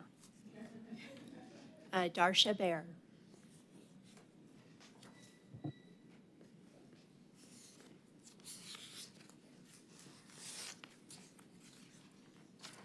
I didn't write anything down for this opportunity, but I would like to remind you all and the people sitting in here that it was the Public Works Department manager who fraudulently bought a mower and had it delivered to himself. And I would like to use this opportunity to call for a forensic audit specifically of the Public Works Department. Thank you. Thank you. City Clerk. Susan Canada.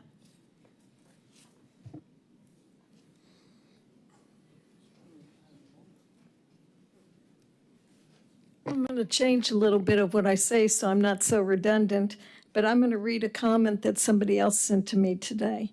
And it says, developers build neighborhoods and put in stormwater runoff and storage systems. Then they walk away. Taxpayers are on the hook forever for maintaining those systems. Developers build on the good, high land first. As they develop on lower, more marginal land, the cost of water management increases and taxes have to go up as they're more expensive to maintain. In this case, my question is, since other states have called a moratorium on building due to the lack of water or whatever, you can, even according to the state, stop development for a year, work more on the stormwater and infrastructure. And also, are you charging developers impact fees? Yes, Are they high enough or as high as you can go? as high as we can go. Where does this money go to? It goes to increase capacity. Pardon? It goes to increase the capacity of our systems. Does that include stormwater? Yes. Or no? Is it stormwater? No, not stormwater. Why not, since they're creating stormwater? That'd be a question for the city attorney on whether we can assess that as a impact fee. We actually are looking into researching that based on Councilmember Moscoso's request. However, it's highly doubtful that we can because impact fees are very specific. They're statutory regulated, and they're very specific to the development that's being impacted. From what I understand from what I just read about from the state, it could go towards something like that. I'm not saying it is impossible, but it's highly unlikely, and our preliminary research indicated only two cities, I think. Key West and North Miami. Key West, and one was in North Miami. Again, stormwater fees not usually considered impact fees. For every stormwater, or for every impact fee, we have to have a study to justify the fee. And we actually did a study not too long ago when I first got on council to look at raising our fees. And we raised them appropriately based on what we legally were able to do. From what I understood, from what I read, there's a great possibility. I mean, other people tell me things couldn't be done, but I actually spoke to the governor one time and he approved different things that they told me couldn't be. I think we need to check into that more. And in regards to the moratorium, there's actually a Senate Bill 180 that actually prohibits local governments from making any new regulation that makes development more difficult. I just read that too, and I read that you can take up to 1 year to work on something. You can't call that moratorium for 1 year. Up to 1 year. Passed in 2025. Thank you. Thank you. City Clerk? John? Just listening to you, ma'am, gave me some ideas. Last couple of days as a landscaper, I was watching some videos, came across an Amish man. The Amish man says how you want to retain more water on your property because when the water's running off, you guys are just selling it back to us. Maybe we can create like a pilot program where we can take the worst houses that are creating the most runoff and kind of work with those homeowners to kind of put a model in their home with some of the money that we have. And if that works out, we can keep going down the line. I think that's something that could be looked at. Like she said, making maintenance changes on your landscape can actually retain the water. You can actually pump it back up.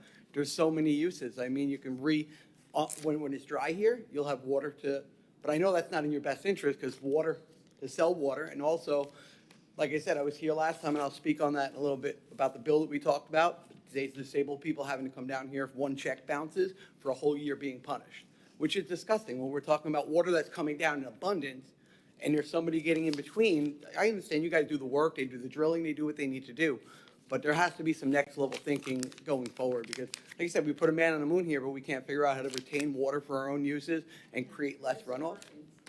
That's all. Thank you. City Clerk? Yes, sir. Last speaker, Al Barrett.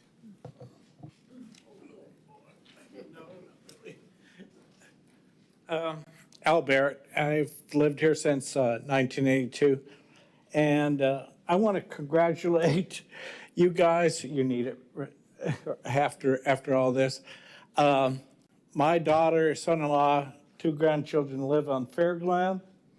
You guys did an incredible job there. I don't know what you guys did, wave a wand or whatever, but it is fixed. you know, all this, I mean, we're really having some crazy storms. Water's, you know, there, but it flows down, and I just congratulate you guys. Good job. Thank you. City Clerk? All right. City Council? Member Nelson? Well, I do want to address one thing. We do have in our codes low impact development. And that's basically the idea that if you develop a piece of property, we're encouraging you to use these methods, which will keep the water on your property so it doesn't go out. However, since the state has said we can't do any codes more restrictive, we talked about making it mandatory, but we can't now. So we're sort of stuck. I hate to raise fees.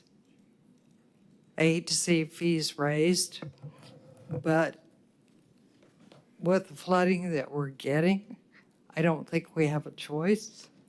So my vote would be for the 100%. I would say I would like to see us emphasize capital projects. My dad, for many years, had a farm, and I love his ditches. He had ditches through the whole farm. But even when he maintained them, the water did not flow. So I'd rather see us do capital projects. Member Stokel? Yes. Okay, I have a few questions. When it says flooding projects, specifically on the maintenance side, could you just explain what would be some examples of what those would be? Yeah, if you go back to slide 5, you can see there's options, project options for, consideration, and it kind of at each level shows options, some of the ones that I had X'd off as quick wins, like at the 75% increase but maintenance focus, we might be able to get like a Mary Lane design and construction or Eloise Ave design. These are pipe crossings. Or you could do more, like 3 or 4 of them to do design only, and then next year fund the construction. So there's options. These are estimates. So I don't have the exact cost of design, the exact cost of, I would love to design them all in-house, but I'm down 3 engineers right now, so if you know anybody. Is there a difference between the projects for maintenance and ones for capital? No, those Okay, I are, think those that's are what I all was- those are all capital projects. We Okay. can just do more on the orange side. And then when you say design, does that mean you're looking at, like, it has significant issues on that street and you're looking at another place for the water to go? They What does all that need, they all need to be designed. If you're, if even if we're just keeping the pipe where it is and upsizing it, you have to find a place for that extra water to go. There has to be a water quality, component with anything like that. So we can't just go and do what we want. You got to look at St. John's. You got to look at our own code to make sure we're not flooding someone else. A lot of these are in areas where if we move the water, it could flood someone else. So that's very important. And then do you know why these specific areas, were they poor design to initially begin with, or what happened? So what I'm seeing is a lot of the older areas were designed to outfall to a wetland I don't own, a wetland I don't have easements on, and a wetland that is wetter than it used to be. Okay. So a lot of the pipes in the middle of the rainy season are underwater. Okay. And then, and then, this is a loaded question. Who owns all the ditches within the city? That is not a one-word answer. I figured it's a mix. I'm assuming It is a mix, yes. So we own most within the city limits. We own most of them. There's a couple that are owned by maybe HOAs, or there's agreements where they're supposed to maintain them outside of the city limit. There are some. If it's pipe, if it's a ditch between a county road and a county road, sometimes the county maintains it. But most of them within the city would be owned by the city. Do you think it's possible for the ones that we don't own or don't maintain, that we could do a better job of educating that these are private ditches versus public ditches? Is there something we can do related to that? I've talked to GIS. We put the kind of ditches, it's more of a channels layer up there now so you can see where they are. But I have to go through and click on every single one of them and update them as to who owns them. And unfortunately, I'm probably the only one who can do that. So I've asked, I don't have access to edit the GIS right now, so they're working with IT to get me access. So when I have 5 minutes, I can start updating it and then we can make it public. Okay, and my concern with that one is, especially as we're approving new developments, if they say, hey, this is private, we own it, and we're like, okay, that's great, we don't have any expense, and then 60 years from now, you have those residents, the HOA has disbanded, they're like, help us, and the council's like, what do you mean? We don't, and you're caught, and I think that's what we're seeing right now is. That's Miss Law's problem, is that was supposed to be maintained by an Makes me very HOA. sad and angry at the same So time. the new St. John's law that just went into effect last year, they have to show a maintenance plan, they have to show a fiscal analysis that shows that they have the ability to maintain these things in order to get a permit with St. John's. Okay, and then I see that purchasing property is an option,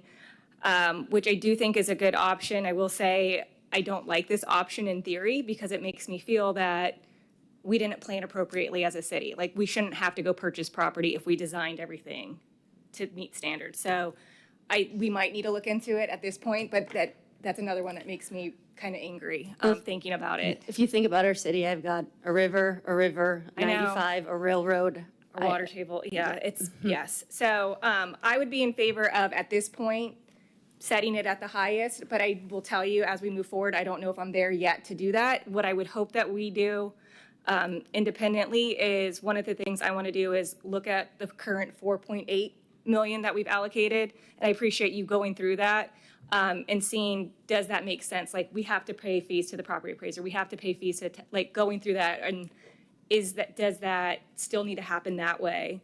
Which I would argue it probably does, but making sure that's good use of the current. And then I think going and identifying, I think cleaning the ditches is important, but it's only a part of the puzzle. So I just want to be very mindful of every dollar, because I know we could give you 10 times more and you'd have projects for it. It's what can we do to balance that, to make sure that we're taking care? I don't want any flooding in somebody's home again. If I see it, we have to do it whatever we can at this point. So. Member Moscoso? Yes. Yeah, this is a tough one. I'm really not in favor of the 100%. I know it's just going on the trim notice, but I think that is going to cause a bit of panic. We saw that with Brevard County, and that was a big deal. And so I think one piece I feel like we're missing, and Sandy, I commend you, and I know you don't have a free second, so I'm not trying to add more to your plate. But I do think that we need the education piece. If you look at Sorrel, they show what projects they're doing and they show the metrics and the impact. And I feel like we are missing that, because the projects that we are doing, people really have no clue unless you're maybe the 2 or 3 homes that are affected by it. And so I personally would like, but I'm also not trying to put more on staff, but I would love, a monthly report on what is being done. I think the community, this is the tax, these are it's their money. I'd love to be able to see before and after photos. I'd love to see flood reduction metrics on what we have, because I think part of it is that there's a lot of distrust in our government right now, and not necessarily just with us, but in government in general. And I think it's our job to educate people on what we're doing, how we're spending those dollars before we ask for additional funds. And so I think that is something we can definitely improve on. I am extremely guilty of adding to her list. I mean, I think I'm the #1 adder to that list. Because I just don't know what to do. We're like, okay, we don't have the funds. I don't know what to do. Let's put it on the list and let's see how we can figure this out. And so there's got to be a balance. So yeah, I'm honestly not in favor of the 100%. But I would love more like transparency on our side, and not that transparency is the word, but more just education on what we're doing right now. We can look at that on the maintenance side. We don't have any flooding projects funded, so there wouldn't be much to show there. But we can look at, showing what we maintained, right? right, we're working through a new asset management software to help this better. But right now, I get written things of what the guys did, so I have to figure out a way to show that on a screen. But I can work on it. Vice Mayor Cole. Well, we definitely have a problem. And we can't fix the problem if we don't have any money to fix the problem with. So I agree with Member Moscoso that we do need to have an education piece in there, but I agree that we need to raise it 100% because if we don't, we're just kicking the can down the road. We've got to get it fixed. And the only way to get it fixed is we got to do the capital portion and we got to do the maintenance portion. You can't do one and not do the other because one supports the other. So that's where my mind is right now. And I want to point out, we'll have our rate consultant at the presentation meeting at the next meeting. They'll show comparison of other stormwater fees. We're going to be high. We're going to be very high, but it's very hard to compare. I was talking to the county today. They don't fund maintenance through their stormwater fee. That's general fund, that's road and bridge. So if this tax assessment goes through, think about what that's going to do to county maintenance. Melbourne's the same way. So I think we're in better shape because we already do fund maintenance through our non-ad valorem assessment. But I will caution, we are definitely on the high end. Yeah. Thank you. Member Nelson. I have to agree with Megan. I think it would be sort of cool if we had either in the Titusville talking points, this is what we're doing to stop the flooding. Here's before, here's after on the website so that people could see what we're trying to do. I'm trying to say it in a way Well, they where gotta have it's money first not before they saying can that do you're it. doing it. Oh, yeah, that's true. We have a But, couple projects, ditch clearing projects that we're working on this week that I can start with. Yeah. Member Stokel. Cool. Yes. I guess, Member Moscoso, are you in favor of any of the rate increase? I guess I'm concerned if we don't do it, the flood, like, I don't know how we will help move some of these capital projects forward to ensure that the flooding doesn't continue. So I'm not in favor of it either, but I don't see at this point another way. And if we don't approve it now, we cannot. Yeah, When the budget I'll be time happy. comes. I mean, I won't be happy. I will go along with the 100%, although that doesn't mean. At time that we vote, I think that we can do some agree. research. Absolutely. Okay. Member Nelson. So can I make a motion that Is it to extend the meeting? Oh, God. Oh, By the way, in case you're wondering, our ordinance says that 10:30 our meeting ends, so we have to make a motion to extend, so just bear with us a second. okay. Moved. Move to extend it to 11. Second. 11. Second. Motion to extend the meeting to 11, second by Vice Mayor Cole. All those in favor say aye. Aye. Any opposed? Motion carries. Thank you very much. Member Nelson, you have the floor. Move to approve the proposed fiscal year 2027 stormwater assessment rate at 100%. Second. A motion by Member Nelson, second by Vice Mayor Cole. Any further discussion? City Clerk, call the roll. Vice Mayor Cole, Yes. Member Stokel, Yes. Member Moscoso, Yes. Member Nelson. Yes. Mayor Connors. Yes. Motion carries. Thank you very much, City Manager.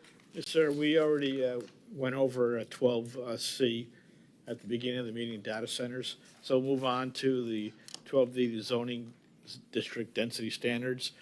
And this is during the May 6, 2026 regular Planning and Zoning Commission. They recommended to the City Council, direct staff to look into removing the density from the zoning districts and to allow the comprehensive plan to regulate density, basically, not to have two different standards. And Brad has gone through that, and he's recommending that we adopt the Planning and Zoning Commission decision to remove the standards from the zoning districts and just allow the comprehensive plan to regulate density. Brad, are you still there? Thank you, City Manager. City Clerk? No cards. No cards. Mr. Parrish, do you have anything to add? I believe we already had a discussion about this once. Just that if you decide to go forward with this, we'll work with the Planning and Zoning Commission on the specifics of that ordinance and bring that back to you. City Council, ball's in your court. Member Nelson. Move to approve P&C's recommendation to remove the maximum density standards from the zoning districts and allow the comp plan to rule. Second. Motion by Member Nelson, second by Vice Mayor Cole. Any discussion? Member Moscoso? Yes, I kind of like having both because I think our residents understand our zoning a little bit better, and it's really hard to kind of navigate even the comprehensive plan. Also, one of the questions I had, because this was actually brought up by P&Z by Member Gerard, and then actually met with him, and he realized, actually, I'm not in favor of this. So he kind of switched, and part of it was, I'm trying to find my question, and I asked this of Brad, if removing the density from the zoning code, if it would cause any of our current properties to be non-conforming, meaning, let's say a hurricane takes down a property and it was zoned a certain way with a certain density. If it has to be rebuilt, it won't be able to be built at the same. So I kind of like having both because I believe for our residents, it just adds just an extra layer of protection. Member Stokel? Yes, I would agree. I was trying to recall my notes from last meeting when we discussed this, and I think it would be clearer for people that are applying, and it gives them not the, oh, but it says here one thing and then this. I think it's more clear having it in both areas so that they'll be able to know. So I don't see any reason to do it at this point. Vice Mayor? No? I personally just want the same number in both. Does that make sense? You know, I don't really care where it's written. Yeah. It needs to be written in both the same, because as I think they brought up, like, the ordinance might say a different density number than the comp plan. And, you know, then they have the argument, do we follow the ordinance, do we follow the comp plan? And it gets into this he said, she said of what do you value the most? I think we need to set the standard and be clear and consistent throughout. If nobody knows the rules, how are you supposed to play the game, right? Member Nelson. So I see your point. I didn't have a problem with having it in both places, but apparently, according to Brad, we have conflicts between the comp plan and the zoning code, which, if we only had one, we wouldn't have that problem. So zoning districts are typically, well, let me go back. The comprehensive plan talks about supposed to describe inside the comprehensive plan what is the allowable intensity of a land use category. And so what that means is you got a floor area ratio, and then as part of that, there may be some kind of density you might apply to that intensity as well. So our comprehensive plan allocates or identifies the maximum residential density in several of the land use categories because it considers them to be the only places where you can allow residential uses in addition to that intensity. What the zoning districts do is they are helping implement those policies of the comprehensive plan. So you think about the comp plan as being that 10,000 foot look, or you're up that high looking down on the property, and this is your planning tool, your holding category. That's what the land use categories are. They're pretty much just holding categories for future development. The zoning districts are the development standards themselves, so when you want to come in and actually put something vertical on the property. So when the zoning district says that for a single family subdivision or for a townhome development or even a multifamily development must have X number of square feet of land per unit or X number of square feet for a platted lot, that is a development standard that's typical in zoning districts. You generally don't see, in addition to that, a maximum density, which is already prescribed in comp plan. So when the Planning and Zoning Commission brought this up to us, we didn't see any issue with that. There are conflicts as far as, I'll give you an example, the R1C, which is the smallest standard single-family zoning district we have, 7,500 square feet lots, has a residential density in the zoning district of 5.61. Well, there's no such thing as a fractional density, but we have that in there. And then the land use category that you find that zoning district typically in is the low-density residential land use category, which has a max of 5 units per acre. So we find that sometimes when we have applicants or small developers wanting to come in and develop on infill properties or marginal properties or something small, they come across these conflicts sometimes where they thought they can get a certain type of development on there, but then the comp plan said otherwise. So we think it's just for clarity, keeping the policies relevant to where they should be. Comp plan had the density as prescribed and allowed by statute, and the development standards, lot sizes, number of square feet per unit in the zoning districts. That's our recommendation. If you decide to go otherwise, you could send us back to the Planning and Zoning Commission and ask to work on this some more with a proposal and not specifically draft an ordinance yet. And then we can come back with a draft, basically, of what, before you make a decision on going forward with an ordinance. Or just deny it. I'm sorry? Yes, Or you could do just that. deny Yeah. it. So can I change my motion? Okay. Can I move that we deny P and Z's request? Second. There's a motion and a second. Any discussion? Yeah. Vice Mayor? Okay, I don't really have a problem with it as long as they both say the same thing. Is there any way we can? Yeah, that's what I was gonna say. I'm in favor of Yeah. denying it at this point, and I would just like to, if the zoning, have the zoning standards match and have a maximum, so at least it's consistent. Then it sounds like you're asking us to go back and clean it up. So we're still doing an ordinance potentially. Yeah, I mean, I'm always in yeah. favor of cleaning up Okay. anything that's incorrect. I just don't, I like. But keeping the density inside zoning districts, but Yeah. basically we're right-sizing it with the land use categories. Okay. Is there an amendment to a motion? That would be the amendment. We go Well- back and clean it up. Well, you made the motion to deny the request, Deny the request. but you're asking staff to go back and clean up the zoning district densities to align with our comp plan. Correct. And I believe that was a good motion. Is there a second? Sophia? Second. Any further discussion? I think we all kind of wanted the same thing. We just didn't know how to quite get there. All right. All those in favor say aye. Aye. Any opposed? Motion carries. Thank you, Brad. City Manager. Moving on to petitions and requests, second round. All right, we're on petitions and requests the second time, so if you already spoke the first time, you can't do it this time. Anybody have anything? I got a big complaint. No, I don't. First of all, I want to thank our police. They do an incredible job. You guys have heard a lot, and it ain't your fault. I have 3 brothers that were police officers in Denver. When their family would say goodbye to them, you know, and they would pray. They would cry sometimes. If they were a little late, all those horrible thoughts would come into their heads. So I just want to congratulate you guys. Staff, you guys are incredible. You really are. City manager, I don't know how you do it, man. I don't even know why you do it. You know, just hearing the stuff tonight, you know, and, you know, I got on all these sites. Oh, my goodness. You guys take it off.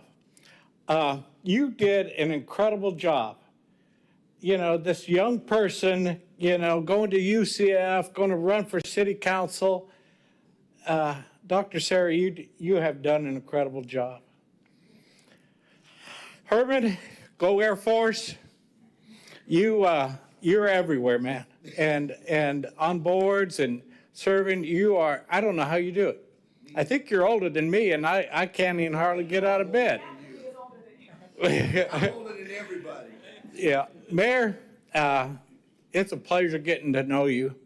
I saw him on a Friday men's breakfast, and I called on him to pray.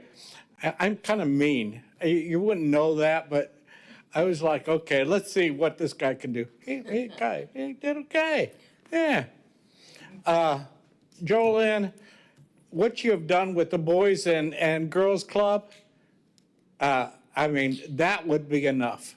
But you do it over and over and over. Thank you. Megan, I'm getting to know you. And, well, let's see. I'm not going to say anything about whoever, but just keep on doing the good work. Thank you, guys. Thank you, sir. John, did you speak at the first petitions and requests, or did you kind of come in after? The end, right? Yeah. Yeah, okay. So I wanted to talk about the water issue that we were supposed to bring on the agenda for this time. That's kind of why I showed up. I rode a bike here, my transmission is shot, and I rode through the rain to get here. So I wanted to know, who is part of the water company here? Are they here tonight? Anybody? Oh, that falls under support services with the assistant All city right, manager, so Kevin. do they, I mean, for a disabled person missing one check after the deposit when we moved in, and I had the ability to pay by debit card, and they turned us down. You heard the story last month. But this was supposed to go like a third-party system. You guys were supposed to look into this. But I still have to ride down here on a bike, come across. It's a little hard right here by City Hall. It's not so bike accessible. But I try to be careful, do the best I can. But I come down here to pay the bill, but it should be able to be paid by debit card, not be punished for one bounce check. That's a little authoritarian, and I think that really needs to be reviewed again. And I mean, is there any resolution here? Is there any way that who I could talk to further about this, or? Thank you. Didn't we make a motion to have this brought back before us to examine the policies of our water department? Where is that item on our agenda? Is it 1993? Apparently. Or yeah, if you ask our stormwater system, yes. City manager? I don't recall. All right, well. I remember I think I speak on behalf of the council. I'm pretty sure we made a very clear indication we wanted the policies reviewed at our next council meeting. Obviously, you can tell this was a very packed agenda because, Okay. But I mean, next I don't meeting. expect it to happen to us anymore, but for a disabled person to go through that is. It's just any really person, bad. because again, it's 2026. Yep. You know, so right there with you. All right. Thank you, very sir. much. Appreciate it.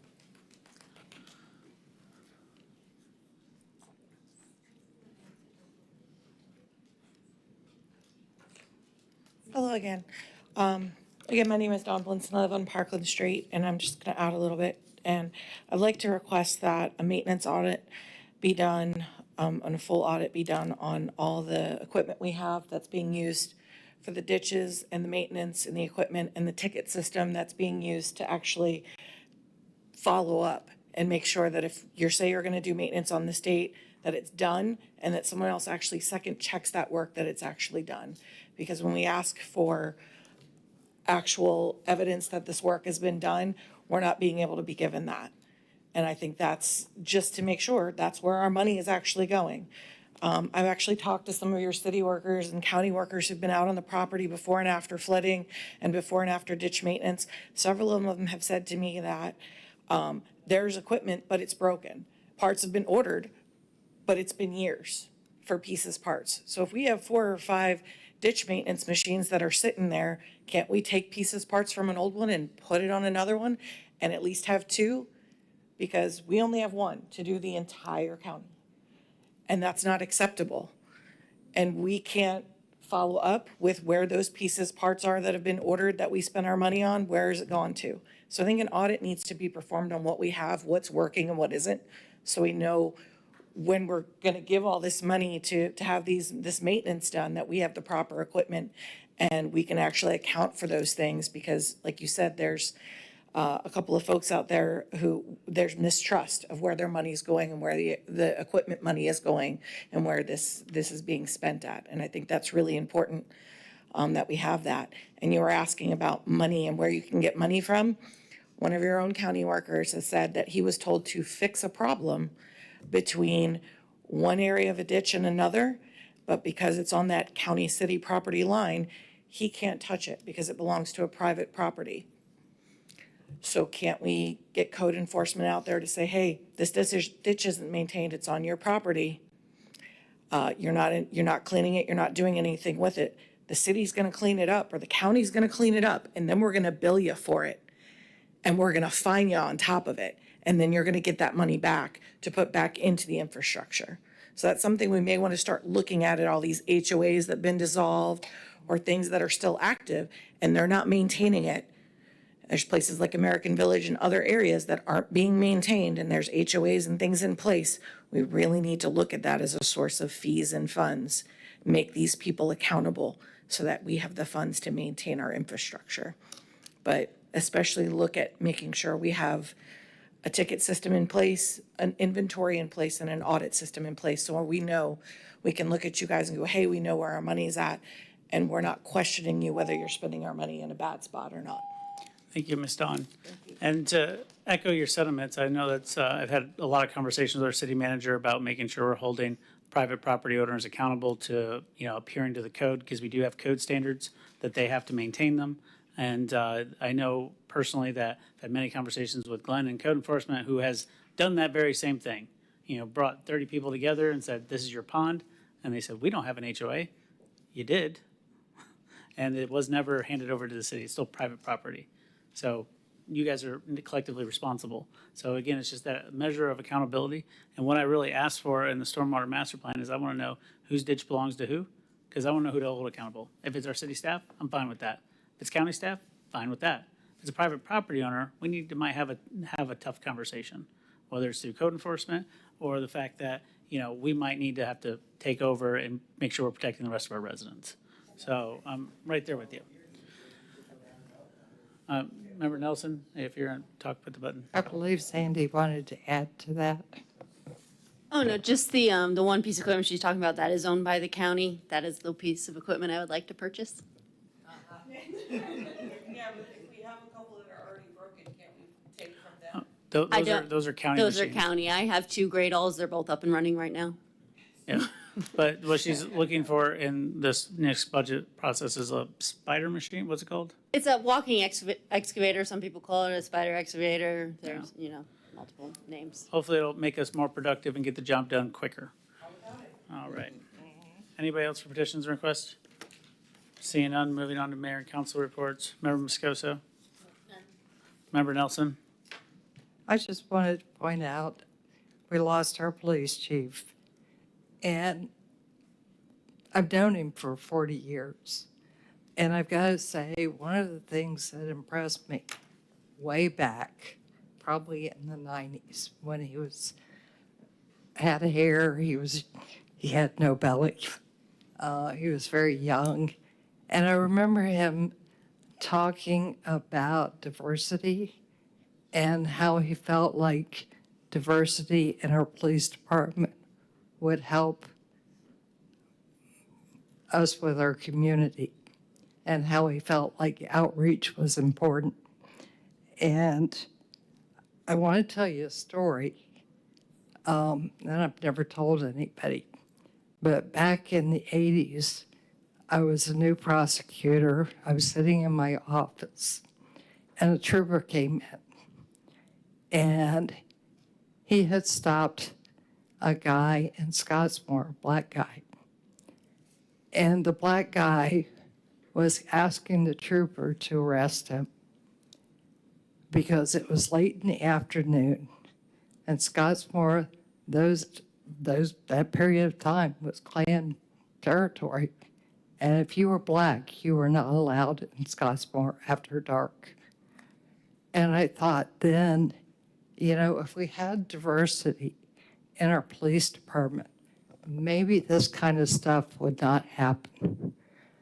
So we went to the police awards probably a couple months ago, and I looked around the room, and there was every nationality, every color, every men, women.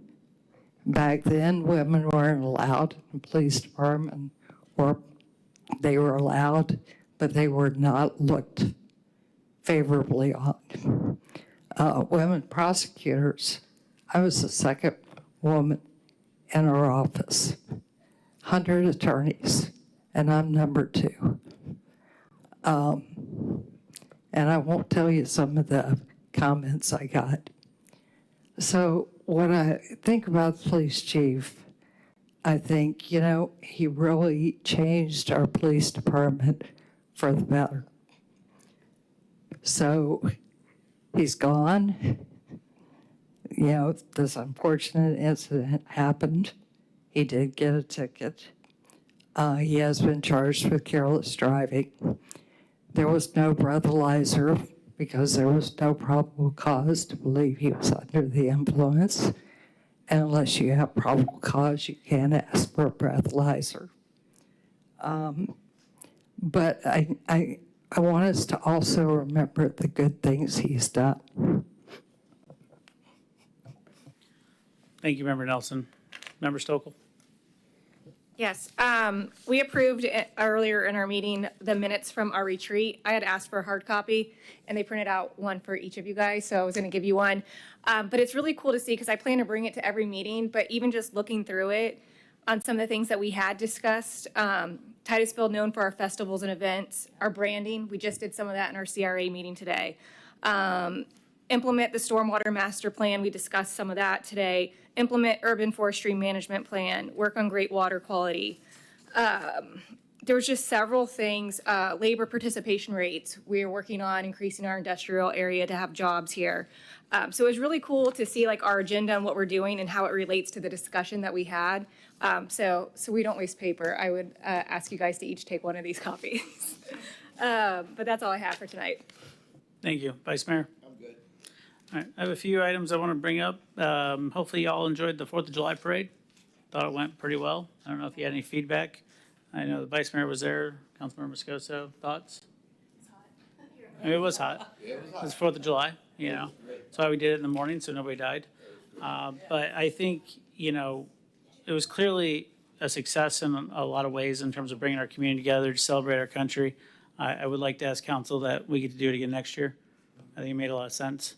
I don't think we really spent any money to do it because it was pretty much a lot of corporate sponsorships that covered the cost of that. I think that'd be important for us to support going forward. I don't think we need a motion. If everybody's in consensus, then yeah, we should be good. The next thing is the thing, I think his name is Justin, who brought up the farm. You know, like I said, I've been kind of going around trying to explain like why certain businesses can operate in certain areas but not others. And again, our code is overly restrictive. You know, last meeting I brought up pet groomers. In the same zoning district, a vet can go there, a hair salon can go there, but a pet groomer can't. Doesn't make a whole lot of sense. It seems a little overburdensome. And again, to that point, you have a piece of property that this gentleman owns that it's zoned for single-family homes, and he wants to put a farm on it. You know, and so I would ask that council direct staff to explore the opportunity to create an agricultural use within our city, because that'll definitely help lower the density and help protect our wetlands and everything else. Member Moscoso? Sorry, I just had something on the parade. Oh. What about the parade? The only feedback I got is that a lot of people mentioned possibly having it later where it would feed people into the Sandpoint Park, because it really, So that was just the thing that I heard, that it would be a good filter kind of to get people to go and then go to the rest of the park. Yeah, we definitely talked about that, but if we started the parade at 5 p.m. from Titusville High School, that means people are staging at Titusville High School parking lot at 3 p.m. and standing out there for 2 hours on the blacktop and then marching 1.8 miles. And then, of course, you saw the storms that came through in the evening. So while that was initially kind of the conversation, we just felt it was best to treat it as two separate events, and just mostly for safety, you know, because we don't want anybody just dropping. And that's why we also encourage people to ride in floats and not walk. We did have a few exceptions to the walking, but, you know, we were definitely discouraging it as much as possible because I was just standing and it was unbearable. So, but I still think it's worthwhile doing, because before we got to downtown, it was a full-on block party downtown, and everybody really, really enjoyed themselves. I wish I got to see it, but, you know, it is what it is. City Manager, do you have Mayor, something? yeah, I just wanted to clarify, the consensus is to make this a recurring event and to keep it in the morning. Is that what, or do we want to move it to the evening? Is everybody supportive of that? Yeah. Would you like me to make a motion? Yeah, All right. you saw the line. Yeah, Yes, yeah. yes. Yeah, I was getting nudged by the city Yeah. attorney. Thank you. I'd like to make Blaming me. a motion that we make our 4th of July event an annual event. Second. I have a motion by Vice Mayor Cole. I have a second by Member Nelson. Because this item is not on the agenda, anybody wishing to comment on that can come up at this time and participate. All right. Parade. Yes. Which I think is up for debate of what day we do it, because next year the 4th of July is on a Sunday, and I'm not supportive of doing a parade on Sunday morning. I think Saturday morning would probably make the most sense, but that's just me, and we can talk logistics later. But just making this an annual event. So I have a motion and I have a second. All those in favor say aye. Aye. Any opposed? Motion carries unanimously. Thank you. And then again, going back to the agricultural kind of zoning district, does anybody have any thoughts or feedback of, maybe staff direction to look into this issue to allow for some agricultural uses within our city? Member I Stokel? don't disagree. Yeah, no, I'm definitely open to it. I think the gentleman did put in an application, and I was going to talk to Brad about it after, just to see what that process was like, to try to see what we can do as a council for that moving forward. I don't know what the answer is yet, because I want to do some more homework on it, but yeah, I'd be open to that. Anything we can do to have more green space too, I'm in favor of. I'm a big fan of going and picking some blueberries and some strawberries. I think that sounds great. And then, of course, this is, I believe the property owns is on the north end of town, so that could also help up there as well, in one of these areas that does not need homes on it. With that being said, I'm not going to ask for a motion, just, everybody kind of talk to Brad and staff and see if we can move forward. The next thing I want to bring up is the indoor and outdoor amusement. We gave direction a while back about allowing fun in our city because, apparently we didn't in the past. And I want to check in to see where that ordinance is and when do you guys anticipate it's coming back before us? That ordinance is still being drafted. We have it being reviewed by several staff members right now, and I hope to bring it to you in the next couple of months, actually. All right. In all that time, nobody's having any fun. We had fun for you. All right. I appreciate the update, but, again, I think it's definitely important that, as people keep asking, why is there nothing for kids to do? Well, our code prohibited that for a long time, and I'm really looking forward to changing that. And last but not least, Tom, do you know what next week is? Next week? Can you give me a hint? Yeah. It's your 1-year anniversary as city manager. Years. Congratulations. By the way, I don't forget anything, so it's kind of weird.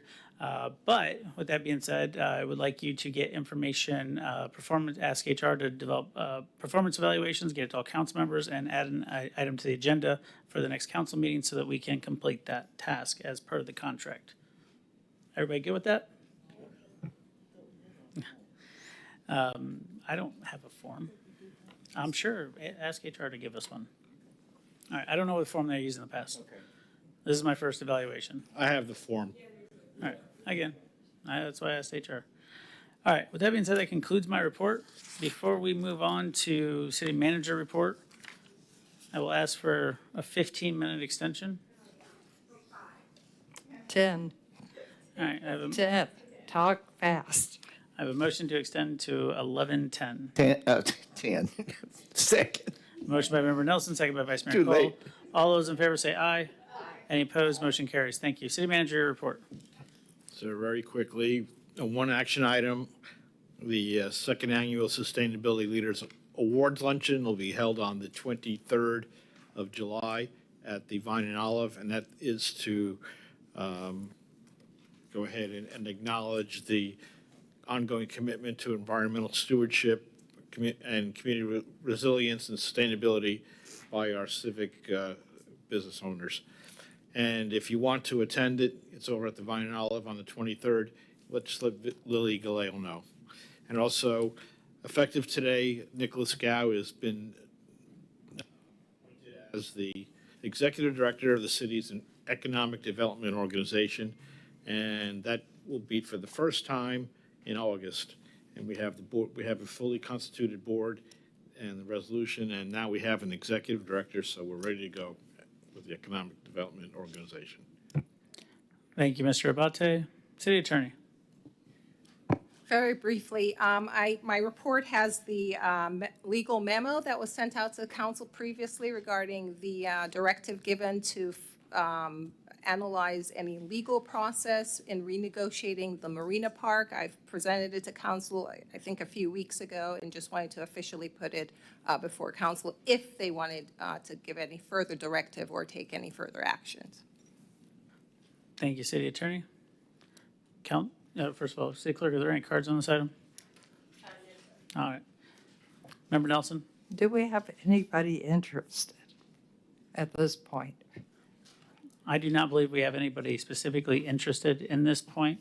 but I'm just trying to allow for the opportunity, because what I felt we could do as a council and as a board, if we get this lease renegotiated, because we don't know how long that process is going to take with the state, then once we get the all clear, then we could put out an RFP to get a best proposal of what we would like to see for the area to provide additional recreation for our residents.